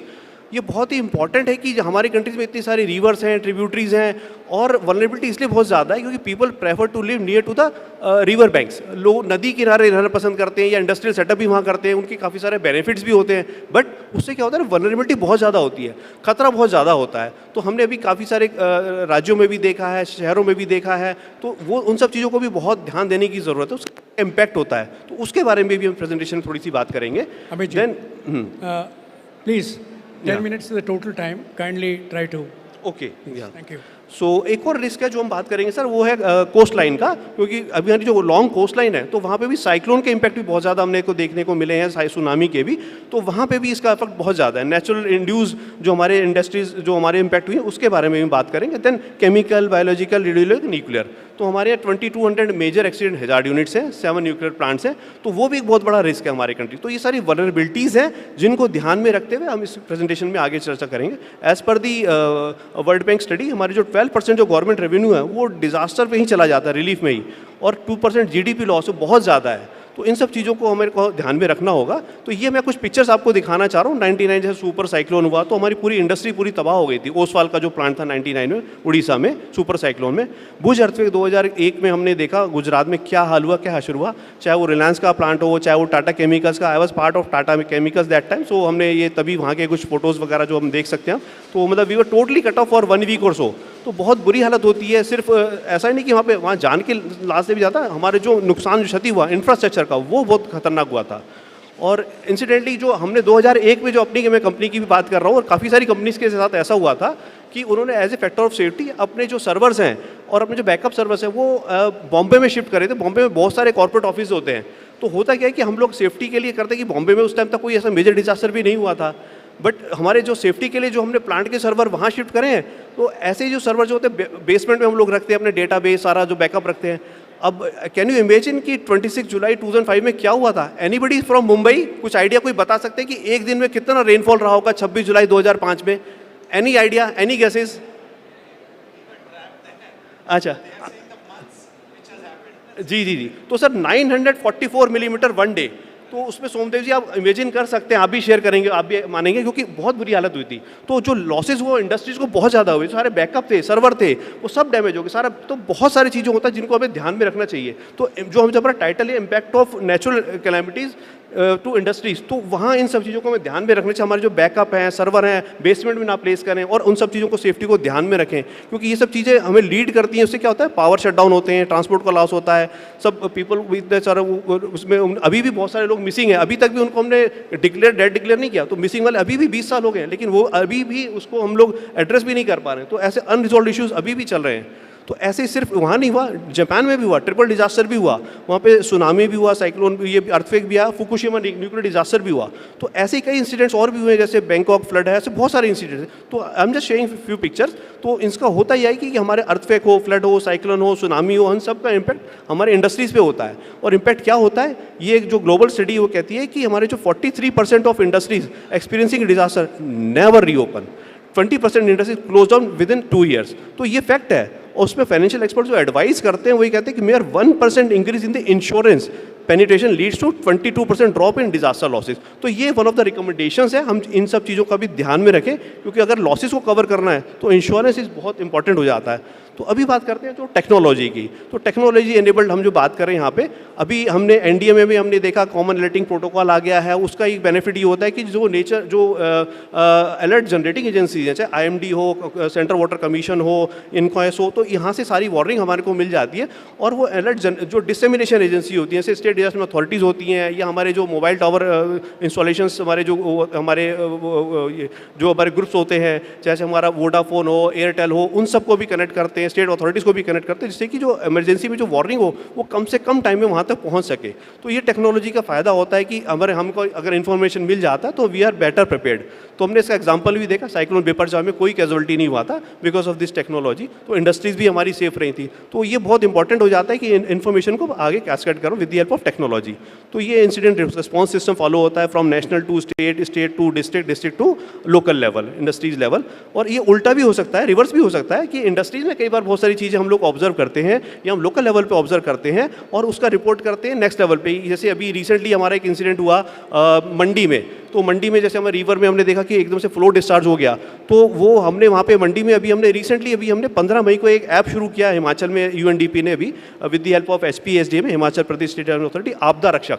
तो अभी वो recently जो अभी शुरू हुआ है उसमें ये हुआ कि हमने सिटीजन को भी अथॉरिटी दी है कि सिटीजन भी रिपोर्ट कर सकते हैं। अगर वो कुछ अनटुवर्ड इवेंट ऐसे देखते हैं कि कुछ वाटर लेवल बढ़ रहा है, रिवर में नदी का प्रभाव बढ़ रहा है, तो वो क्या करते हैं, वो भी रिपोर्ट कर सकते हैं। तो उनकी रिपोर्ट से सिर्फ ये पता चल जाता है कि वो कौन सी लोकेशन है। तो टेक्नोलॉजी का ये फायदा हो जाता है कि ये पता चल जाता है कि यहाँ पे अगर पेट्रोलिंग 1 घंटे पहले हुई थी, आधे घंटे पहले कुछ डेवलपमेंट हो गया, उसका ही बेनिफिट ये हुआ कि इमीडिएटली वार्निंग हमें कम्युनिकेशन में हमें मिल गया स्टेट डिजास्टर अथॉरिटी को और तुरंत एक्शन लिया गया। तो इस टाइप की जो टेक्नोलॉजी है, चाहे कैप हो चाहे आपदा रक्षक हो, इन सब का बेनिफिट ये होता है कि हम टाइमली इंफॉर्मेशन अगर मिल जाती है तो हम लोगों को एवैक्यूएट कर सकते हैं, हम अपने इंफ्रास्ट्रक्चर को भी दुरुस्त कर सकते हैं, हमारी इंडस्ट्रीज भी सेफ रहती है और लोग भी दुरुस्त रहते हैं। तो और भी कई टेक्नोलॉजी जो इंडस्ट्रीज अभी यूज़ कर रही हैं, जैसे GIS based emergency planning response system है, कायर्स है जिसमें chemical accident information reporting system की हम बात करते हैं, IDRN हर एक डिस्ट्रिक्ट लेवल पर अवेलेबल है। तो इनको ज़रूरत है और ज़्यादा इसको रेगुलर हम इसको पीरियडिकली इसको मेंटेन करें और उसको रिव्यू भी करें। वो कई बार ऐसा होता है कि कुछ टाइम हो जाता है हम उसको रिव्यू नहीं कर पाते हैं, तो बहुत ज़रूरी है कि डिस्ट्रिक्ट लेवल पे इन सब चीज़ों को टाइमली रिव्यू भी किया जाए, जिससे कि हमारे को डिस्पर्सन मॉडलिंग से ये पता चल जाता है डिस्ट्रिक्ट लेवल पे कि कौन सा लीकेज हो रहा है। जैसे हमारा अमोनिया लीकेज हो गया है, क्लोरीन लीकेज है, तो हमारे पास टूल्स है जैसे कैम्बियो, मार्कपार्ट, अलोहा, तो ये आपको पता चल जाता है कि इतने किलो हमारे पास कितना टाइम है और कितना एरिया है, तो कैसे हम एक्शन ले सकते हैं, कौन से एरियाज है according to the wind direction. तो ये सारे टूल्स हमें हेल्प करते हैं, टेक्नोलॉजी कहाँ पे कैसे कैसे आपको इनिशिएटिव्स में आपको मदद करते हैं। तो वही जो मेन जो रोल है इंडस्ट्रीज़ का, हैजार्डस इंडस्ट्रीज़ का, या जो भी हमारे वहाँ पे और भी केमिकल इंडस्ट्रीज़ हैं या इंस्टॉलेशन है, तो उनका जो मेन रोल है टेक्नोलॉजी को अच्छे से यूज़ करना एंड उसको जो ऑन साइट इमरजेंसी प्लान है उसको दुरुस्त रूप से फॉलो करना एंड म्यूचुअल एड रिस्पॉन्स। बहुत जरूरी है कि आप म्यूचुअल एड को भी ध्यान दें, सिर्फ अपना ही नहीं दूसरे इंडस्ट्रीज़ का भी ध्यान रखें, उनको भी आप मदद कर सकते हैं। आज आप उनकी मदद करेंगे, कल वो भी आपकी मदद करेंगे। और थर्ड पार्टी इंश्योरेंस जो मैंने बात करी, जो ग्लोबल स्टडी भी कहती है, वो बहुत इंपॉर्टेंट है कि आप इंश्योरेंस को भी इसमें लेके आएँ। और सबसे ज़्यादा जरूरी आपके जो इनिशिएटिव होते हैं, अभी नेशनल लेवल पे भी एनडीए में भी इनिशिएटिव लॉन्च करने जा रहा है, उसमें हम 20 क्लस्टर्स पे भी काम करने वाले हैं। तो कॉर्पोरेट सोशल रिस्पॉन्सिबिलिटी को, रिस्पॉन्सिबल केयर यूनिट को, इन सब चीज़ों को प्रमोट करना है एनजीओज़ की मदद से। तो एनजीओज़ को भी आगे लाने की ज़रूरत है। और फिर बिजनेस कंटिन्यूटी प्लानिंग, जो हमारा आगे बहुत इंपॉर्टेंट इनिशिएटिव होता है, बिजनेस कंटिन्यूटी प्लानिंग, उन सब चीज़ों को हमें ध्यान देने की ज़रूरत है। जी, try to conclude. Sir just couple of minutes, I'll just take couple of minutes. So हाँ नहीं ठीक है सर, सर ये जो इनिशिएटिव है इसके बारे में हम लोग ये प्रेजेंटेशन में सारी चीज़ें हमने कवर करी कि नेचुरल जो इंडस्ट्रीज़ होती हैं वो इन सब चीज़ों को अफेक्ट करती हैं, चाहे वो पावर रिसोर्सेज हो, प्रोसेस ऑपरेशंस हो, मशीन हो, इक्विपमेंट हो, तो उसकी डिटेल में नहीं जाएंगे। लेकिन कई बार ऐसा होता है कि कहीं पे जल जमाव हो जाता है, हमारे पुलिंग हमारे कन्वेयर सिस्टम होता है, पुली सिस्टम होता है, तो वहाँ पर पानी जमा हो जाता है, ऑयल सब में पानी चला जाता है। तो इन सब चीज़ों को ध्यान में रखते हुए मिटिगेशन मेजर्स लिए जाते हैं, उनके मशीन गार्ड प्रॉपर हो, सेपरेटर्स हों, ऑफिस में इन सब चीज़ों की प्लानिंग की जाए। और रिस्क मैनेजमेंट प्रोसेस भी इसको हम फॉलो करते हैं, ऑस्ट्रेलियन न्यूजीलैंड स्टैंडर्ड है, तो इसके बारे में इलेबोरेट नहीं करेंगे, लेकिन ये हेल्प करते हैं टूल्स हमारे को कैसे हमको प्रायोरिटाइज करना है और कैसे हम उसको प्रोफाइलिंग करके क्या एक्शन प्लान हम डेवलप कर सकते हैं। तो टेक्नोलॉजी की मदद से कैसे हम उसको यूज़ कर सकते हैं, चाहे वो टॉप ड्रिवन हो या बॉटम अप हो, तो दोनों को हम मिश्रण करके फिर हम उसको एक मौके से थ्रू प्रैक्टिकल प्रोसेस में ला सकते हैं। Sir this is the way forward from our side. तो efficient use of technology and business continuity planning बहुत इंपॉर्टेंट है। बिजनेस कंटिन्यूटी को आप प्लान करें, अभी से प्लान करें। And then multi hazard assessment, multi hazard, local level, national level, आप लोकल लेवल पे भी करेंगे, फिर स्टेट लेवल पे करेंगे, नेशनल लेवल पे, तो आप अलाइन रहेंगे। आपके बहुत सारे इश्यूज़ होते हैं, जैसे हमने कई बार होता है हम बहुत अच्छा प्लानिंग पे काम करते हैं, हम अपने प्लांट के तो रिस्क आइडेंटिफाई करते हैं, but what about the natural events, हमने कभी अर्थक्वेक 9 के हिसाब से या साइक्लोन के इतने 225 विंड वेलोसिटी के हिसाब से अगर प्लान किया और ज़्यादा बेहतर होता है। Encourage risk insurance, then monitor disaster management plans and multi-stakeholder partnership. So, 2 slides. Yes. So this is the message from our side. I would like to draw the attention of the chair and the audience. So hazards may be inevitable, but disasters can be prevented. Hazards may be inevitable. We can't stop the earthquake. We can't control the excessive rain. But the disaster can be prevented through emergency proper planning. So this is the message from our side. Let's have it, and it's your choice. either to be left out or maybe take the right reason, right time at right place. So you will find yourself on the right side. So this is one humble request from our side. हमारी तरफ से एक request है, मैं एक pledge हम चाहेंगे कि हम प्लेज लें और मैं रिक्वेस्ट करूँगा कि इस डे को, इस मोमेंट को हम लोग एक मेमोरियल बनाएं और इस प्लेज के साथ जो हमारे को भी एक याद दिला कि 11 जुलाई को आज के दिन हमने एक प्लेज लिया था सेफ्टी के लिए, कंट्री के लिए, to make the country disaster resilient. तो मेरा आप सबसे निवेदन है कि मैं एक लाइन बोलूँगा तो आप उसको रिपीट करें. So shall we start? Yeah.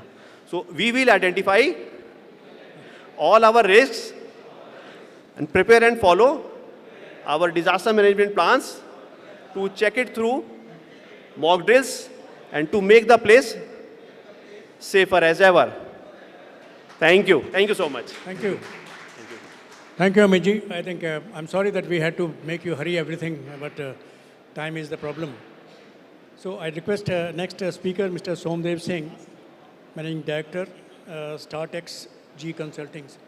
Please come and have your presentation. I don't have the details of the subject we are going to speak. Please.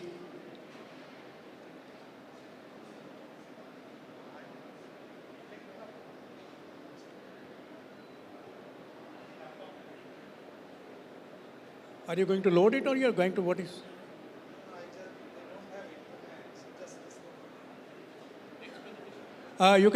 We can have the next speaker in the Mukta ji, we can have? By the time you do it, it's okay? Okay, right. Okay. Please go ahead, sir. You can be together there.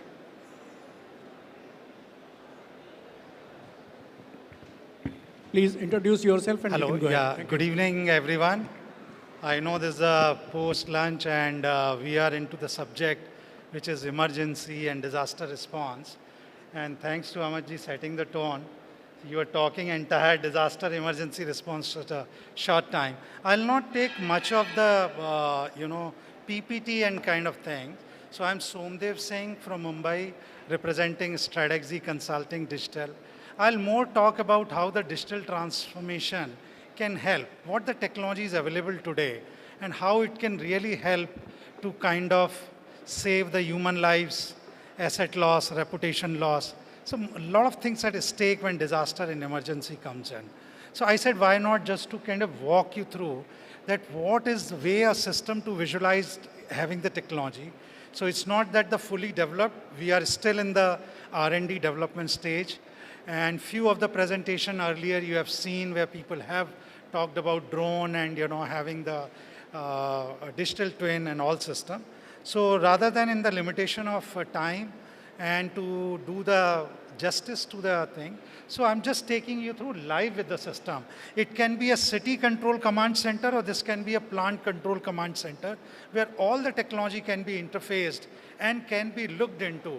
And one obvious question is, when disaster comes or there is an emergency, what is the emergency response system? What is the response time? I mean, everyone will say it should be immediate. But the question is actually it is happening. When we see at the ground, because when you see all the media channels, people say, oh, it took 40 minutes, 1 hour, nobody responded.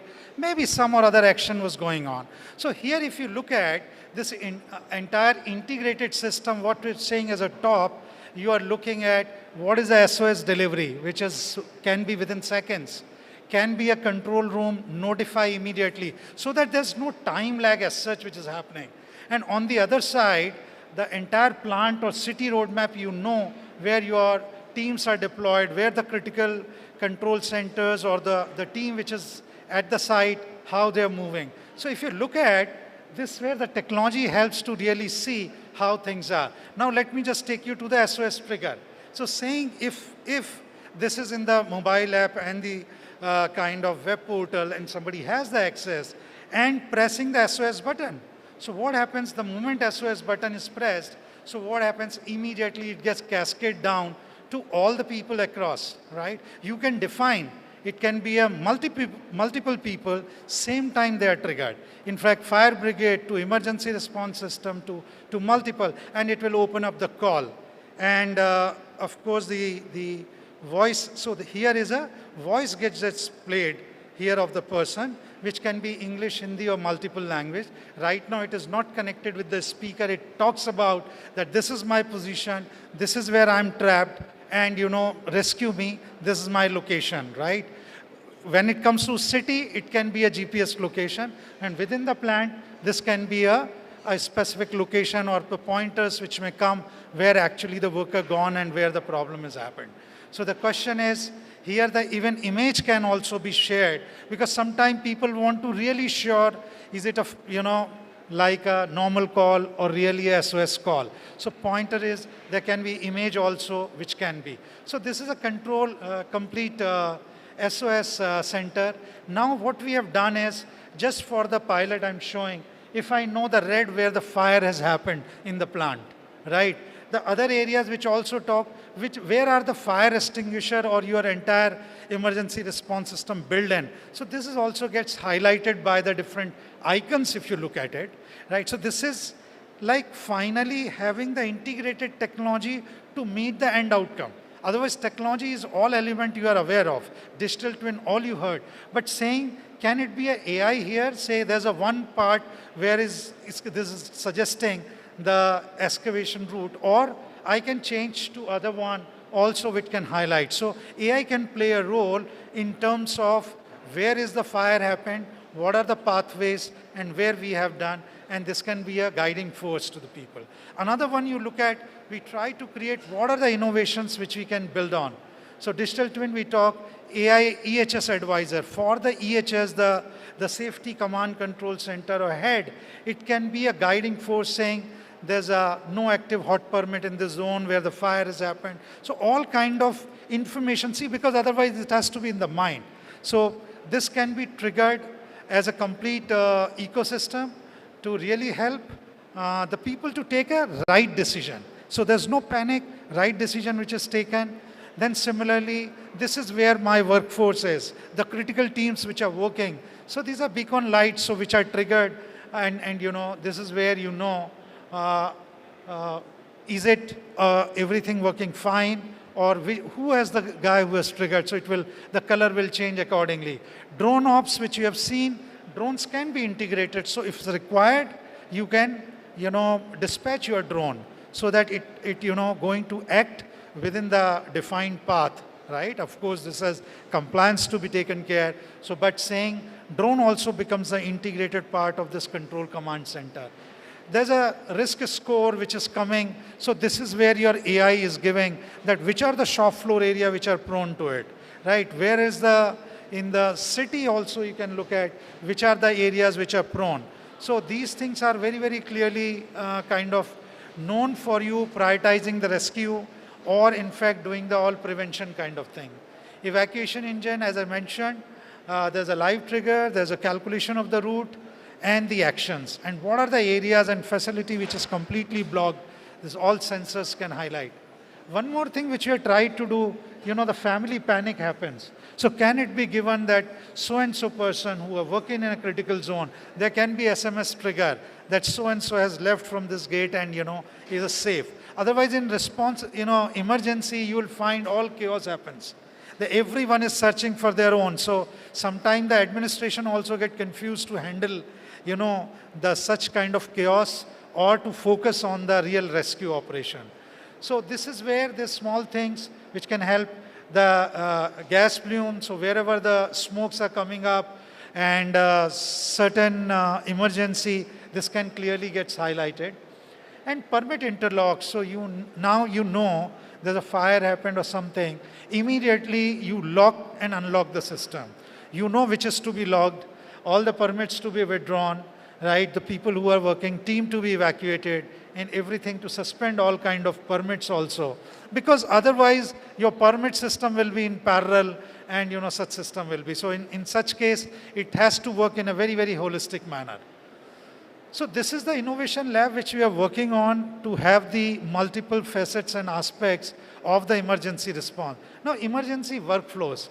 If it's a plant, unit, a fire, then what are the emergency workflows you have? Detection confirmation, permit interlock, digital twin, hazard mapping, dispatch of the team, evacuation, and statutory reporting. So everything comes under one umbrella. You have a chemical spill, you have confined space. So based on your SOPs, those things can be done, which is a very, very unified way of working. And definitely we are saying how the, all the people are informed. So plant fire safety head, occupational health center, plant security, all the authorities are triggered at the same time, and you are able to control and command. IoT process sensors, we all discussed, like you have all the sensors today. You can integrate here and make sure those sensors are communicating and talking about, is it working, not working, is it critical? So everything is in a very live kind of environment. Compliance reporting is very, very important. So this is what also, yes, just I'm finished, is also talked about, that the single way you will have everything. And another last thing is whether you have a SCADA system, you have the PLC system, you have SAP module, drone module, whatever, it gets a complete unified solution when it comes to a plant environment or city environment. I'm also thinking of like women safety when you're talking about to visualize the city kind of center. Say suppose somebody, the woman, sends the SOS panic button. Can it go to a nearest patrol rider marshals which are there so that he can intervene, and within 5 minutes they can save the person. Otherwise, via it reaches, probably the time completely goes away. So innovation is something, with this line I will just finish it off. Innovation something is a madness, right? Which I was talking to Milind. So saying like when Zepto guy can reach your home 5 minutes, why can't fire brigade or the fire system, extinguisher system can reach within 5 to 10 minutes? Don't visualize fire brigade in the exact current shape, otherwise. So DMART don't reach at your place, right? Doesn't reach, but what reaches is the nuclear system. So that's the way we need to think through with this. Thank you, gentlemen and ladies, and it's a pleasure. And this is what is our small effort to see that how such kind of emergency disaster response can be effective, and within 5 to 10 minutes intervention, we save human life, asset loss, and reputation loss of the government to the cities, society, or plant. Thank you very much. Thank you, sir. Thank you so much, sir.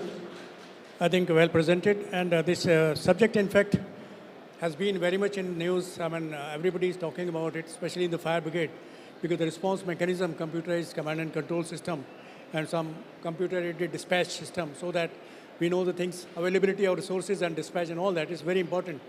But reality is that we have been trying in Delhi fire service from 1990 onwards. Mr. Dheri, my boss, he started and I tried, and then after me 2 or 3 another director Delhi fire services, they could not succeed. So there are different problems when we are dealing these things, and Bombay Fire Brigade has been able to get something which is a partly computerized but not really fully the way things are supposed to be there. So thank you very much, sir. Now, before this, I think we are talking a lot of things, which strategy, what we should do and all that. Some of things we receive, some of things we remember, and many of things we don't remember. After this, all the presentations are over. I've got a 3 minutes real incident footage of a real fire incident. I'll share with you just to understand what we need to do, what we need to think about evacuation, what plan we can have, and who are all responsible to do this fire safety and all that, starting from architects to the users to the construction engineers and all that. So that will be coming after that. So I'll request the next speaker, Milind Roy, sir. Please have your presentation.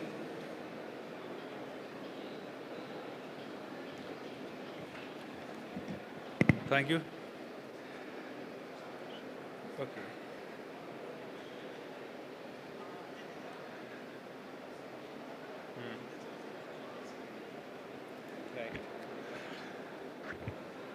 जब Titanic डूबी थी, the ship Titanic, तो सबसे बड़ी tragedy ये नहीं थी कि वो शिप डूब गई थी. सबसे बड़ी ट्रेजेडी ये थी कि वहाँ जितने लोग थे सबको लगता था कि ये टाइटैनिक कभी डूब ही नहीं सकती, ये अनसिंकेबल है. कहने का मतलब ये है कि यहाँ पे टाइटैनिक वो डिज़ास्टर है जो फायर हो सकता है, फ्लड्स हो सकती हैं, अर्थक्वेक हो सकता है, और वो टाइटैनिक में बैठे लोग, आप और हमें, जो ये मान के बैठते हैं कि ये आग का इंसिडेंट हमारे घर में नहीं हो सकता या हमारी जगह नहीं हो सकता। इसी को आगे बढ़ाते हुए हम लोग सेशन को स्टार्ट करेंगे।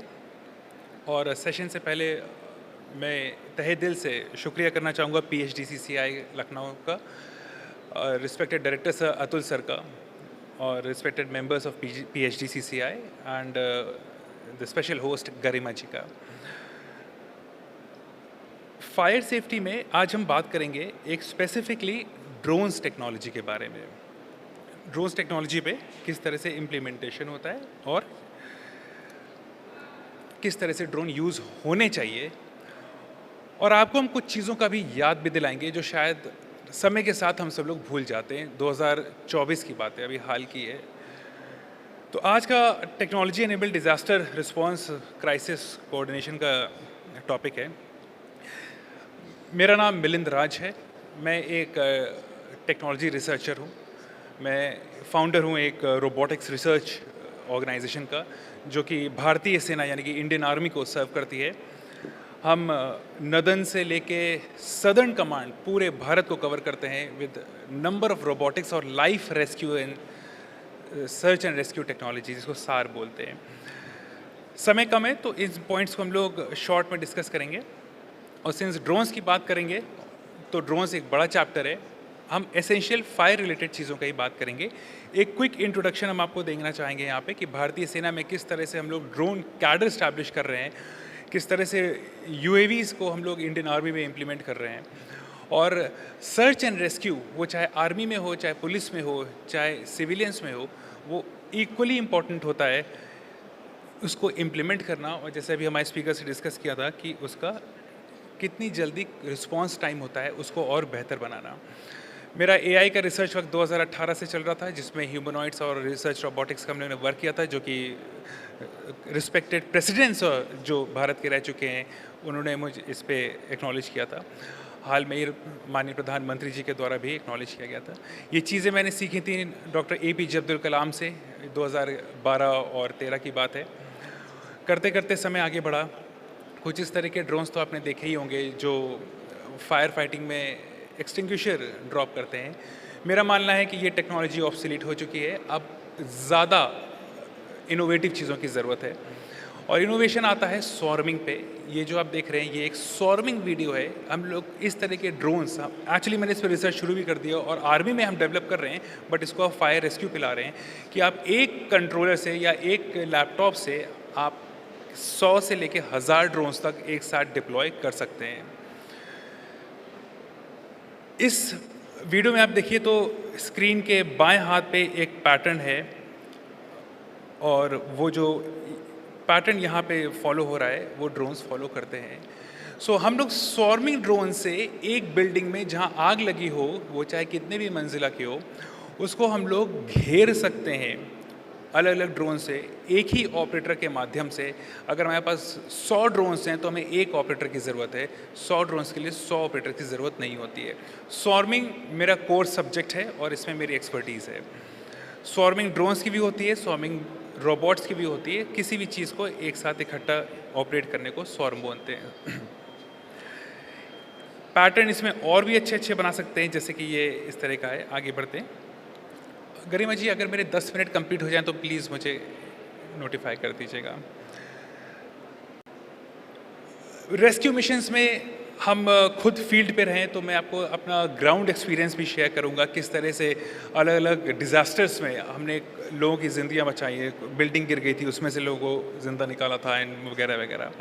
उत्तरकाशी में आपने देखा होगा एक टनल गिरा था, उसमें भी ड्रोन्स का इस्तेमाल हुआ था, उसमें भी तरह तरह की टेक्नोलॉजी लगी थी और वो किस तरह से यूज़ किया गया था। महाकुंभ मेला में ड्रोन्स का एक बहुत बड़ा चैप्टर था जो सक्सेसफुली हम लोगों ने किया था। महाकुंभ मेले में भी जहाँ जहाँ आग के इंसिडेंट्स हुए थे, आपको पता होगा कुछ कुछ टेंट हाउस में आग लगे थे, कहीं सिलेंडर का ब्लास्ट हुआ था, कहीं वहाँ पे ड्रोन्स का एक बहुत अहम रोल रहा था क्विक रिस्पॉन्स टीम के लिए। और वो ड्रोन्स कैसे डिप्लॉय करते थे, कैसे उसको मैनेज करते थे, वो अगर आप ये वाली फ़ोटो देख रहे हो, सेकेंड वाली, इस फोटो में आपको देख सकते हैं कि ये कैसे हम लोग ऑटो नेविगेशन सिस्टम चला देते हैं, यानी कि एक इंसान कई ड्रोन्स को नेविगेट कर सकता था। फायर फाइटिंग की बात करते हैं तो हमारे जो रिसर्च होना चाहिए वो पहले वाले कैटेगरी ड्रोन पे होना चाहिए, यानी कि मल्टी रोटर पे होना चाहिए, और आपका VTOL पे होना चाहिए। ये दो ड्रोन्स सबसे पावरफुल ड्रोन्स होते हैं सर्च एंड रेस्क्यू और फायर पे। बेसिकली VTOL का मतलब होता है vertical take off and land. ये इस वाले ड्रोन और इस ड्रोन का कॉम्बिनेशन होता है जो कि VTOL बनता है। ये कई घंटों तक हवा में रह सकते हैं। ये वाटर स्प्रे, फोम स्प्रे और जो भी टेक्नोलॉजी डेवलप होती जा रही है उसको ये बिल्डिंग पे जहाँ आग लगी होती है, इंसिडेंट होता है, यूज़ कर सकते हैं। एप्लीकेशंस फायर फाइटिंग ड्रोन से कई होते हैं। मुझे इसको एक सब्जेक्ट नहीं बनाना है कि इसको पॉइंट वाइज मैं आपको डिस्क्राइब करूं। बस ये है कि एप्लीकेशन चाहे जो हो वो हकीकत की ज़िंदगी में कितना ज़्यादा इम्पैक्ट ला रहे हैं वो सबसे बड़ा काउंट होता है। फिगर्स में तो बहुत सारी चीज़ें हम आपको यहाँ एक्सप्लेन कर सकते हैं कि डिटेक्शन होता है, फिर search and rescue, fire suppression, सभी को पता है ये चीज़। बात ये आती है कि हर साल जब भी हम लोग कोई फायर इवेंट में पार्टिसिपेट करते हैं, जैसे मैं PhD CCI में पिछले साल भी था, मैं उसके पहले साल भी था, एक नया इंसिडेंट मेरे PPT में जुड़ जाता है। कुछ चीज़ें मैं आपको याद दिलाना चाहता हूँ जो हम लोग भूल जाते हैं। जुलाई 24 को एक इंसिडेंट हुआ था, दिल्ली की बात है, नरेला में, जहाँ पे कुछ लोगों की मृत्यु हुई थी। 25 मई को 33 लोग, 33 people were charge to death because Rajkot Gujarat में एक गेमिंग जोन था, आपको अगर इंसिडेंट याद हो तो वो भी इंसिडेंट हुआ था। वहाँ पे भी एक टेक्नोलॉजी के यूज़ का बात हुई थी। उस इंसिडेंट के बाद भी ये हुआ था कि टेक्नोलॉजी के इम्प्लीमेंटेशन से चीज़ें थी। करते करते फिर एक और 7 शिशु, न्यू बॉर्न जो बच्चे थे, वो अपनी जान से हाथ धो बैठे थे क्योंकि एक हॉस्पिटल में आग लग गई थी और फायर टेंडर्स, जो भी तकलीफ़ें रही हो, मुझे इतना इसका डेप्थ नहीं पता, बट देन ये पता है कि इसमें कई लोगों की जान गई थी। करते करते इस साल फिर से एक इवेंट हुआ है और एक नया चैप्टर जुड़ गया है जो आप सभी जानते होंगे, ये वाला। पॉइंट ये है कि हम लोग के पास टेक्नोलॉजी है, हम लोग के पास ड्रोन सिस्टम्स हैं, हम लोग के पास ग्रेटेस्ट रिसर्च माइंड्स हैं, बट हम लोग को इम्प्लीमेंट करना है ये घटना रोकने के लिए।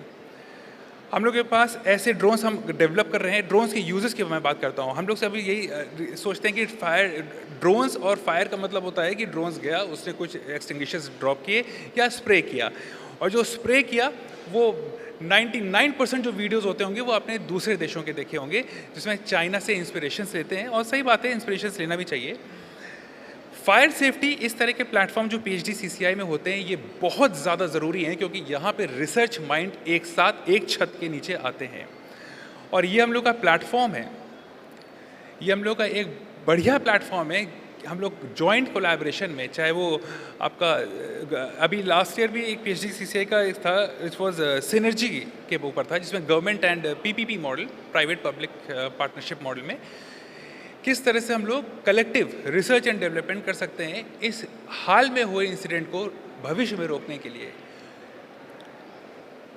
इस तरह के फायर ड्रोन्स या इनसे बेहतर फायर ड्रोन्स हम लोग अपने ही इस देश में डेवलप कर रहे हैं, कर सकते नहीं हैं, कर रहे हैं।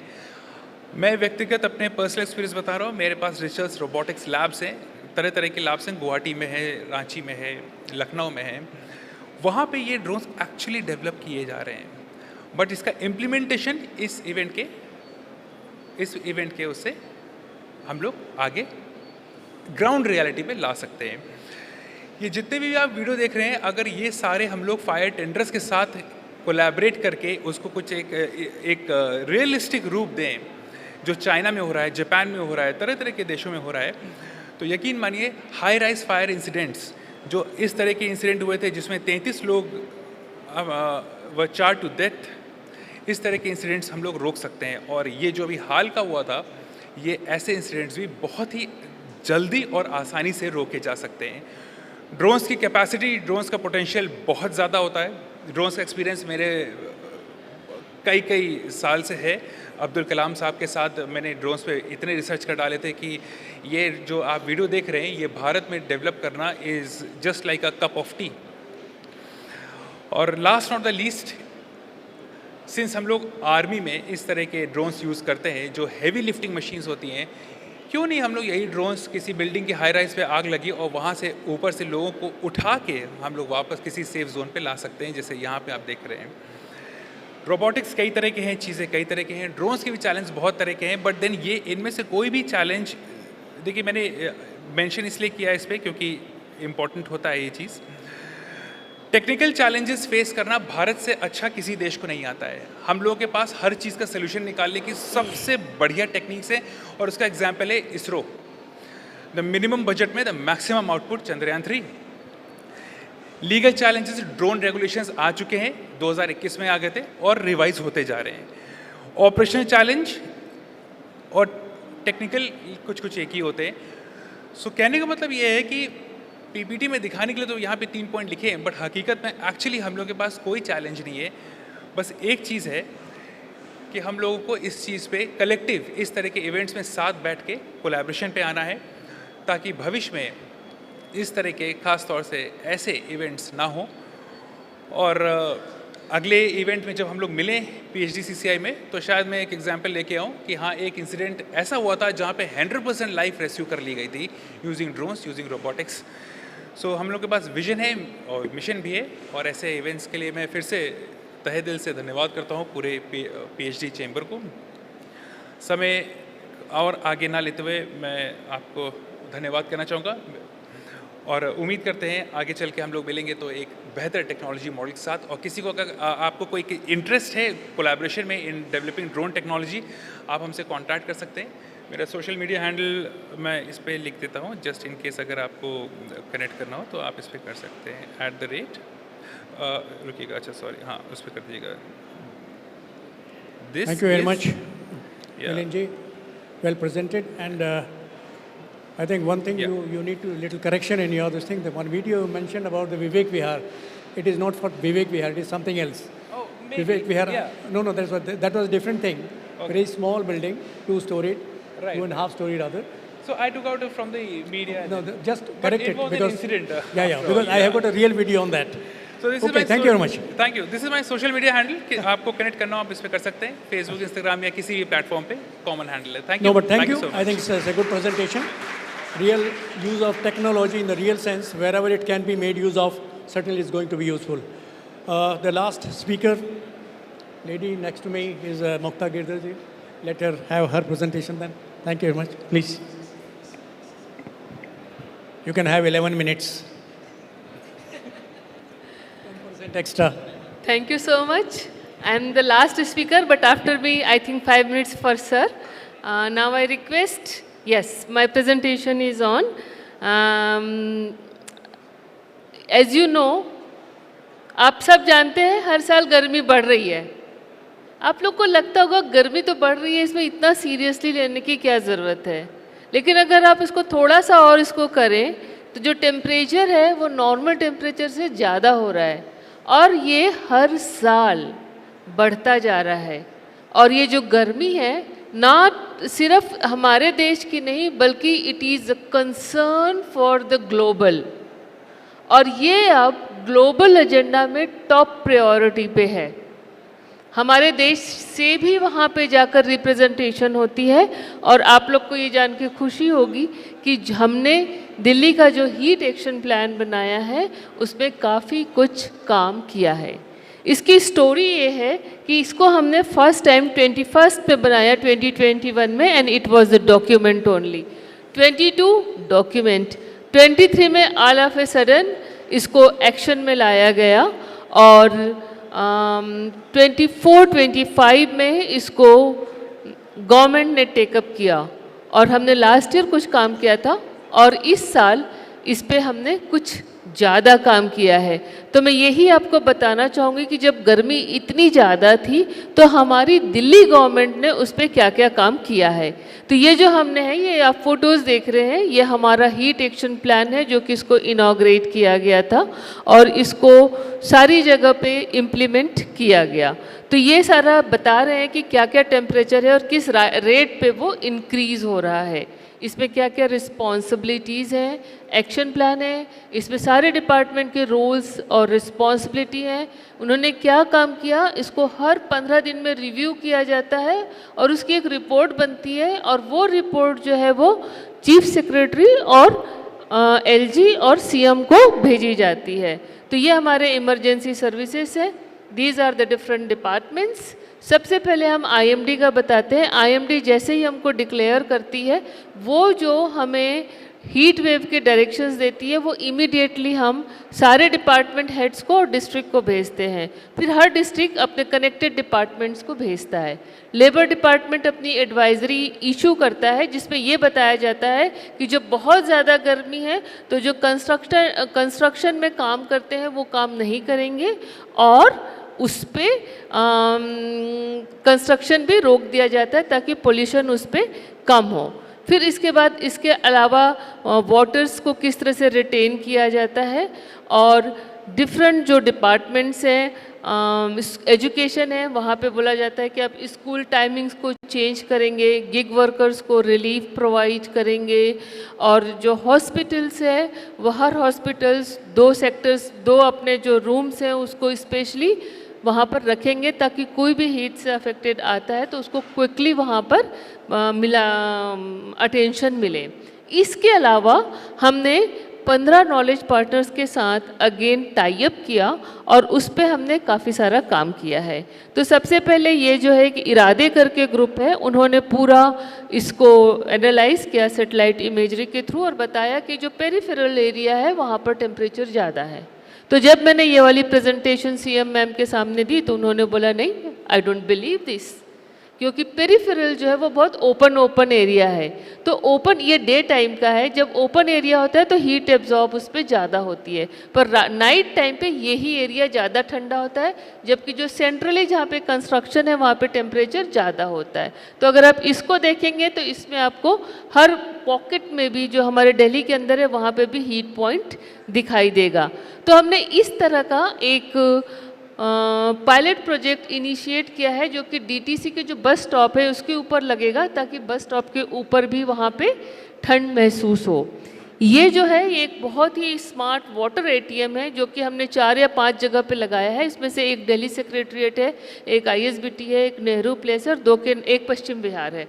तो इसमें बिल्कुल प्योर वाटर, कूल वाटर, कौन सा डिज़ास्टर है, क्या डूज एंड डोंट्स है, ये सारी चीज़ें उसमें नज़र आ जाती है। ये यहाँ पर अगेन कुछ एक्शंस एक्टिविटीज़ बताई हैं। एक हमने पूरा स्लम लिया है जो पश्चिम बिहार का है और वहाँ पर जितने भी स्लम थे उसके रूफ़ को सफ़ेद किया है। जब आप अपने रूफ़ को सफ़ेद करते हो कूल घर के तो आपका टेम्परेचर जो है वो 3 से 4 डिग्री कम हो जाता है। तो आप लोग इसको नोट करिए, अगर आपको गर्मी ज़्यादा फील होती है तो आप अपने छत को वाइट रूफ कर सकते हैं। ये यहाँ पे हमने जो ट्रैफिक पुलिस ऑफिसर्स हैं उनको कूल वेस्ट जैकेट प्रोवाइड करी और इसको एड्रा करके एक ऑर्गेनाइजेशन है उन्होंने की। इस जैकेट में खासियत यह है कि उसमें 4 फैंस लगे हुए हैं जो बैटरी से चार्ज होते हैं और सारा दिन जिन लोग गर्मी में खड़े रहते हैं उनको ठंडक मिलती है। ये यहाँ पर आईआईटी के साथ भी हमने एसोसिएट किया है और इन लोगों ने एक कलर कोड वार्निंग सिस्टम बनाया है जो अगर आप कभी कोई साकेत में जो मॉल है, I am forgetting the name, वहाँ पे बड़ी मात्रा में उसको डिस्प्ले किया गया है।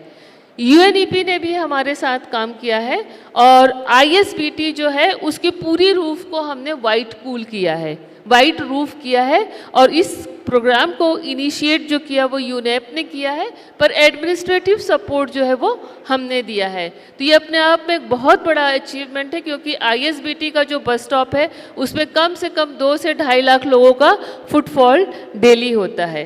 तो these are some things. Seed India के साथ मिलकर हम जितने भी ओल्ड एज वो हैं उनको हम वाइट रूफ करने का प्लान कर रहे हैं। ये शायद हमारा नेक्स्ट ईयर में प्लान हो जाएगा।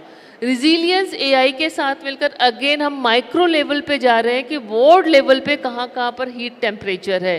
तो ये उन्होंने निकाला है सुल्तानपुरी एरिया का कि इस एरिया में बहुत ज़्यादा टेम्परेचर है। जब हम वहाँ पे डिग डाउन किया तो उसके रीजंस पता चले कि वहाँ पर उन्होंने बहुत सारा वेस्ट वगैरह जमा किया है, उसकी वजह से टेम्परेचर इंक्रीज़ हो रहा है। तो ये सारा again pilot of low cost cooling and resting point. इसके अलावा हमने कुछ किट भी भेजी है। इस किट में ORS, कैप, जैकेट, गमछा ये सब डिस्ट्रीब्यूट किया है। ये सारे बेनिफिशियरीज़ हैं, इतने लोग बेनिफिशियर हुए हैं। थोड़ा और डिटेल में बताऊंगी। इसके अलावा हर डिस्ट्रिक्ट में हमने एक MHRU मतलब मोबाइल व्हीकल जिसमें हेल्थ यूनिट इस्टेब्लिश की है, ताकि कोई भी अगर गर्मी से इफेक्टेड होता है तो तुरंत उसको उपचार मिल सके। ये थर्मल कूलिंग पॉइंट बना है। इनिशियली तो ये 24 ही थे, पर धीरे धीरे बढ़ा के हमने इसको 100 कर दिया। और शायद आप लोगों ने जो दिल्ली जाते हैं या दिल्ली के, उन्होंने इसको देखा भी होगा। और हर कूलिंग पॉइंट पे पानी की व्यवस्था, मटके की व्यवस्था और गमछा, ORS ये सारी चीज़ें काफ़ी अच्छे से की थी। ये एक हमने स्पेशली एक थर्मल कूलिंग पॉइंट बनाया जो नेचर बेस्ड है, और यहाँ पर सीड इंडिया करके एक ऑर्गेनाइजेशन है, उन्होंने सपोर्ट किया है। ये पूरी नेचर बेस्ड चीज़ों से बनी है। तो होपफुली आने वाले सालों में हम सारे दिल्ली में इसी तरह के टेंटेज का प्रोग्राम करेंगे। ये यहाँ पर जो आपको कूलर्स दिख रहे हैं, वाटर कूलर, ये हमको BSES ने सपोर्ट किया और 1000 वाटर कूलर एंटायर दिल्ली पे लगे हैं। ये अरेंजमेंट आपके जो भी सरकारी हॉस्पिटल है उस पर किया गया है।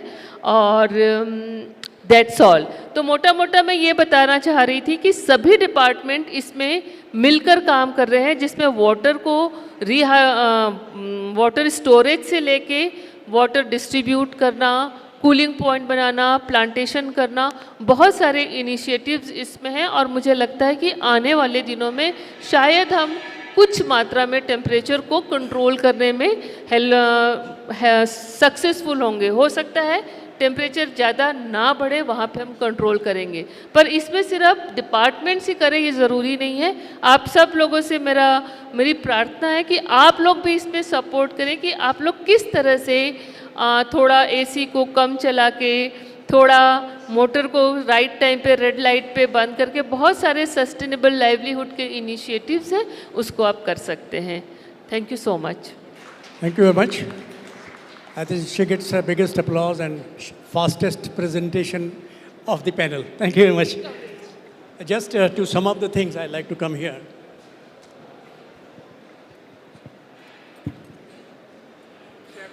I got a small video because we are listening to a lot of things, but it is better reception when we see things happening. And it's a real fire incident, and feeling that we are there in one of the person in that situation, then what will happen? What we expect others to do and what we expect ourselves to do or to know about it. Please play that video. Doesn't have any voice. Forget about this.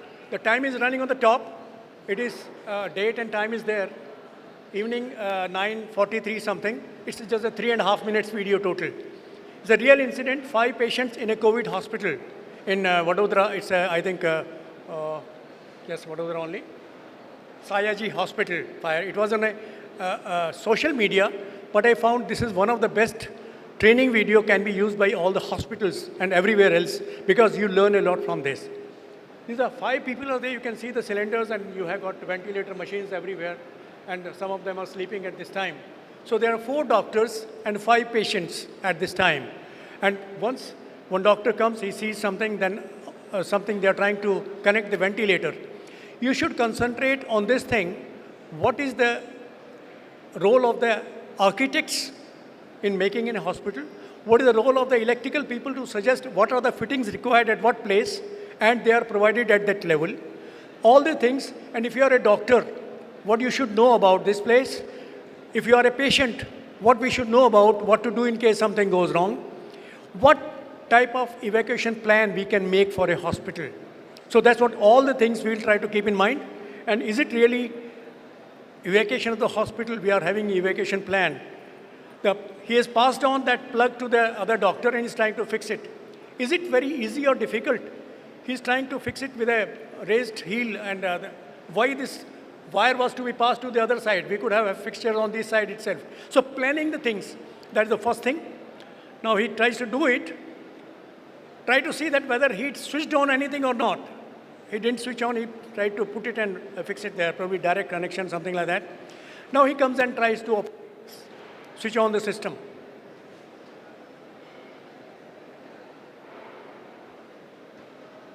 And something goes wrong. time starts from here. ये count करिए क्या time है वहाँ पर, and कितनी देर में ये लोग बाहर निकल जाते हैं, and how much time do we have to really act? The doctor goes there, could he switch off? He tried to do something, but he was so perplexed, he could not do anything. So he could not switch off the power supply to the equipment. This man is somehow running, see his hand is already there and he's pulled out. He pulls out from there and then, okay, one doctor goes there.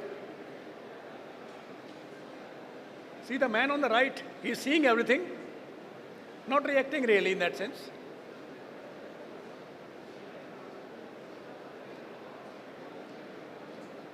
See the smoke. When we say the smoke and heat goes up, you can very well see this here. Start filling there. If it was ventilated at this time, probably smoke will not be accumulating to that extent, but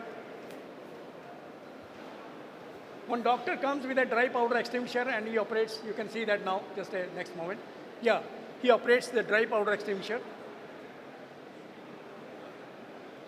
Luckily, there was not further any material there to which could catch fire. It was only the ventilator machine.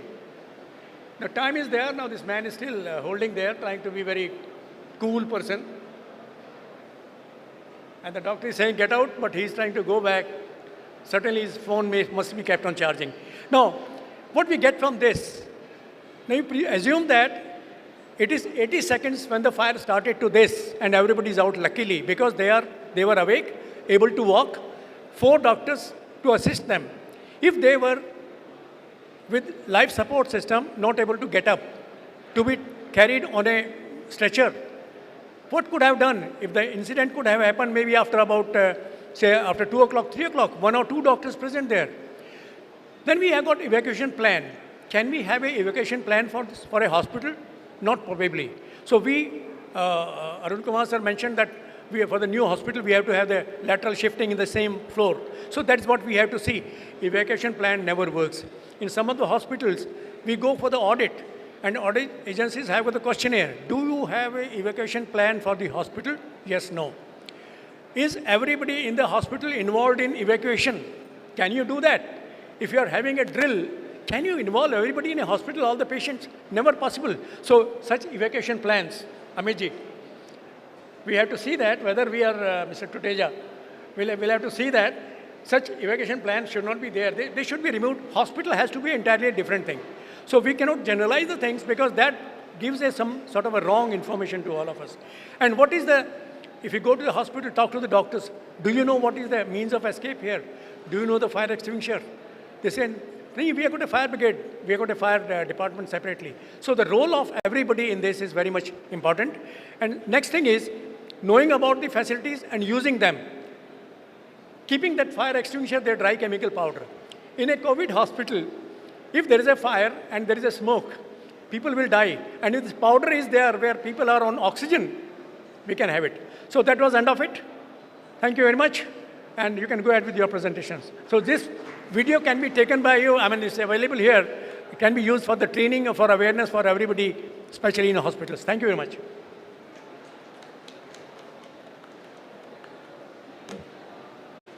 Let's hear a resounding round of applause for this amazing and exciting panel we have over here. I hope everyone found this session as fascinating as I did. We saw the incredible role technology is going to continue to play in solving the current roadblocks towards safety and rescue. The mentality of, oh, ye to bahar ki technology hai, has been broken down today thanks to the great minds present here. Now, to present a token of memory, I'd like to request Shri R.C. Sharma, former Director, Delhi Fire Services, to present mementos to our esteemed panelists. Starting off with Shri Amit Tuteja.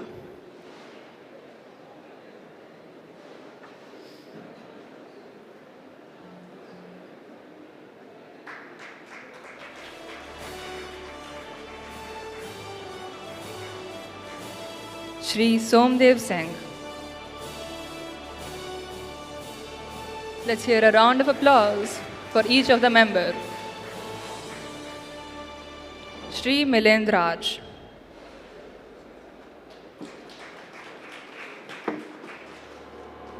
Dr. Mukta Girdhar.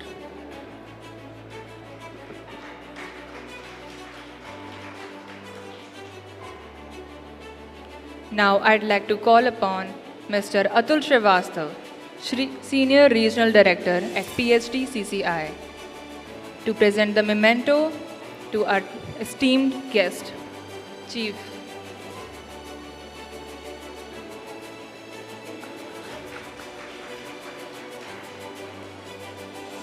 Let's get together for a group photograph, please.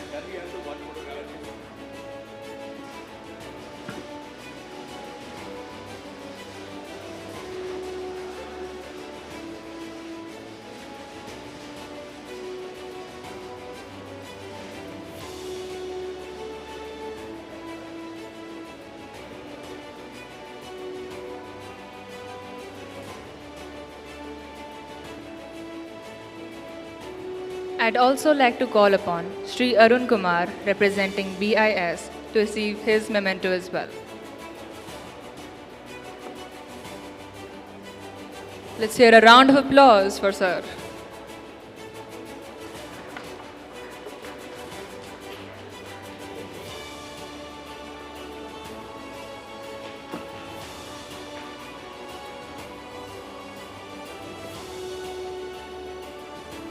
As we move towards the conclusion of UFSEC 2026, it's time to recognize the organizations which have gone above and beyond in excelling in technology and creating a safer tomorrow.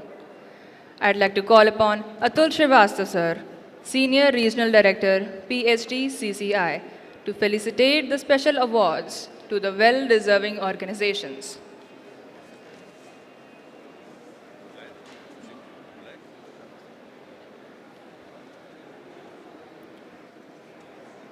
Thanks Karma.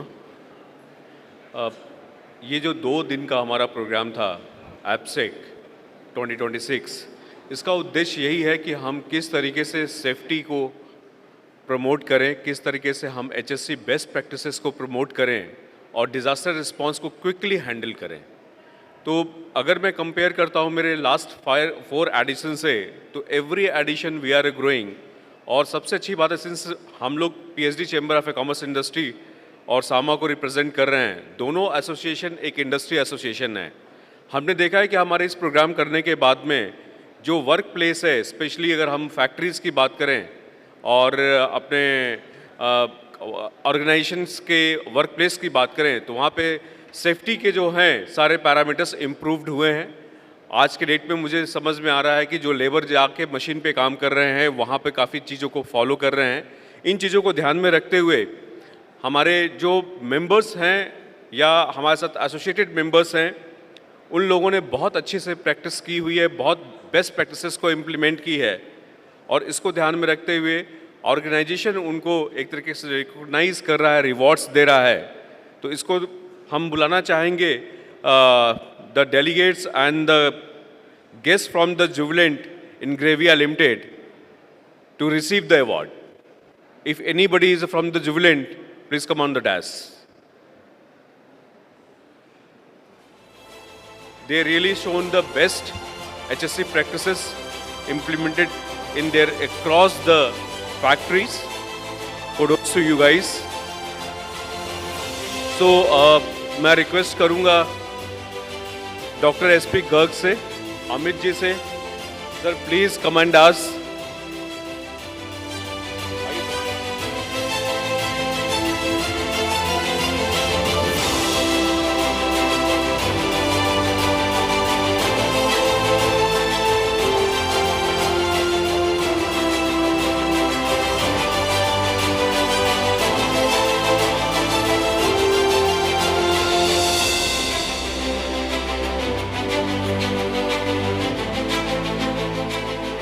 Next in line is the Swati Menthol and the Allied Chemical Limited. The guest and the representative from Menthol, please come on dais. Anyone? So, if Kaushik is here, Kaushik, you can receive the reward. Doctor Garg और अमित जी, आप लोग को DISE पे रहना पड़ेगा। कुछ 3-4 minute के लिए।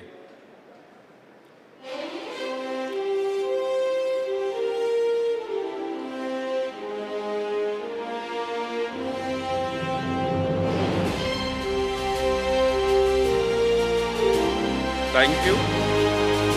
Next is the LG Electronics India. The guest, representative from the LG Electronic.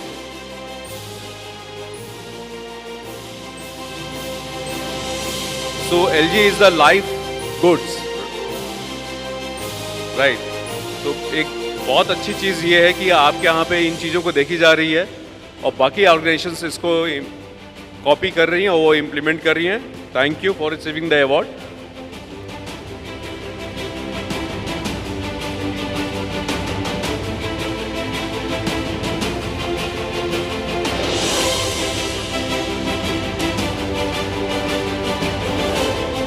So next organization is the NTPC Dadri. So entire team, please come on dais.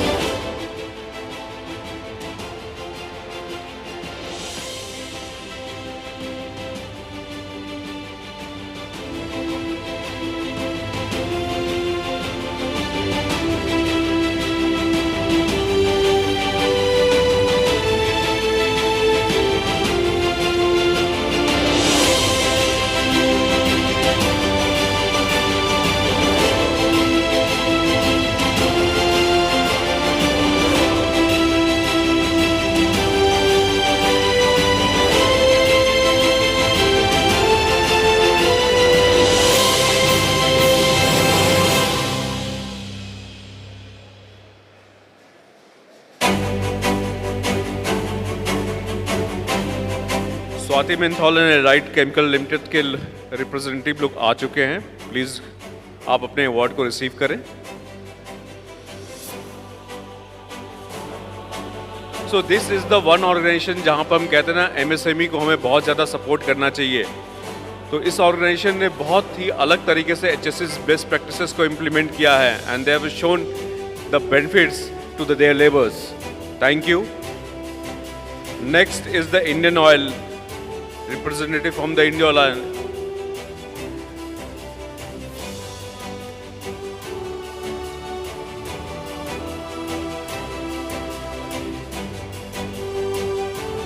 Indian Oil Sky Tanning Private Limited. Anyone? Okay. Next is the Intercrop Biotech Private Limited. The representative from the Intercrop Biotech Private Limited received the. Thank you, Dr. Garg. Thank you, Amit ji.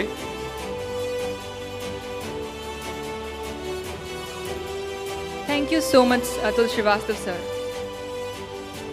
So this reward and recognition is for the implementing the best HSE practices. I wanted to assure you through this workshop, जो हम ये यहाँ पर एक पूरे के पूरे उत्तर प्रदेश और पैन इंडिया के लोगों को बुलाकर करते हैं, we are going to do this workshop at district level. और नेक्स्ट टाइम हम इसको बहुत ही स्ट्रेटेजिकली आर एक्टिविटी को ड्राइव करेंगे। और इस एक्टिविटी को ड्राइव करने के बाद में मुझे ऐसा लगता है कि अभी केवल मेरे पास नाम केवल 6 हैं। मैं चाहता हूं कि ये 6 के आगे एक 0 और लग जाए, 60 लोग आएँ और इस रिवॉर्ड और रिकॉग्निशन को लेकर जाएं। This is our objective. Thank you. Thank you once again, Srivastav sir, for the beautiful presentation of these awards. Next up, we have Hardeep Singh sir, Trade Consultant at PhD CCI. I'd like to invite you over to the stage.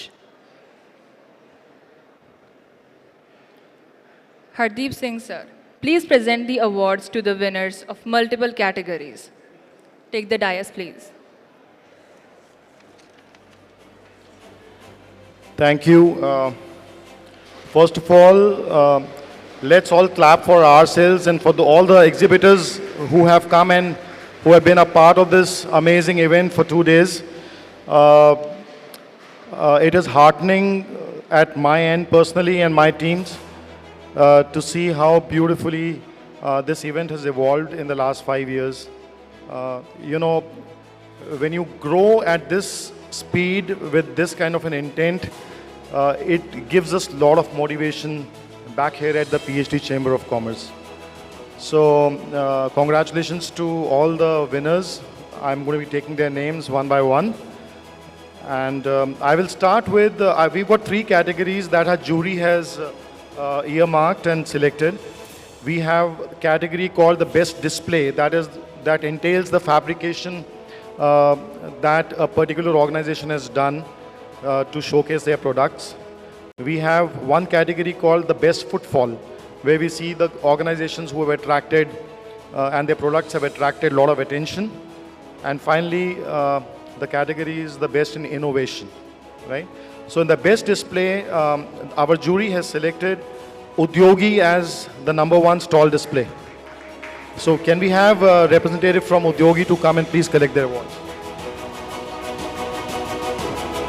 Atulji, I would like you to come and felicitate our winners.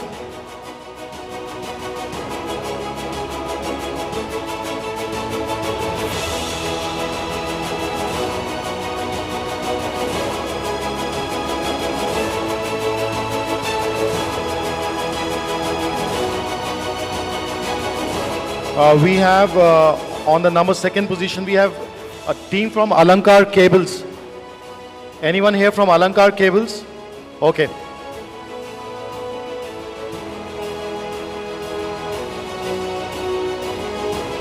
Both Alankar and Udyogi have participated in UFSEC for the first time. And I suppose they've had a very, very good 2 days here. And they've done a beautiful display at stall #1.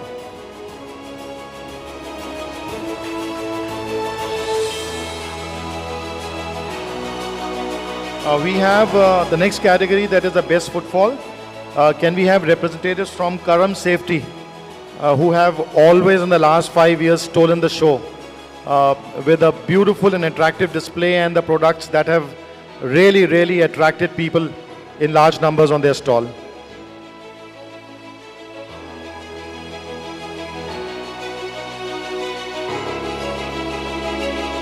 A big round of applause for Karam Safety.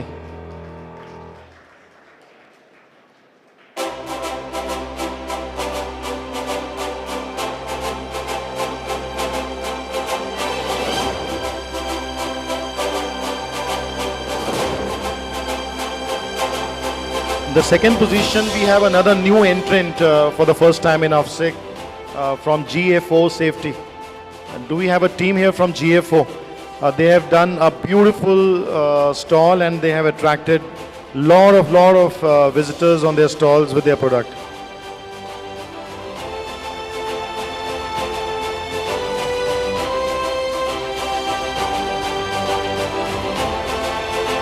Finally, the last category is best in innovation. We again have Karam Safety here, the team from Karam Safety, to come and take one more award for best in innovation.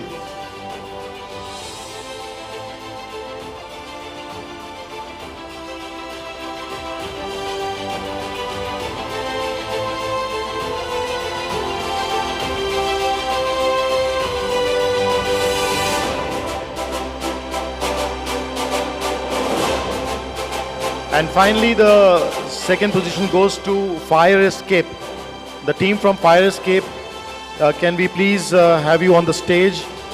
They are the ones who put a beautiful vehicle on the outside and they have displayed another vehicle inside. And they've showcased some very interesting innovations in firefighting systems.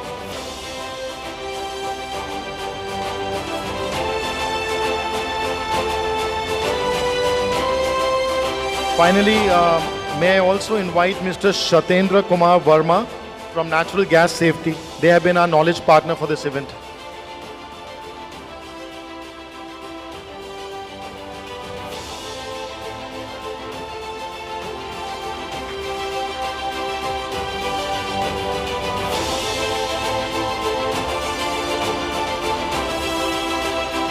And finally, can I invite Mr. Virendra Jory ji, our partners in this event, to come and join us on the stage. A wonderful effort from Sama. They have been the backbone in this event for last so many years.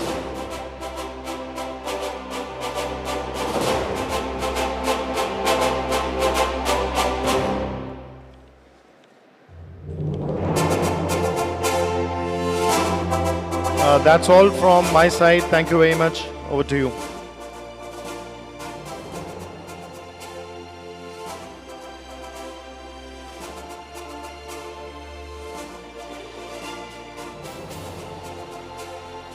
Congratulations to all of our partners and exhibitors who are present today, and thank you for your continued support. As UFSEC 2026 comes to a close, we'd like to thank each one of our esteemed dignitaries who graced us with their presence and your enthusiastic participation over the 2 days.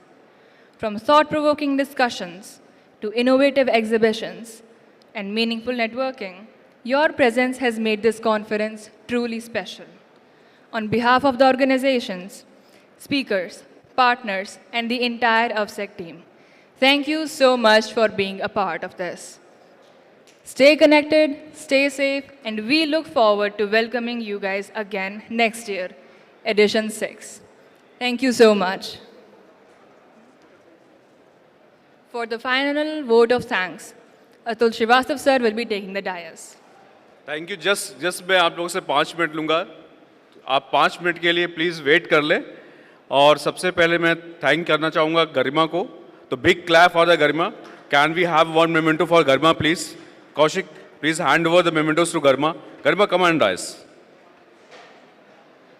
And thank you to the entire team of UFSEC. सबसे पहले तो मैं doctor Garg का बहुत बहुत thank you कहना चाहूँगा. Doctor Garg हमारे इस प्रोग्राम के लिए पितामह हैं. उन्होंने फर्स्ट सीड को जो उन्होंने बोया था वो आज इस लेवल पे पहुँचा हुआ है. तो sir thank you. RC Sharma sir, thank you very much. Milan from the day one, Amit ji from the day one, Somdev ji from day one. पूरी के पूरी जितने लोग बैठे हुए हैं. और special thanks to the Sama team. Virendra ji day one से हम लोग के साथ हैं. और जो हमारी टीम है, जो टीम ऑर्गेनाइज कर रही है, उसके लिए big clap. Hardeep ji please come on dais. Gaurav, Prabhat, Kaushik, Amrish ji, Shailendra, Vikas, ये जो लोग हैं यहाँ पे खड़े हुए. और मैं तो यहाँ पे कहूँगा कि वीरेंद्र जी आप भी यहाँ पे आएँ. यही लोग हैं जो इस पूरे 6 महीने तक मेहनत करते हैं इस प्रोग्राम को कंडक्ट करने के लिए. तो big clap for them. Amrish ji आप भी आइए यहाँ पर. सो इनके बदौलत ही ये प्रोग्राम होता है और ये डे इन डे आउट काफ़ी मेहनत करते हैं. So thank you.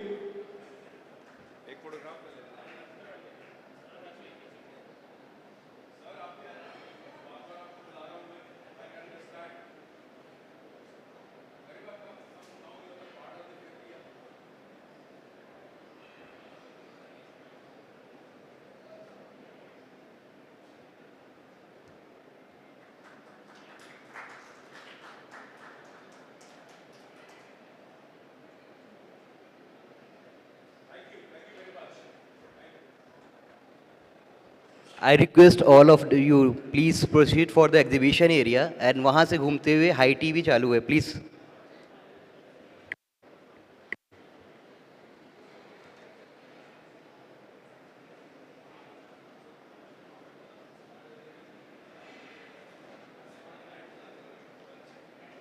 When India's economy was still finding its voice, a vision took root. A vision to unite industry, nurture entrepreneurship,